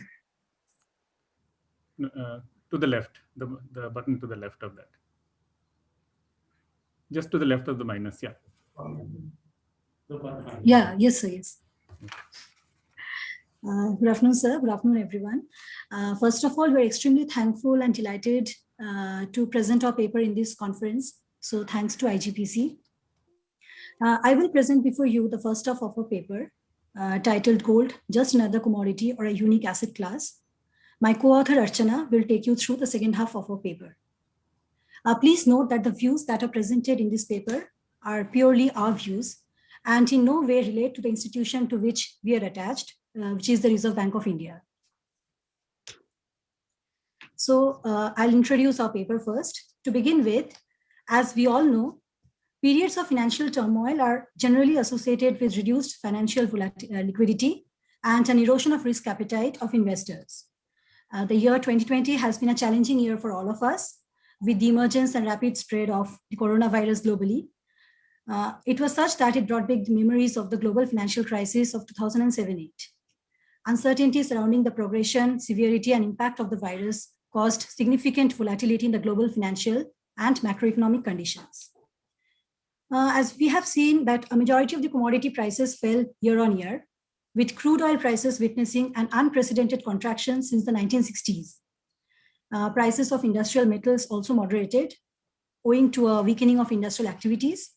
But one commodity which glittered was gold, with its prices surging as investors rushed for flight to safety and liquidity through safe haven assets. Under such a global scenario, there has been a renewed interest among researchers, policymakers, and practitioners all over the world to again restudy the linkages between gold, that gold share with other precious metals like silver, platinum, with commodities like industrial metals. And as keeping this background in mind, we have set out the objectives of our paper. First, we have tried to study the linkages that gold share with other precious metals like silver and platinum, industrial metals, commodities like crude oil, and the mainstream asset classes, including equity and debt. And this we have seen in the Indian context. Having done that, we then study the impact of risk appetite on returns and volatilities of returns of select commodities and assets. In order to do that, first we have developed an index for investors' risk appetite in the case of India, and we have named this index as the Composite Risk Appetite Index. And then using this index, we have tried to analyze the effects of changing risk appetite on the average returns and volatilities of returns of those select commodities and assets. And finally, what we have done is we have tried to classify the commodities and assets on the basis of the volatility of returns by using two statistical techniques. One is that of quantile regression, and the second one is cluster analysis. So these are some of the literature that we have gone through while in the course of our paper. So we have tried to classify the literature into some categories. So first one is studies that have seen gold as a safe haven asset, like Atrenji et al., McCown and Zimmerman, Beckman et al., Bor and Lucy. So some of these studies have shown that the safe haven property of gold is limited to certain markets. And some of these studies have also shown that it is only for a short period. And there are some studies that have compared gold and silver, and the studies have shown that gold is a superior safe haven as compared to silver. It has a superior hedging ability, like Bampinas and Panagio TD's 2015 paper. Then there are some studies that have studied the impact of uncertainty on prices. They have used various measures of uncertainty like economic uncertainty, inflation uncertainty, equity market uncertainty, and so on, also policy uncertainty. And then we have also looked at some of the papers that have, done these uncertainty and risk appetite measures. So we have seen that there are three types of measures. These can be categorized into three different categories. The first one is the theoretic measure, which are mostly market-based. Then there are theoretic measures which are constructed based on different models. And there are text mining measures, mostly using big data techniques and tools. So now moving on to what we have done in our study. So first, we have tried to look at the linkages between gold and some select commodities and assets. So as we know, one of the crucial economic indicators, which is often used by researchers and market analysts to study the linkages and dynamics within various commodity markets, is price. Price of a commodity not only reflects the underlying demand supply which are at work, but also the market structure of the commodity. So what we have done is, in this study, we have used international commodity prices, which are available from the World Bank commodity price data, the pink sheet, because that gives us a 60 years of time horizon to study the linkages. And for such a type of study, having a historical time series data is very important. In the Indian context, we had MCX data, which is only from, I think, October 2005, and we had a 15 years data. So we thought that studying linkages would be better using international prices. So what the data revealed to us is that the co-movements shared between various metal prices and the price of gold, which implies that these commodities closely follow the price dynamics of each other. So as with the other commodities, gold has shown significant co-movement in its prices with crude oil, which is shown in the left panel chart, in the past 6 decades. Except that in the most recent phase, roughly during July-August 2018, since July-August 2018, their prices have moved in opposite directions. During some of the major geopolitical and macroeconomic events, like we have indicated them in some shades, inflation in both gold and oil have moved in the same direction. If you look at the right panel chart, which is showing rolling inflation in gold, silver, and crude oil, again, we find a co-movement. However, if you look at the inflation in crude oil, it was much higher than in average. In terms of average, it was much higher than that in gold and silver. The table in the left panel shows inflation volatility and real returns. So real returns are returns adjusted for inflation. So gold is not only lesser volatile than a majority of the individual commodities and broader commodity indices, but it also records higher real returns across commodity groups. Barring gold, the other commodities which record high real returns are silver and crude oil. So silver is a part of the precious metals index, and crude oil is part of energy. Interestingly, if you look at mid-2008-9, when commodity prices across the board were crashing in the middle of the global financial crisis, during August to December 2008, commodity prices usually recorded 4 to 5 consecutive month-on-month contractions. Price of crude oil witnessed the largest drop, around minus 20.6%, while gold prices contracted the least. So having looked at the historical price trends, we then look at the subtleties and changing aspects of gold price vis-a-vis prices of these select commodities and assets. So we try to examine them in some detail. So we find that while gold price co-moves with the price of other metals and crude oil, it is largely a commodity market follower. Like for the short run, usually we use the cross correlations to see the lead-lag relationship. So here we have presented 3 of them, but in the paper we have for all the commodities and for all the select commodities. So we have not seen that gold prices are mostly lagging behind the other commodity prices.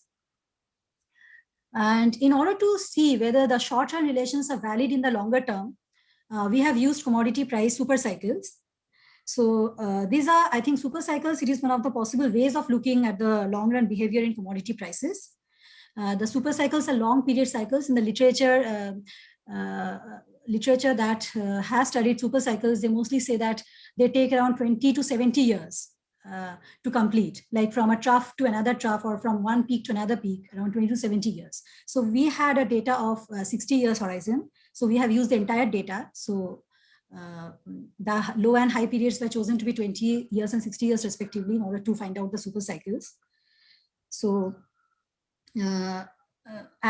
because the significance of commodities as an asset class has grown over the years, because investors believe that commodities can, when used as an investment asset along with stocks and bonds, can help you for large scale portfolio diversification. And also the growing complications in the financial market and the rapid expansion of EMEs like India, particularly China and India, have attracted the attention of financial market analysts into these super cycles. So what is often suggested is the attractiveness of a particular investment asset depends on the way it is interacting with the other price cycles. So that's why we have looked at these super cycles. So the results reveal that during the last 60 years time horizon, there have been 2 super cycles, each in energy, precious metals, and base metals, real price indices.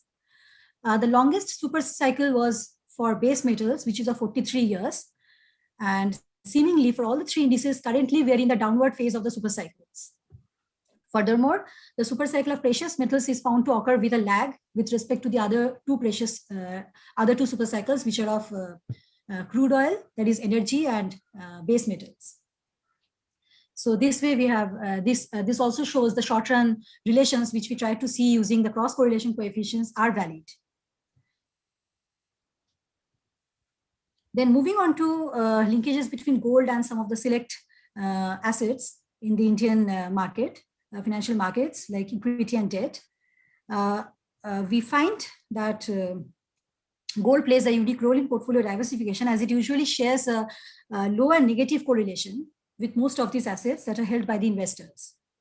So here we have used the MCX data over a period of, which is available for a period of 15 years, from October 2005 to October 2020. So we find that the cross correlation coefficients, barring the contemporaneous one, are not statistically significant, and also they are very low.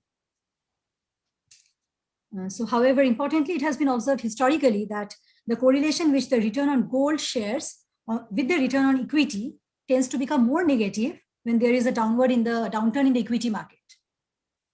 So this further highlights the significance of gold in portfolio diversification, which is shown in the left panel chart.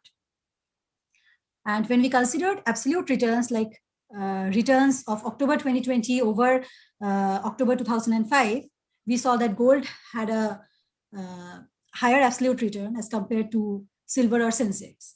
When we took for a shorter period of time, we took from October 2020 over June 2007, because June 2007 showed the lowest price of gold. It was in the midst of the financial crisis.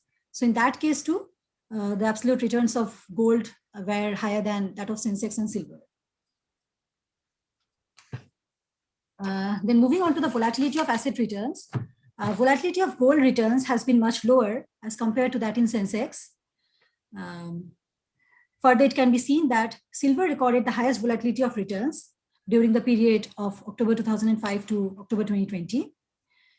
The volatility is what we have calculated here as standard deviation of returns, standard deviations of daily returns that we have averaged over the months. So if we look at the right panel chart, we find that gold generally tends to exhibit lower volatility in times of negative returns. The gap between volatility during positive returns versus that during negative returns is much lower in case of gold as compared to that in case of Sensex. This could be largely because the gold market is highly liquid and it is also a deep market. So now my co-author Archana will take you through the other half of the presentation. Thank you, sir. Thank you, Sujata. I hope I'm audible. Yes, we can hear you. Yeah. Good afternoon, one and all. So moving on to the presentation.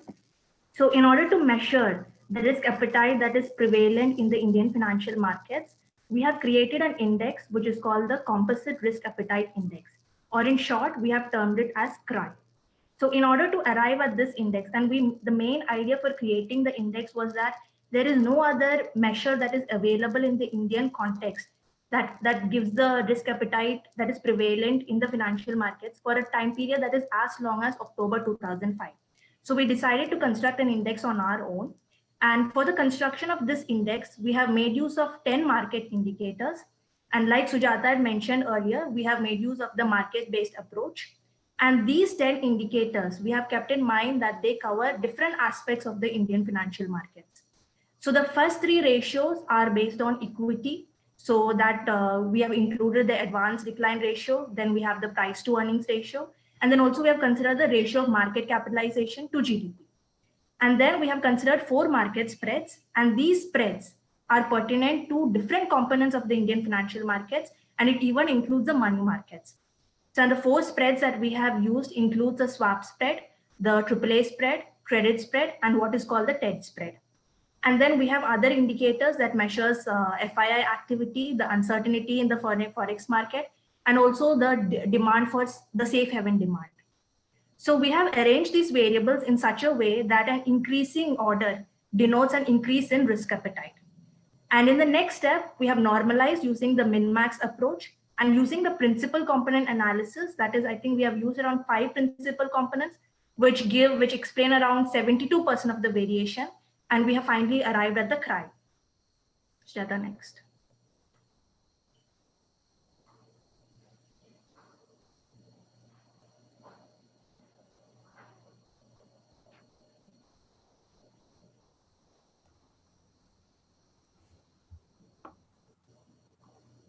Yeah, next slide, please.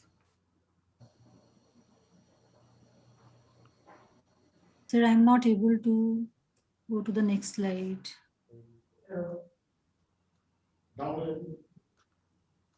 Hit escape and come back.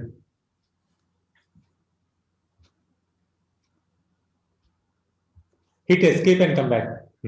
Yeah, I'm trying that.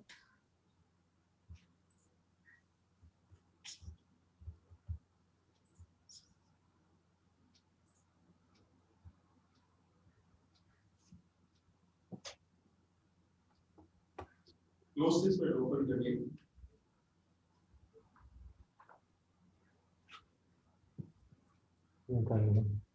I think if you close it and open it again, that might work.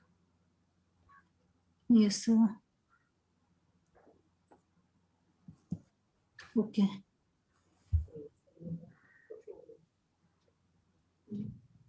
Yeah. Sir, are you able to see the next slide? Yeah, we are able to see it. Okay, sir. Yeah. Okay, sir.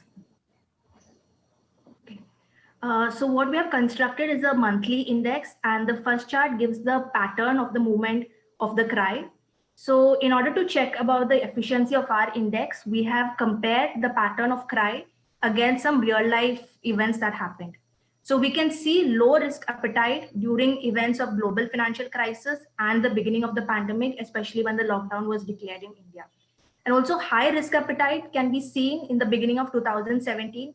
And this is mainly due to the positive sentiment surrounding the introduction of GST and also the sustained capital flows. And also one interesting thing here is that we can see that low and high risk appetites are not persistent, which denotes the dynamic feedback mechanism of the markets. So in the next step, what we have done is we have tried to compare the behavior of the average returns of select commodities and the annualized volatility of select commodities and assets, how they behave in periods of high and low CRI. So in order to arrive at the high and low CRI, we have used the median of CRI, and based on that, we have differentiated the periods of high risk appetite and low risk appetite. So we can see in the first chart that gold, which is featured in the extreme right, it provides the highest returns and the very high returns during periods of low risk appetite. And in the case of Sensex and silver, the returns are high during high CRI periods. So I think from the first chart, it is quite evident that gold in terms of average returns is quite a unique commodity. And in the case of other commodities, it is seen that it provides higher returns during periods of higher CRI. But it is not this straightforward when we consider the annualized volatility. When we consider the volatility, we are not able to tell if gold is a unique commodity or gold belongs to a particular class of commodities or assets or not. So in order to arrive at some conclusion, we did some further analysis. Next slide.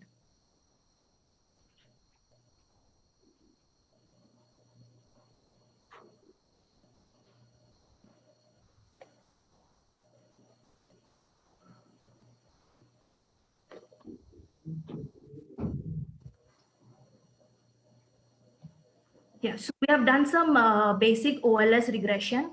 So here the independent, so it's actually a series of regression tests that we did, regression analysis that we did. So in all the analysis, the dependent variable is the volatilities of different commodities and assets. And one thing that I forgot to mention was that we have considered around 7 commodities. So that is gold, silver, aluminum, lead, zinc, copper, nickel.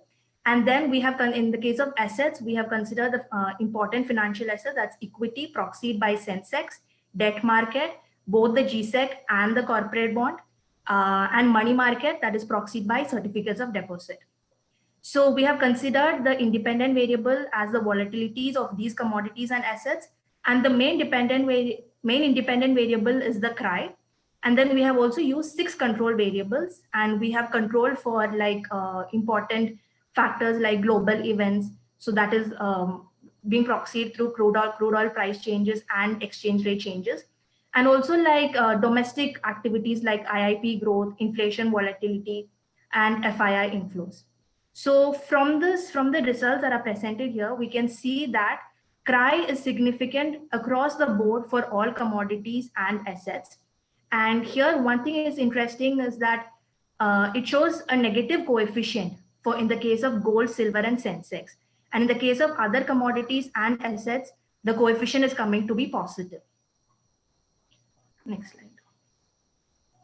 And also we can see that crude oil price changes have a significant effect on commodities, whereas inflation volatility and FII inflows were seen to have a significant impact on assets. Yeah, next slide. So now we have evidence to show that, to tell that gold, Sensex, and silver may belong to a particular category, but then we felt that more drilling down is required. So for this, we have done the quantile regression. So quantile regression, it is basically a technique which studies the different parts of the data, different distribution, different influence of different quantiles. So it considers different parts of the data distribution and helps us to study the variation of CRY on the different distribution of the volatilities. So the first step in order to see if we can apply the quantile regression or not is to check the scatter plots. So we have presented the scatter plots, and we can see that an increased variation with an increase in CRY. And also there are some outliers. So we feel that quantile regression would be a perfect choice for doing the rest of the analysis. Next. Yeah, so the results of the quantile regression is presented in the table. So like I mentioned, in the case of quantile regression, why is it different from OLS regression is that in the case of OLS regression, we have the dependent variable as a variable alone. And here in the quantile regression, we have the conditional quantile function of the volatilities. So the results are presented in the table, and here we can see that, so we have given the sign of the coefficient as well as the level of significance, and we can see that it is significant for lower quantiles and the medium across the most of the assets and commodities. And also here again, in the case of gold, silver, and Sensex, we have obtained a negative coefficient across all the quantiles. So this is, no, previous. So this is at this point, we felt that more analysis is required. And so what we did is that we studied the impact of CRY on market liquidity. So that is proxied by the average daily turnover in gold, silver, and Sensex. We also use some control factors here, like the systemic bank system liquidity and FII inflows, inflation volatility, and growth. And here we saw that the CRY has a negative impact on liquidity, which means that during periods of low risk appetite, there is increased trading activity. So from both these analyses, we can tell that during periods of low risk appetite, there is increased trading and an increased volatility. So, so as being policymakers and researchers, So being policymakers and researchers, periods of low risk appetite are of more interest to us. So we have limited our discussion to periods of low risk appetite. So what we feel could have happened is we have related to the scenario that happened very recently during the pandemic. So after the declaration of the pandemic, we saw that central banks were purchasing gold in huge amounts. Even RBI purchased gold around 2,500 USD million in the September quarter. And also, if you see the gold reserves of RBI, it has increased substantially in April and July. So, and theory suggests that if central bank is intervening, is purchasing gold or selling gold, then it will have an impact on the price volatility of gold. So, and similarly, if you take the case of Sensex, when lockdown was declared, Sensex plunged. It suffered heavy losses, but after some time, it rebounded quite fast, and this is probably in response to the FII inflows that were witnessed, which is again triggered by the positive sentiments related to the fiscal and monetary measures taken by the government and central banks. So it is seen that, so we are of the feeling that it is probably the uncertainty that is there in the prevalent in the environment, coupled with the positive sentiments that comes from the fiscal and monetary measures, that triggers a mixed response in the markets, and which triggers actually selling and buying, because of which the trading increases, which increases the volatility of these particular assets and commodities. So next, we have also given the quantile regression plot. So this is basically how the coefficients behave across the quantiles along with the confidence intervals. And we can see that the results are asymmetric in the case of Sensex, silver, and gold. So which is a good point, because this is actually what is ideal for what we have done in the next step. And in the next step, we have considered cluster analysis, and or more precisely, we have done hierarchical agglomerative cluster analysis. So in the hierarchical agglomerative clustering analysis, it's basically a bottom-up approach where one commodity, one particular variable forms one cluster, and then other variable gets added to that cluster or removed from that cluster based on certain criteria that we can set. So based on the similarity measure of Euclidean distance and the linkage of complete linkage, we have arrived at this dendrogram. So here we can see that Sensex and gold are together. Silver follows, joins them in the next step. Certificates of deposits are forming an entirely different cluster. Now this is quite intuitive. This is probably because of the money market properties of certificates of deposits, like of guaranteed rate of return, and the considering the safety aspect. And then GSEC and corporate bond, again, as expected, are together. So now I feel we have some evidence as to which category gold belongs to when it comes to volatility.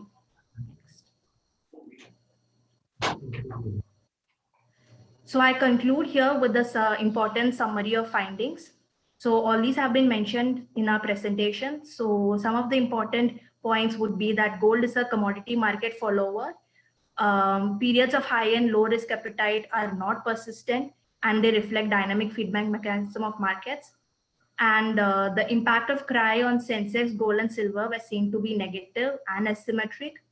And we feel that the prevalent uncertainty, combined with the proactive fiscal and monetary stimulus measures taken by the government and central banks, could have resulted in the mixed market response, which in turn caused the increased trading, which resulted in the increased volatility. Thank you, Archana and Sujata. Very fascinating presentation, I must say, and very timely also. So we'll take questions from the audience. Unfortunately, I'll have to leave because I have an appointment. So Sudesh will moderate the session going forward. Thank you. Thank you, Prof. Sanket. Ms. Archana and Ms. Sujata, that's actually one. Any questions from the audience? So I just had one question. Given the breaking correlation between crude oil and gold going forward, at least over the last 1 year, that's been the case. So how do you think it's going to work? You'll have to reconsider the index.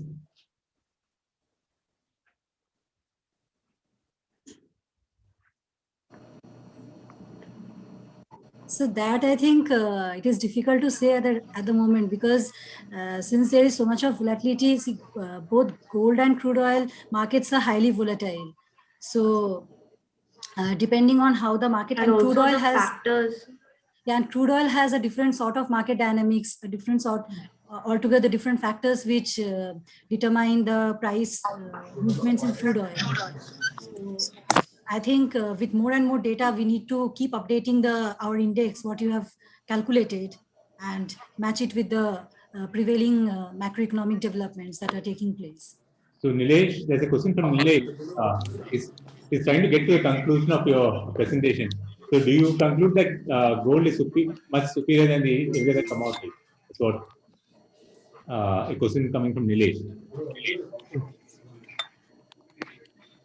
Is that what you would like to conclude? It depends, I think it depends on the prevailing risk appetite. If we have see scenarios of high risk appetite, then probably the case would be different. And if as pessimist people are suggesting, if the trend is towards the wrong side, then I guess again the trend would be different. All right. Thank you. Any other questions? So let's move to the next one. Varkkey is here. Thank you, Archana. Thank you, Sujata. Thank you, sir.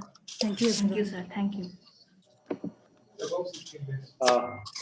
So let me pass it over to Chirag Seth, the principal from Rathi, and moderating. Chirag, over to you. Thank you very much, Sudesh. I hope my voice is quite clear.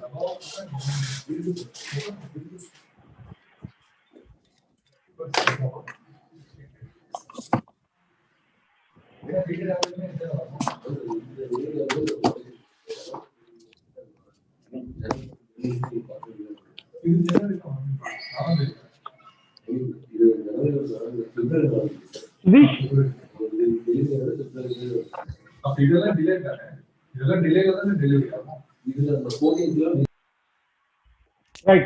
Thank you very much, Sudesh. We've got an interesting panel and an interesting topic to actually discuss with. The topic for today's discussion is HRM practices and the working conditions and labor engagement in the Indian gems and jewelry sector. And I've got a fantastic panel to help me discuss this topic. We've got Professor Varkkey from IIM Ahmedabad. We've got Mr. Srinivasan, from Emerald Jewel Industries, Mr. Karel from NR Karemin Company, and we've got Mr. Asher from Malabar and Professor Shimul Vyas. So I think, Professor Varkkey is going to quickly run through a presentation on the study that he's done. Professor Varkkey, off to you. Okay, great. Good evening. It's great to have have such a distinguished panel members who have experience in the industry joining us. Let me introduce our team, which is Professor Jitendra Kumar Jha, who is a faculty in the Human Resource Management area at XLRI Jamshedpur.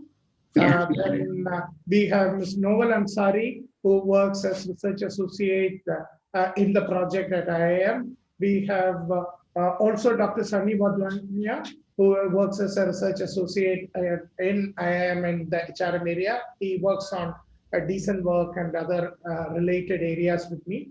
And then we have also Ms. Suruchi Shankar, research associate from XLRI. I don't see her currently on the stage. So this project has been sponsored by the IGPC, and the title of the project is HRM Practices, Working Condition and Labor Engagement in the Indian Gold Jewelry Manufacturing Sector. So we had adopted a mixed methodology pre-COVID, but as we move along, there were certain things which happened, so we had to redefine the focus of our study. And still, okay, we are in the process of the study. We hope to conclude, though it has to be concluded in February, March this year, but we had to extend it, and we will be concluding the study only by March, December 2021.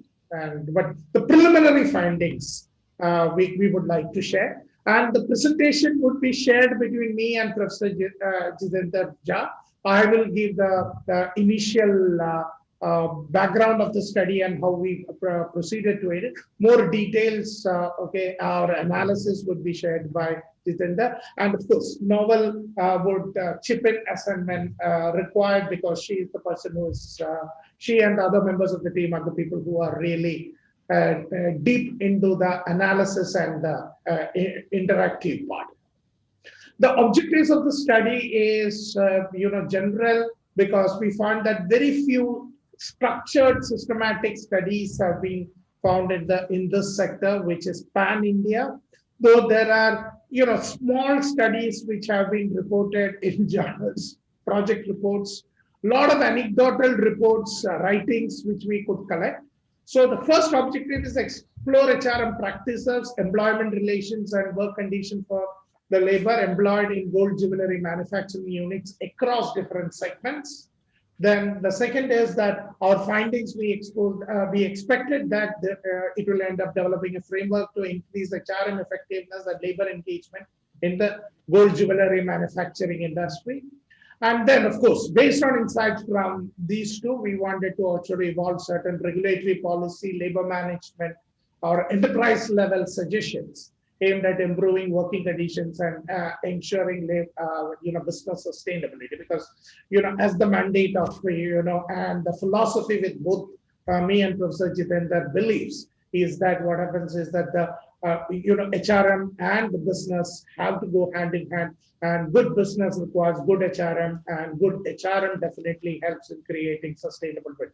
It's a mutually reinforcing proposition, and that is the premise on which we are approaching. The next slide.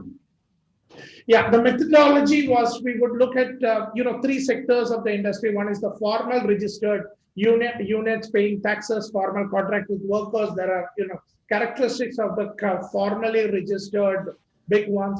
There is semi-formal. Yes, they are registered, but they use a complement of formal and informal sector practices, because a part of it will be formal, but they extensively rely on informal practices also, which we also might use a new term, which is actually called in the process of formalization, or even partly formalized. And this is a call which not many organizations, and we found there's a lot of organizations in that category. And then the whole informal sector operating in backyards, in small workshops, etc. They are what you call extremely scattered across the nook and corner of the country. So there are clusters in which they are implemented. For example, like in Calcutta, Bombay, the Zaveri Bazaar area. Employment is casual, migrant labor, unincorporated units, no social security or anything, which is you all back more large numbers about which even estimates are not. We decided that we will approach with both quantitative and qualitative, more exploratory interviews and method.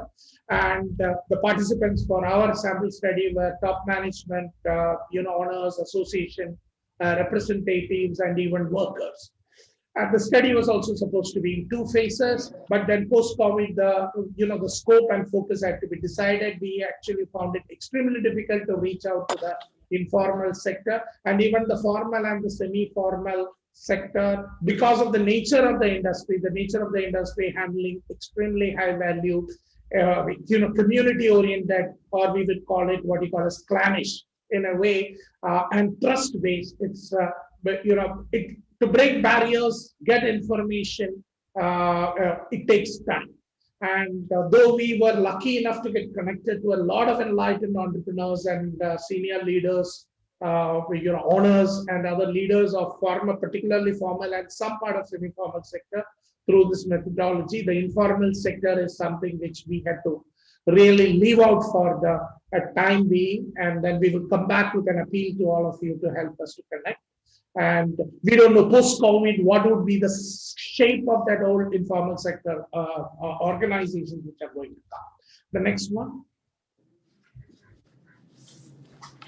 Yeah, so the need of the study is actually very firm. The scope of the study covers everybody, and which I've talked about. The unique feature is that extremely labor intensive sector, both formal and informal, coexist in the value chain. Even what you call as the highest level of barring maybe a couple of the highest level of formal sector, rest everybody has what you call as in the supply chain, co-mingles both of them.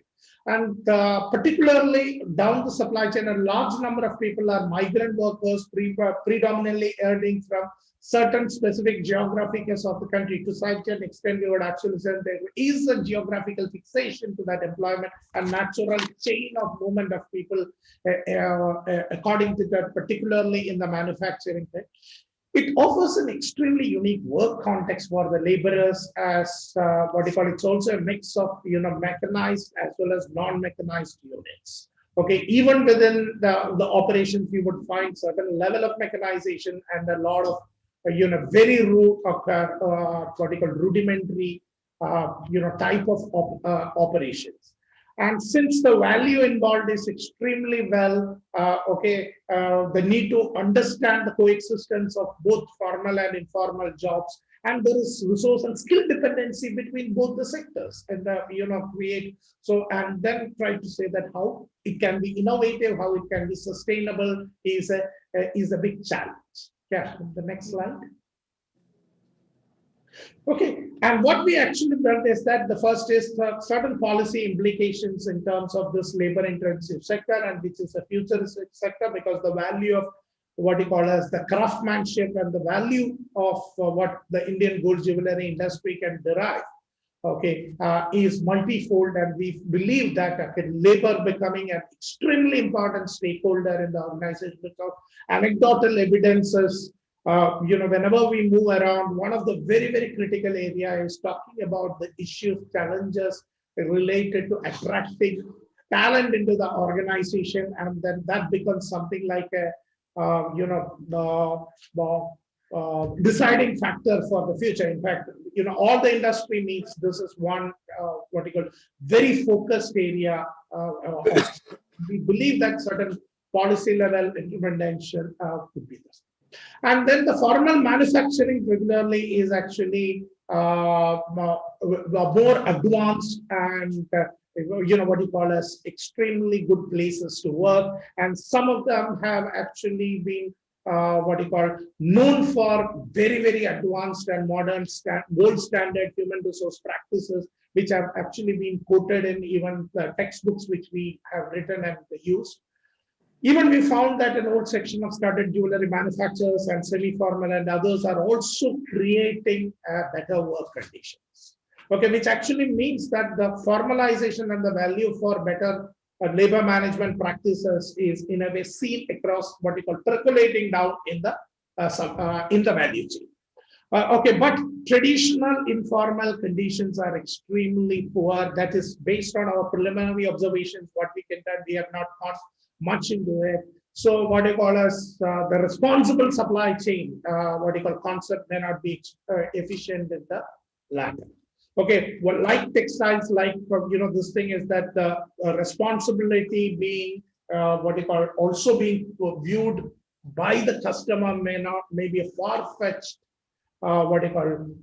aspect in the gold jewelry industry, but we believe that as consumers around the world becomes more aware about where they put their money and how you spend, maybe responsible manufacturing of gold jewelry becomes one of the deciding factors, which helps these companies to actually finally sell their wares in the market. Textiles definitely are in that area. A lot of other sectors like food, etc., are all in terms of the responsibility supply chain are extremely advanced. Footwear, etc., are all extremely advanced in that area. And this, yes, there are certain movements. There are just responsibility statements which responsible jewelry councils, etc., have come up with. But the percolation of it in our preliminary examination is very poor. Okay, the next slide. This is where we anchored it on the ILO concept of decent work. Let me quickly, what happens is that it's a sum of people's aspirations. People means the labor's aspirations for opportunity and income, rights, voice and recognition, family stability and personal development, and fairness and gender equality. It has 4 components: the employment conditions, workplace rights, social protection, and social dialogue. Okay, this is a globally acceptable way or a framework to look at the quality of employment in any sector, and as well, which is called the decent work conditions. And We have been working, both of us, me and Professor Jitendra, has been working in the area of decent work for a couple of years since now. At least I was part of this old paycheck.in initiative, which talks about decent work and particular focus on minimum wage and living wages as a right to the workers. So that's the theoretical anchor, an academic anchor on which we have been looking at it. Yeah, then the next is whom we looked at it. We could look at around 12 meetings in the formal sector, smaller firms 10 meetings, semi-formal 7 meetings. Okay, but then informal, though we could talk to a few, but then these are not conducted, factored into the study. So we are not continuing. We also talked about associations, leaders, and of course, we could also reach out to some of those very, very interesting startups which are working in the area of which we both would like to call, or all of us would like to call, called Uberized way of gold manufacturing and retailing. And that's a very interesting scheme of using the digital media, which we actually see. We could talk to us, at least one of them, and got extremely insights where they are looking at a mixed portfolio of gold imitation all put together. So, and it's an extremely new model, which I think would come. And they all operate from what you call dining tables of homes or shack workshops. Okay, so more, and that's what we looked at it. We had multiple times of interactions with multiple people, okay, that we are not counting in. And on an average, we spent 45 to 1.5 hours with some of these interviews. COVID helped us, and COVID also was a challenge to us. Okay, so let me stop here. To the next one, we are now, Professor Jitendra would take about, what are those very critical studies purely presented from an HRM framework. Okay, we use a classical HRM framework of how people move within an organization, sourcing, performance management, reward, social security, etc. That's the frame which we would use. Can you go to the next one slide? Okay, and this is a geographical thing. You could go into, next one. Yeah, the map of the context from which we could look into the formal have 2 methods of working: outright outwork. And I think this is audience which we should not be telling this, because that's something which we have gathered from you. And the semi-formal also have a mix, while the formal has really separated it. There are separations in formal, but semi-formal, it also gets mixed into it. Informal operates within this whole body called the term called the Babu system. Okay, that's a more common term which we found. There are other terms which are used, but it's almost like a Babu single own account entrepreneur who actually runs the show. That person might be fully independent or dependent on a major manufacturer. We haven't got into it. The next one. Yeah, let's, Professor Jitendra would start moving into it. The informal sector, what we have done is based on literature in evidences, what you call anecdotal evidences, which we would collect, we have added some points. But again, that we have not really worked on that. Yeah. Yeah. Professor Jitendra, please. Yeah, thank you, sir. Am I audible to all of you, sir? Yes, loud and clear. Loud and clear. Okay, so as Professor Varkkey has mentioned, the decent work is something, that framework where we have anchored our finding. And I'll just quickly take you through the brief finding of the HRM practices, and one of them is the recruitment. So we categorize our finding into 3 categories: formal, semi-formal, and informal. And most of the organization where we have contacted and explored, we have found apprenticeship and the training program. The government.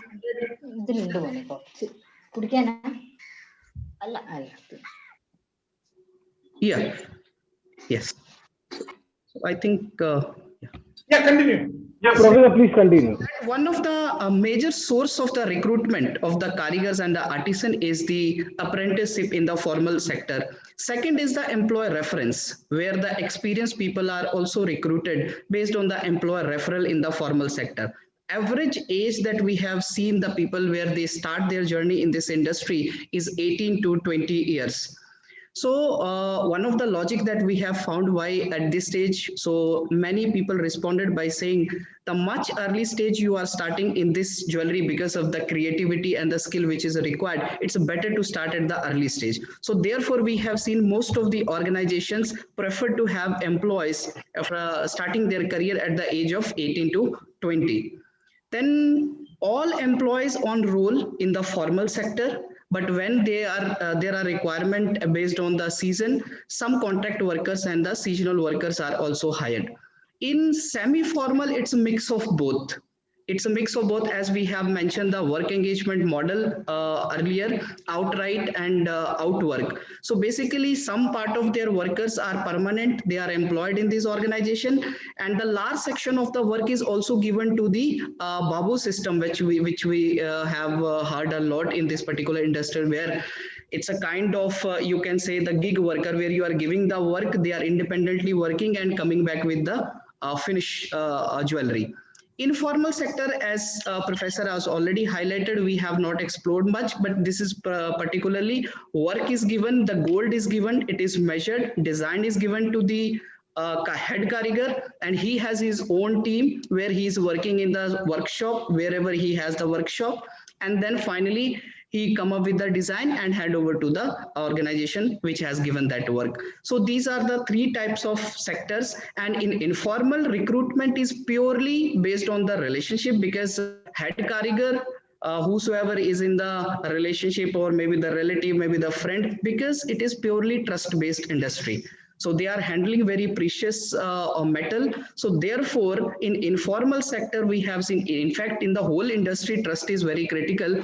But in informal, it is purely trust based. So therefore, those karigars and the workers that they are recruiting, it is from their own network. So there is a possibility that we have seen across the sectors, people are coming from one particular regions, or group of the people coming from one particular region. So one of the reason is the social network that they use. So social capital is something which is widely exercised for the recruitment process in the informal sector, up to some extent semi-formal sector, unlike in the formal sector.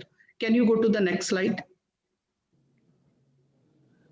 Yes, so as we have seen, the performance management, remuneration, and the incentive. In the formal sector, they have the fixed component, and then they have the variable component, which is performance driven. So when we talk to the formal organization, what we have found, it is not just the fixed component, it is also pay for performance, which is widely used. For example, based on the time motion study, for each job, there is a particular timeline, and the requirement of gold for manufacturing of a particular piece of jewelry is already defined in the system. So when that gold is given to the worker or the group of workers or the head karigar, it is already mentioned that this much time is taken for the production of this jewelry. Now, if within that time frame, if that jewelry is manufactured within that quantity of the gold, and within the waste limit of the gold, if it is delivered by the worker or the group of workers, then they are eligible for the certain incentive, which is a discretion of the organization, how they have created the slabs. Many organizations say if you finish the 70%, 75% of the desired output, this much incentive will be given, 100% this much, and so on.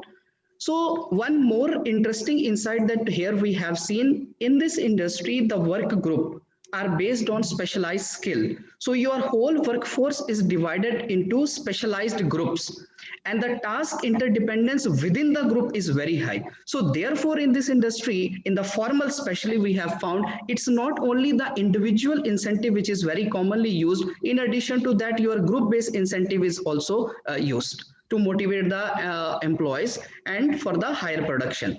In semi-formal, we have seen some firms have an incentive-based system, others have fixed pay.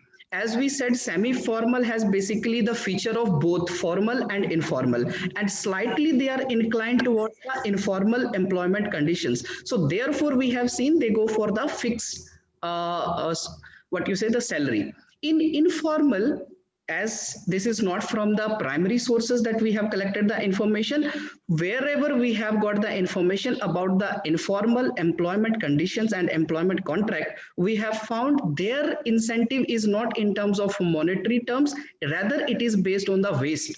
So as the head karigar is getting the work in terms of the gold, the particular fixed percentage of the wastage is actually considered as the income as a group they have earned. So that income is maintained in the registered with the employer or the jeweler who has given that work. At the end of the week or end of that particular consignment, that particular work, the total is calculated, and based on that the income or the amount is given to the head of the karigar. Now the question here is how head of the karigar is going to distribute among the workers. We don't have idea about that because we have not talked to them. Second, how they are going to decide which worker is going to get how much money, whether they are considering the skill, whether they are considering the relationship, whether they are considering the efficiency part. This is the area which has to be explored further. But in formal and semi-formal, already grading of the employees and grading of the worker is done based on the job evaluation and the job analysis of each job. So therefore, in formal and semi-formal distribution of the money incentive is not a problem, but in informal, it is purely the discretion of the head karigar who will take care of. Therefore, which further actually triggered even me and Professor Biju Varkkey, we were more concerned, and why we have selected decent work. When the discretion of one particular group of person is there in any kind of employment relationship, there are higher chances of having the exploitation of the workers. So since we have not explored much, so still we are not conclusive at this moment, but we have very serious doubt about how this distribution, how fairness, equity and other stuff will be maintained by the head karigar. Next slide. Yes, safety and working condition was the another reason why we have included decent work as our framework is. We had heard a lot about the informal work, and if you see this industry, it is very much fragmented, and the large section of manufacturing is happening into informal sector. So therefore, understanding the labor condition and working condition was very critical for us. So when we interacted with the formal organization, because they come under the Factory Act 1948 earlier, now they come under the labor code, social security code, and the wage code and the 4 code which are there, industrial relation codes are there. So as per the labor codes, they are complying with the existing labor code provision with regards to the safety. For example, for the space, there is a legal provision in our labor laws. So they are maintaining that the space, how much space should be there, frequency of cleanliness, light, air, how you are handling the acid and any hazardous material, what should be the distance between your drinking water, washroom and other stuff, your all type of leaves, your annual leave, paid leave, maternity leave and other leaves. So all these compliances, most important, the safety aspect of it is mentioned, followed in the formal sector. Semi-formal sector also we have seen up to some extent it is maintained. In formal sector, one of the interesting thing that we have seen for handling the hazardous material, automated setup is there where machine is doing the mixing of different type of acids which is required for the cleaning, polish and other in the casting also that is used. So it is done, but in informal it is manually done. Again, I repeat, there is no primary evidence of that because in the lack of automation and the kind of work setup or the context is there in the informal sector, there are evidences here and there where we have seen the manual handling of all these type of assets is done. Not only that, the space which your legal labor code says the space between the workers should be this much meter cube, but that is not maintained. In a small room we have seen 10 to 12 people sitting in that particular space. They are having acid and other hazardous material by them, also food and all thing is happening there. So if we compare formal, semi-formal, informal in terms of safety working condition, there is a two extreme which has emerged from our limited data. Again, further we will develop, and there is a possibility within the formal also we will find different degree of compliances when it comes to safety and working condition, because there are few forms within the formal which says we have fully automated the handling of hazardous material, but there are organizations whom we interacted with in the formal sector, still some manhandling is there. So therefore, right now, we want more data to establish this fact, what is that degree of compliances within the formal sector also, along with the informal sector. Can you go to the next slide? Professor Jitendra, I'm afraid we are actually very short of time. We've just got another 20 minutes to actually do panel discussions. I would suggest we move on to panel discussion and bring out this topic if you are fine with it. Yes, so just last slide, the decent one, which is I think the concluding one, where we can ask. Please. Can you, Novel, go to the last one? Yes, last one. Yeah. Yes, so this is basically whatever we have done so far. One is the informal sector or informal jobs cannot be separated in this industry. Even within the formal sector also the informal job exists, whether through the vendors, whether through the Babu system, it exists. So therefore, the major, the concern here is the creation of decent work, the fourth dimension that we have. Those dimension has to be created as a responsible outsourcing organizations. Second is the skill parity, because your informal and semi-formal is supporting the main formal setup. So therefore, the mobility of the labor can be only possible when the skill parity is there. So there is no structured skill development initiative except few, which has to be focused. And the major challenge that we all have seen is finding the young talent for this organization, or this particular industry. And one of the reasons for that is professionalization of the workplace, providing hygiene working condition to the employees. So again, that fall under the category of creating decent work to attract the people. So these are the few, and diversity is of course the last. Except a few formal organization, it is dominated by the male employees. So these are the few areas where we are going to build, and also it is part of our recommendation also. We will further refine it where this industry can go ahead to create a good place to work. Thank you.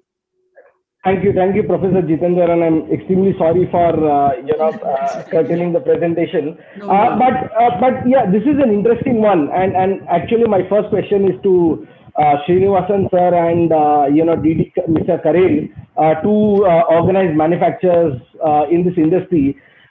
Sir, this is not new, right? We've known this thing. Very recently, also a couple of months ago, National Institute of Labor and Economic Research came out with an eye-opening study on the working conditions of karigar.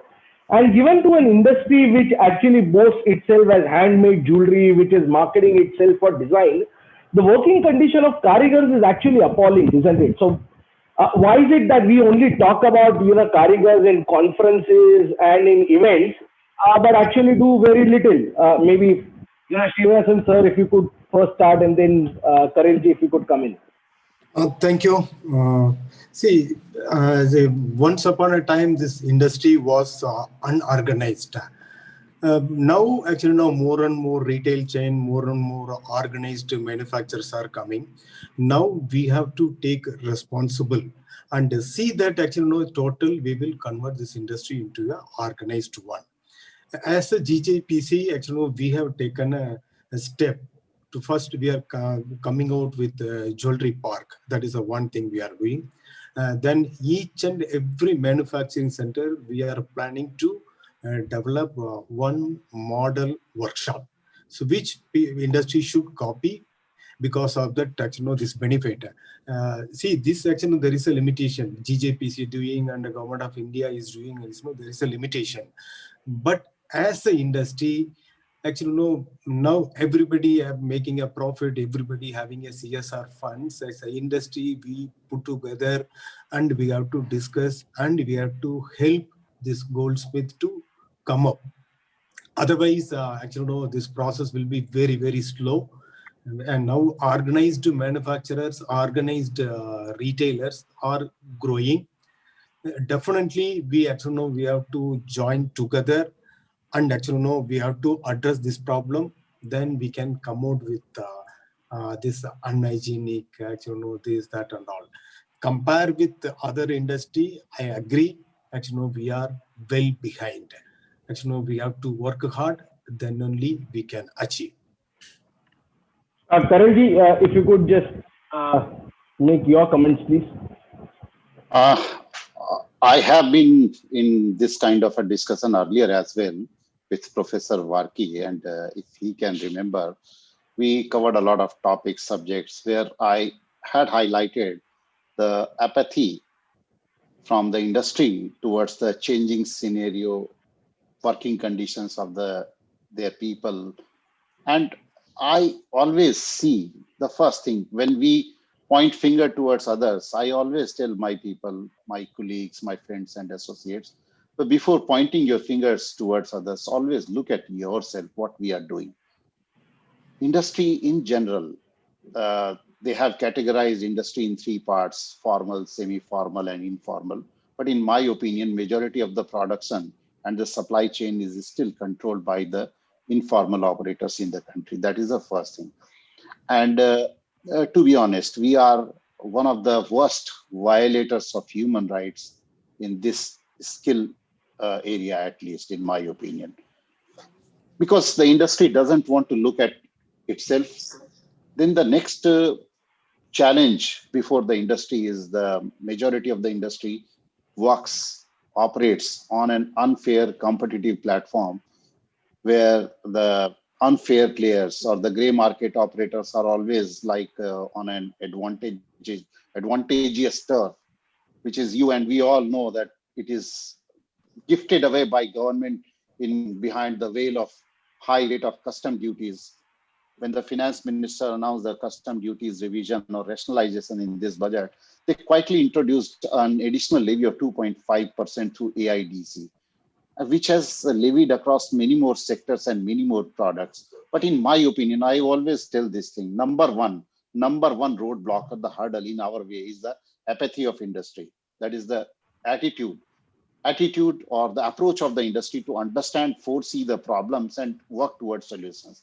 Next problem area is the government itself. They look other way all the time. Nobody is bothered about the industry. Governments, I must also mention here that we have multiple labyrinth-like layers of the government in our country. There is a central government, there are state governments, and there are local bodies. We had a recent bad experience with one order being passed by Central Pollution Control Board. Then the State Pollution Control Committee comes with its own version of order. Then the Central Pollution Control Board comes into the pictures and orders something else. Then the state committee again notifies its order on a different page, entirely different page. So I wonder, we are compliant, I don't worry, but I notice that many other industries or the industrial setups they're facing this danger because of these kind of orders where the government's left hand doesn't know what the right one is doing. And same is the case of the labor laws and labor codes as well. They are difficult to comprehend. Let me. You made an interesting point. Your second point you made before the pollution board and different governments working. Let me put that question to Mr. Asher. Mr. Asher, you are one of the leading jewelers of this country. Right? You very proudly market that you all source responsible gold. Is there now a need for retailers, and as Mr. Karel pointed out, to bring the plight of karigars to the fore, to market, to link it to your product, saying that I am buying product from a responsible manufacturer, like how it happens in US, UK. You buy sugar and it is written it's a fair trade sugar, or you buy eggs or you buy poultry, it is written that it is responsibly sourced. Why is it that retailers are not doing that? And the question I ask this is because you are probably the first retailer who is marketing yourself as responsibly sourced gold. Why not do that with jewelry? Yeah, thank you, Mr. Chirag. 100% I agree to that, because it is very important that the products what we are selling is responsibly or ethically sourced. Because if you go to any retail, because I'm from the retail industry, whenever a customer comes to our store, the way we display the product, the way we show show the product, how the service is given, and what the expectation customers have when they come to our store, is very high. They are not just buying a commodity. They are buying a luxury. They are buying consumable investment, and they are buying something which is very well connected with their emotions and sentiments. So when they buy with all these things, mostly like if there is a wedding or any other gifting to the loved ones, there is a lot of sentiments and love attached to it. But if they really see the whatever professor mentioned, if they really see the informal situation, how the product is manufactured, they will not have that same feeling. Like if you go to a restaurant, you have a proper seating, air conditioned. Asha, My voice is breaking. No, please continue. Yeah. So if you go to a restaurant, these days you can see the kitchens are very much open. You can see how they prepare the food, and also we get a lot of confidence. But if you really go to some kitchens of any restaurant, you may not eat from there. You may just leave from there. If you compare the same thing with the products what we are selling, and if you are showing the customer how the karigar is sitting, what is the working condition, they may not buy it. So we are strongly promoting the responsible sourcing and ethically sourced products. It is not only the bullion, or because we work on the LBMA, we can bullion, and we work with more organized manufacturers. We even visit the manufacturers to understand the working condition of the carriers. And we have done a program, like we work with some goldsmiths also, like because some regional products and all, if you want to get, we may have to work regional goldsmith. So what we have done is not only the sitting atmosphere or anything, because we also have as a backward integration, we also have manufacturing units where we are giving a very proper working condition to them. But there are some karigars or the goldsmith, local goldsmith, who make some special products. What we have done is that we started giving workshops to them on the importance of being legal. And because there are many people who don't even have a PAN card or a proper accounting system, how to be legal, what is the importance of these products, how we are selling at the sales counter. We have even taken them to our retail stores and shown them the kind of customers who come to us and the kind of aspiration they have. And we have done a lot of workshops to the local regional goldsmiths, and explain to them how important it is to make this business a legal one and a proper organized one. Because the government, whatever, even we are contributing a decent amount to the GDP, the government has to see this industry in a better way, because the kind of respect our products get especially in international markets. We have to get that respect in Indian market, our domestic market itself. For that, working conditions have to be better.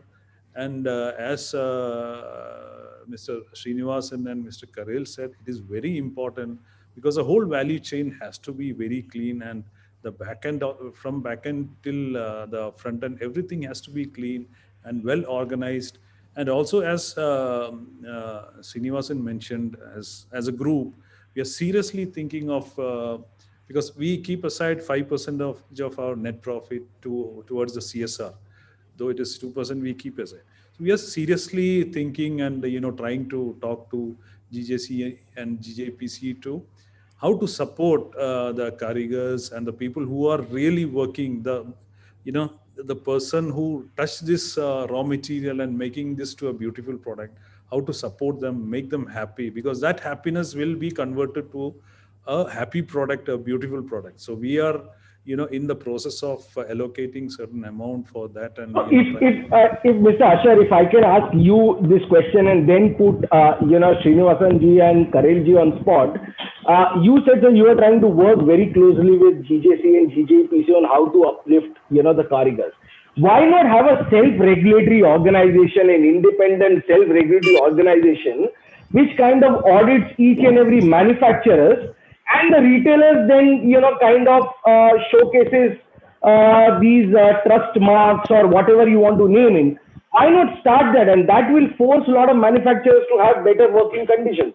and even for retailers to buy from them.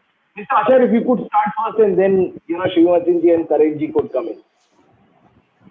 Yes, we have started certain steps to ensure that certain audits at the various level of production has been done. Also, seeing working atmosphere. But whatever you implement in India, it has to be done phase-wise. You cannot become a forcefully do something which is not seen by the people. There are emotions, there are sentiments. There is a change management to be thought of. So step by step we have to do. So for that, GJC and GJPC have to come in front and do workshops and also to explain the importance of this thing, because whoever has grown have done it formally. Whoever have not grown are still doing informally and remaining small. Whichever the big guys you have seen, so you show the examples to those people that the growth will be there only if you are well organized and formalized. Otherwise, you will never grow, but you will think these are the profit where you make profits. You make them work in a weaker condition and you make profit there. But whoever have grown, I will always discuss, I'll always give example of Srinivas ji, because I have personally seen the factory and the kind of atmosphere, the working atmosphere. He has grown mainly because he have done it properly. He made a system there. Everything is perfect.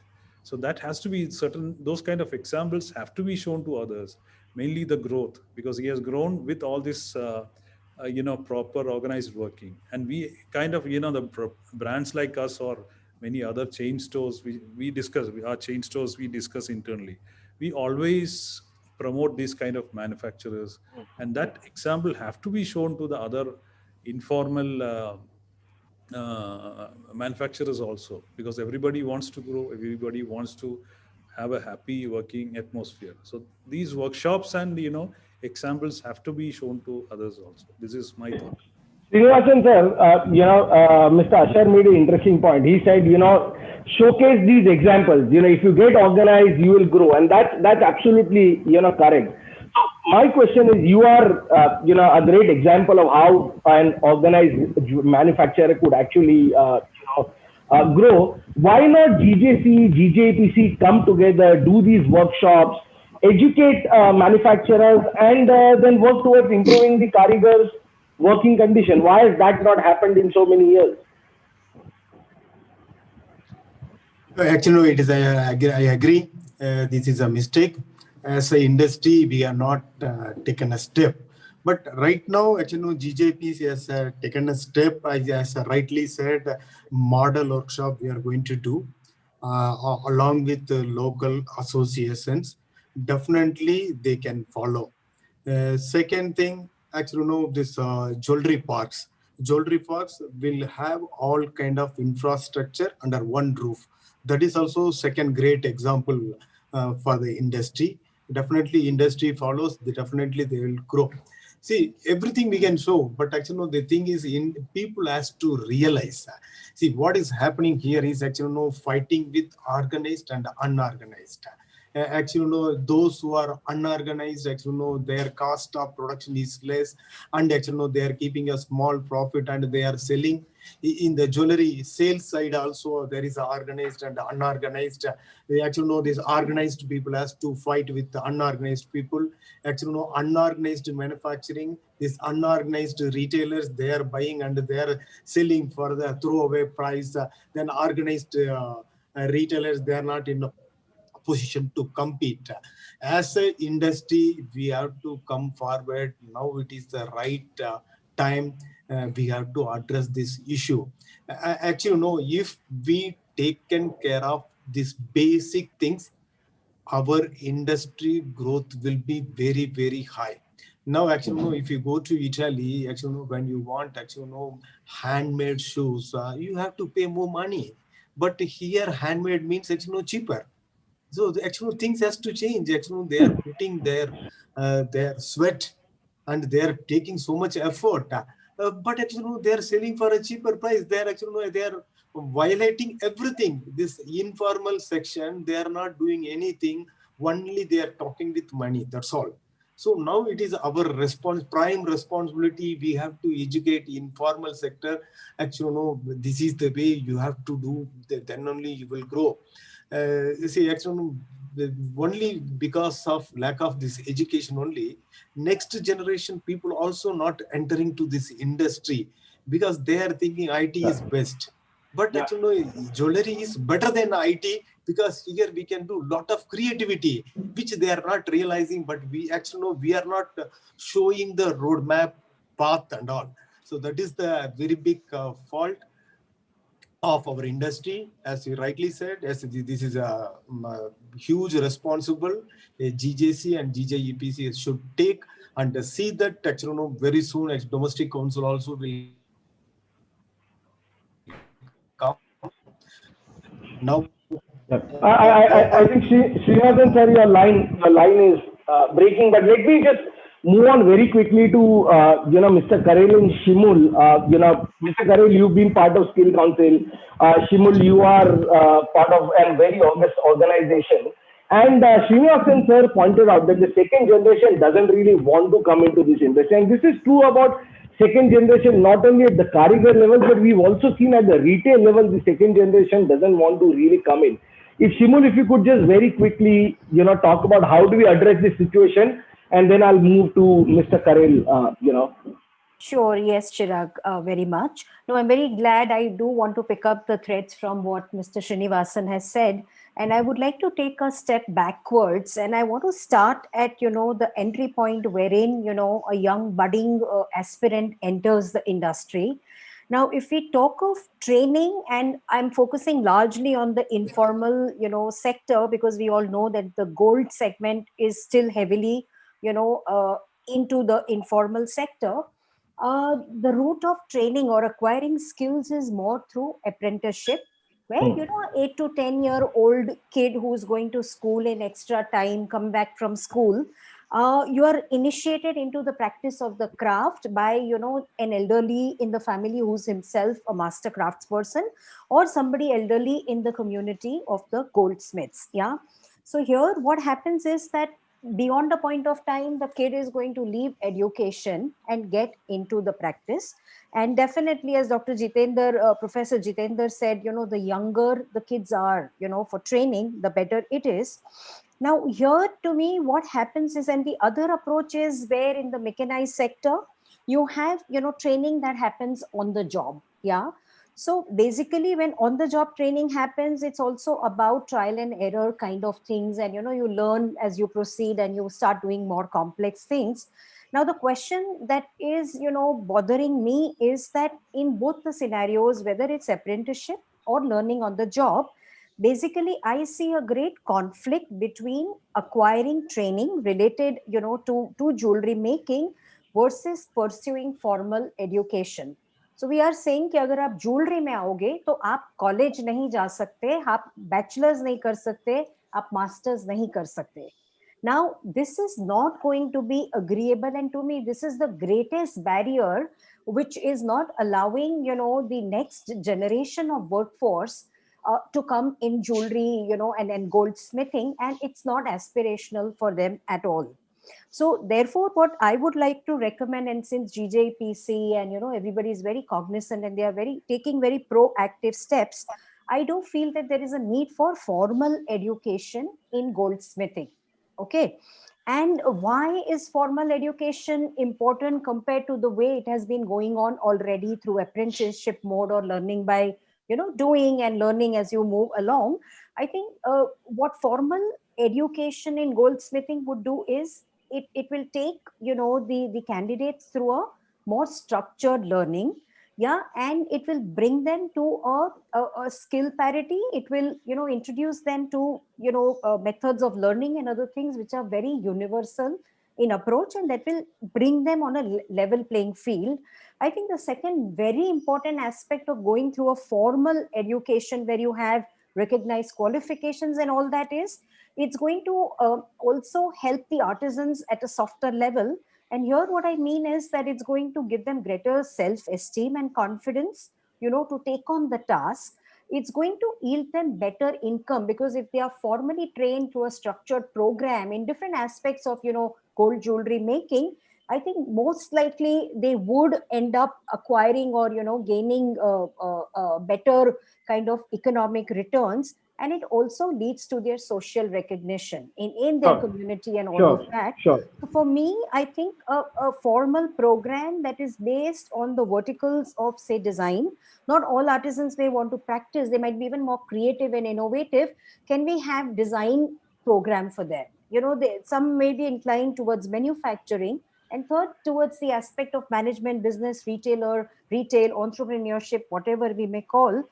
So these are the three aspects. But for me, I think industry, when Srinivasan ji is talking about this jewelry park and all of that, I think even if we start with certificate programs, recognized certificate programs, they go through that program, and they go for their job, they have better prospects and all of that.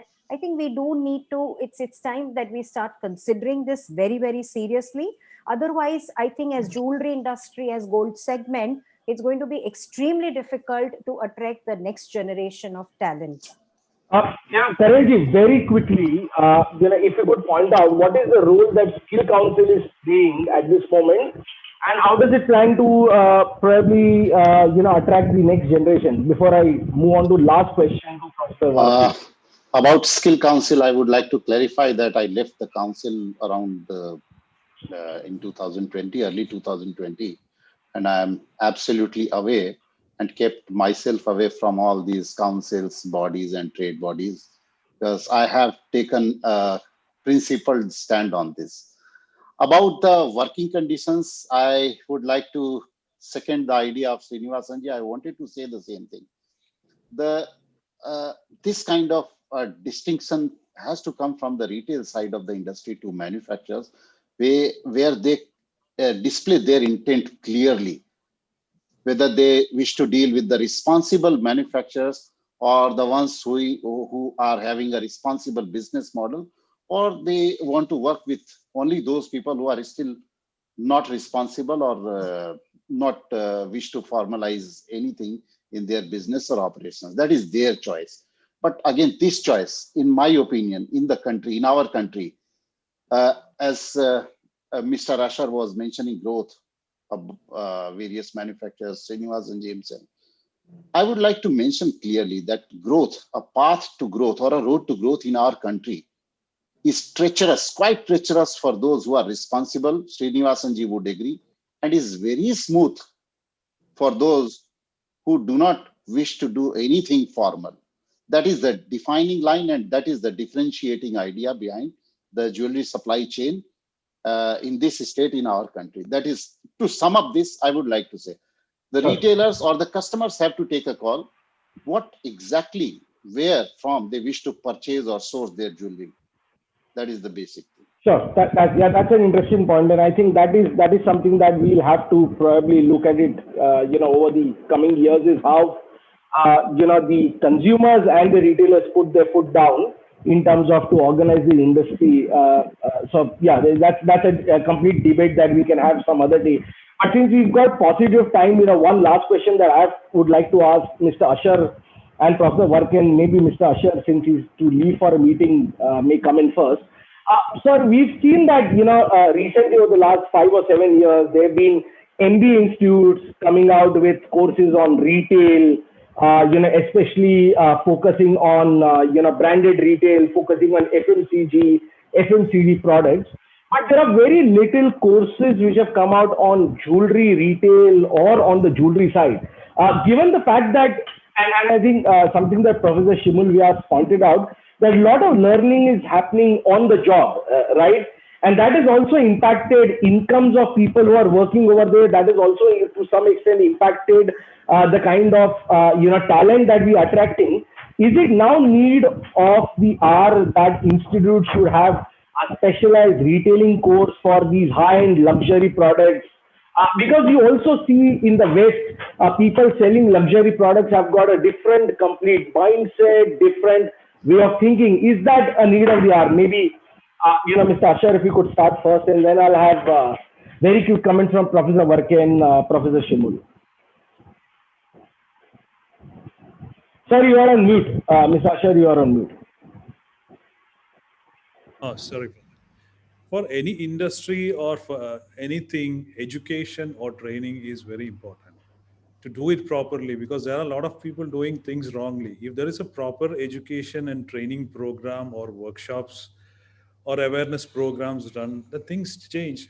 Because the during this COVID situation itself, there are a lot of webinars happening because it is very easy not to travel. Zoom is there, everything is there. People started learning a lot of things like this, whenever with this kind of technology and all the facilities we have, if we conduct like workshops and awareness programs and also start proper structured courses in this industry, it will help a lot. And that course should not be talking only about profitability and money, but it should be talking about all the culture, good culture, and efficiency and importance of the relationship, the human quality, everything. It should be prepared. That course material itself have to be prepared with experts, not just small career guidance guys, local guys doing it. Yeah, like IIM or CIA or other organization coming out with content of that material, and they have to structure the training. And if it spreads, it should be considered like a religion. It has to be spreaded. Anybody who learns it, it has to be taken to the next generation or to the people who's closely working with them. That has to be, has to be a structured training and structured courses in this one. Why not this industry, having a proper course? A doctor or an engineer or anything, even a catering guy is doing a 5-year course and doing it. Why not this one? And the value spent on this product is very high. If you go for a food, you can get a plate of food with 1,000, 2,000 rupees done by a person who has done, graduation in catering and all. But a 2 lakh, 5 lakhs product purchased, it is manufactured by somebody who doesn't know the only craftsmanship. So those kind of courses have to come. It has to spread in a larger community, especially the Karigar family, where he wants his son to come to this one. Like Srinivasan mentioned, it is not that only IT is good, this is bad. This is something luxury, premium. So the whole value chain has to have that aspiration and have to have that feel that I'm working in this good product or this good industry. For that, courses are very important. I agree for that. Yeah, Professor Biju, what is your take on this? Do you think it's a need of the hour now if you want to bring in new talent? Okay, let me quickly, in our study also, we had actually talked about, the need of skill building and skill development. We have repeatedly talked about, okay, towards the end. And that's one of our big focus. We completely agree with all of you and Professor Kumul, specifically in terms of the. Let me decode. What happens is that sometimes in debates, etc., what happens is that we look and mix everything together like a khichdi. There are 4 primary stakeholders if I look it into 4 buckets. One is actually entrepreneurs. I have actually talked to, I think, Mr. D.D. Karel, the others when we talked about entrepreneurs, the family, the owners. So there is one type of development which goes to when you are on in terms of what you call running entrepreneur, what you call running firms, okay, managing the family businesses, because fundamentally this business is actually family managed. So that's one level of capability. Yes, institutes like IIM are extremely active. Then you have managers, executives, okay, how do you manage these firms? So there is one area of retail, that's where MBA in retail. So what happens is that retail is retail, be it gold, be it textile or everything. There is a fundamental process to it, and possibly understanding the nitty-gritties of gold. Maybe the industry can help the business schools develop what you call curriculum in terms of gold retailing as an elective. Some of you could be faculty there. Okay, that's where co-elective is something which really works on it. Then you have actually manufacturing. Again, manufacturing management, factory management, all this related to, okay, handling the packets. This is eminently doable. Okay, and of course, design is what you're talking about. Design is one. Third one is the critical, the Karigar. How do you really talk to the Karigar who possibly is not educated, does not understand the manuals, the SOPs? How do you really reach out to them? And believe it or not, my interaction with karigars and limited interaction in the informal sector, they are extremely smart. Okay, in terms of acquiring knowledge. So that whole curricular development in terms of how do you, that's the skill council's mandate. That's one focus sometimes we lose it.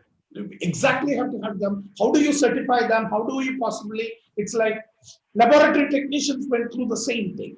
Okay, people learned laboratory technician, then they had a, what do you call a fly-by-night certification, which happens, and now there is MSc and even PhD in laboratory technician. So why not?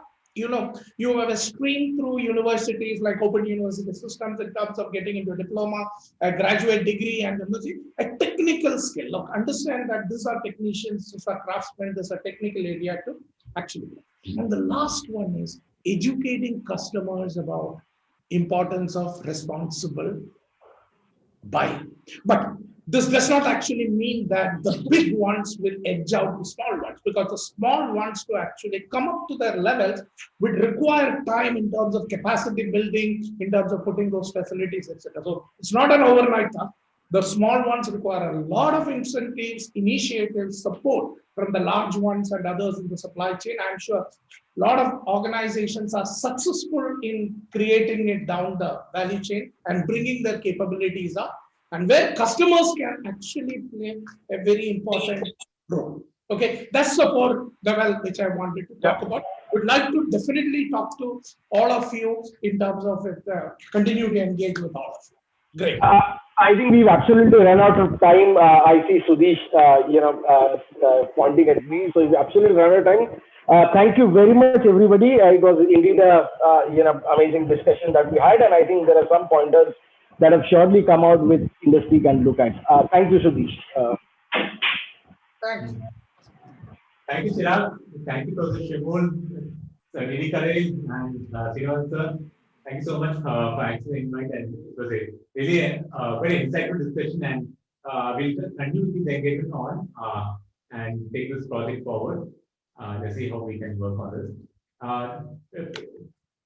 So let's move to the next session. So is there? Yeah. Yeah. So yeah. So basically that we are this is an open kind of session, and so we want to take your inputs on what are new areas of research that IGPC could be exploring into, and that's an input that we actually are looking forward from the industry. So we want to take this forward to this session. Yeah, can you hear me properly? Yes. Yeah, thank you very much. I think that was very insightful, DD, and usual stuff. Lots of work to be done, which we will do. I'm so sorry, I'm on my handheld as I'm walking. Okay, I have invited Nagendra and some of the people from the industry. So it's just a quick, a few thoughts. First of all, I must say, Sudesh, very, very pleased with the kind of work, the research that's being done in every corner of the country. I think this was the strategy with which we started IGPC absolutely is starting to play out. So congratulations to you. And of course, Arvind and Harish, everybody. But lot more ground to be covered, as I mentioned. And that's where the industry association now becomes a lot important while we are doing some important work. These are just my views, so just take them as it is, okay? So first of all, excellent work. And one thing is, all the studies so far done, can we get a proper, database of that? That's my thing. Is it possible? When I click gold loan, means today, 2 people mentioned about gold loans. So is it possible to pull that? So the entire work, otherwise it becomes a little difficult to think and then go to that paper. I saw some very good work done today by various people, that Pondicherry professor, the research. I mean, everything was good. So is it possible to create the database in a much more user-friendly way? Every paper that IGPC has produced, has received, should go to the database, and you must spend a little time to make your library a lot more user-friendly. Okay. The second thing is, my point again, if Surendra and the others are there, I would like them to, probably join in here. I'm not sure they have joined. Chirag is still there. Surendra is there. One thing, Sudesh, is obviously one recent paper, I'm not talking about the paper, definitely did cause a little bit of consternation amongst the industry. Again, your editorial rights, nobody can stop. But it is not about what you write, because you are writing sensitive topics like this labor thing. If you write and if you really start doing some exercise, there will be controversial things, because the industry is placed in such a situation that some people will get offended because there is a change suggested. The point is, they're being seen as having engaged in the conversation before. So they are not taken by surprise. My request here is it possible, just the way we have you have some boards and committees and whatever it is it possible for you to have a industry interface committee where you call and every bi-monthly, we could just discuss and debate. It can be a very no agenda thing. And there you could even talk about some of the topics. And I'm not saying you should get your papers cleared. Please don't get that impression at all. But I'm just saying the topics you're talking about and the points that you're making. And if you feel like, you can even share it with them saying we are doing this, etc. The industry, I'm saying. Yeah. Because ultimately we derive the entire strength from the industry. Okay. So is it possible that we have a few people, 5, 6, or 7 people who are influencers, thought leaders, and you can formalize you call it whatever committee you want. You can discuss with Arvind, but is it possible that we have this thing, and where we will have a structured way? I mean, if they don't agree with some of your findings, let them bring it out there. Therefore, there is you get constant feedback from the industry rather than each one talking in their own style. Is it within your framework? Have a look at it. Surendra, you want to add something here? Chirag? Yes, thank you very much for inviting my participation on this. I think we should lead by the example of the blueprint which we have made for the international bullion exchange, India good delivery, domestic exchanges, where all stakeholders were consulted, their points were taken, and then finally we made a draft, and then we submitted those drafts to the government, and we are getting a good result thereof. And now nobody can question whether this is done or this is not done, because the entire industry was a party to the blueprint. Okay, so I want similarly, if any paper is done or anything is apart from researching definitely Sudesh is doing a great job, IGPC is doing a great job, not a problem. But any other paper which we submit, I think if that is consulted, as you rightly said, maybe a bi-monthly meeting or something, then it would be of great help, so that at least industry knows. And my only request is that even the IGPC should come in the market and must discuss with the major players. See, because some of the reports which are being produced, they are being discussed in our board also, and there are questions raised. Now, these questions are raised to me. I cannot raise these questions to IGPC because the paper is already submitted. So that is creating a bit of communication gap between IGPC and other stakeholders.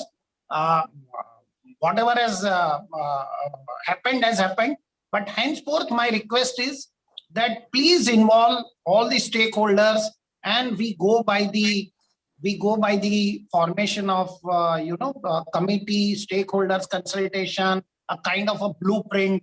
So if we go by that, I think that would be a better idea.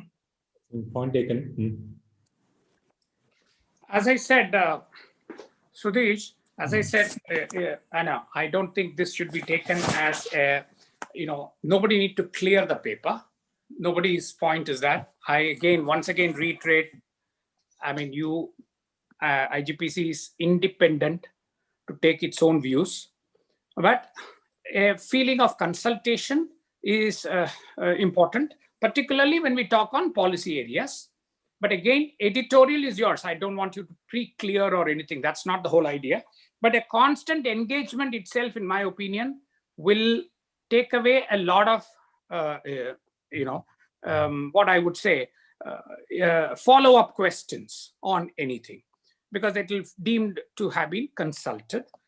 And also that will be a good forum, even for us, if a paper is published again, even with consultation, and people finally don't agree or they have some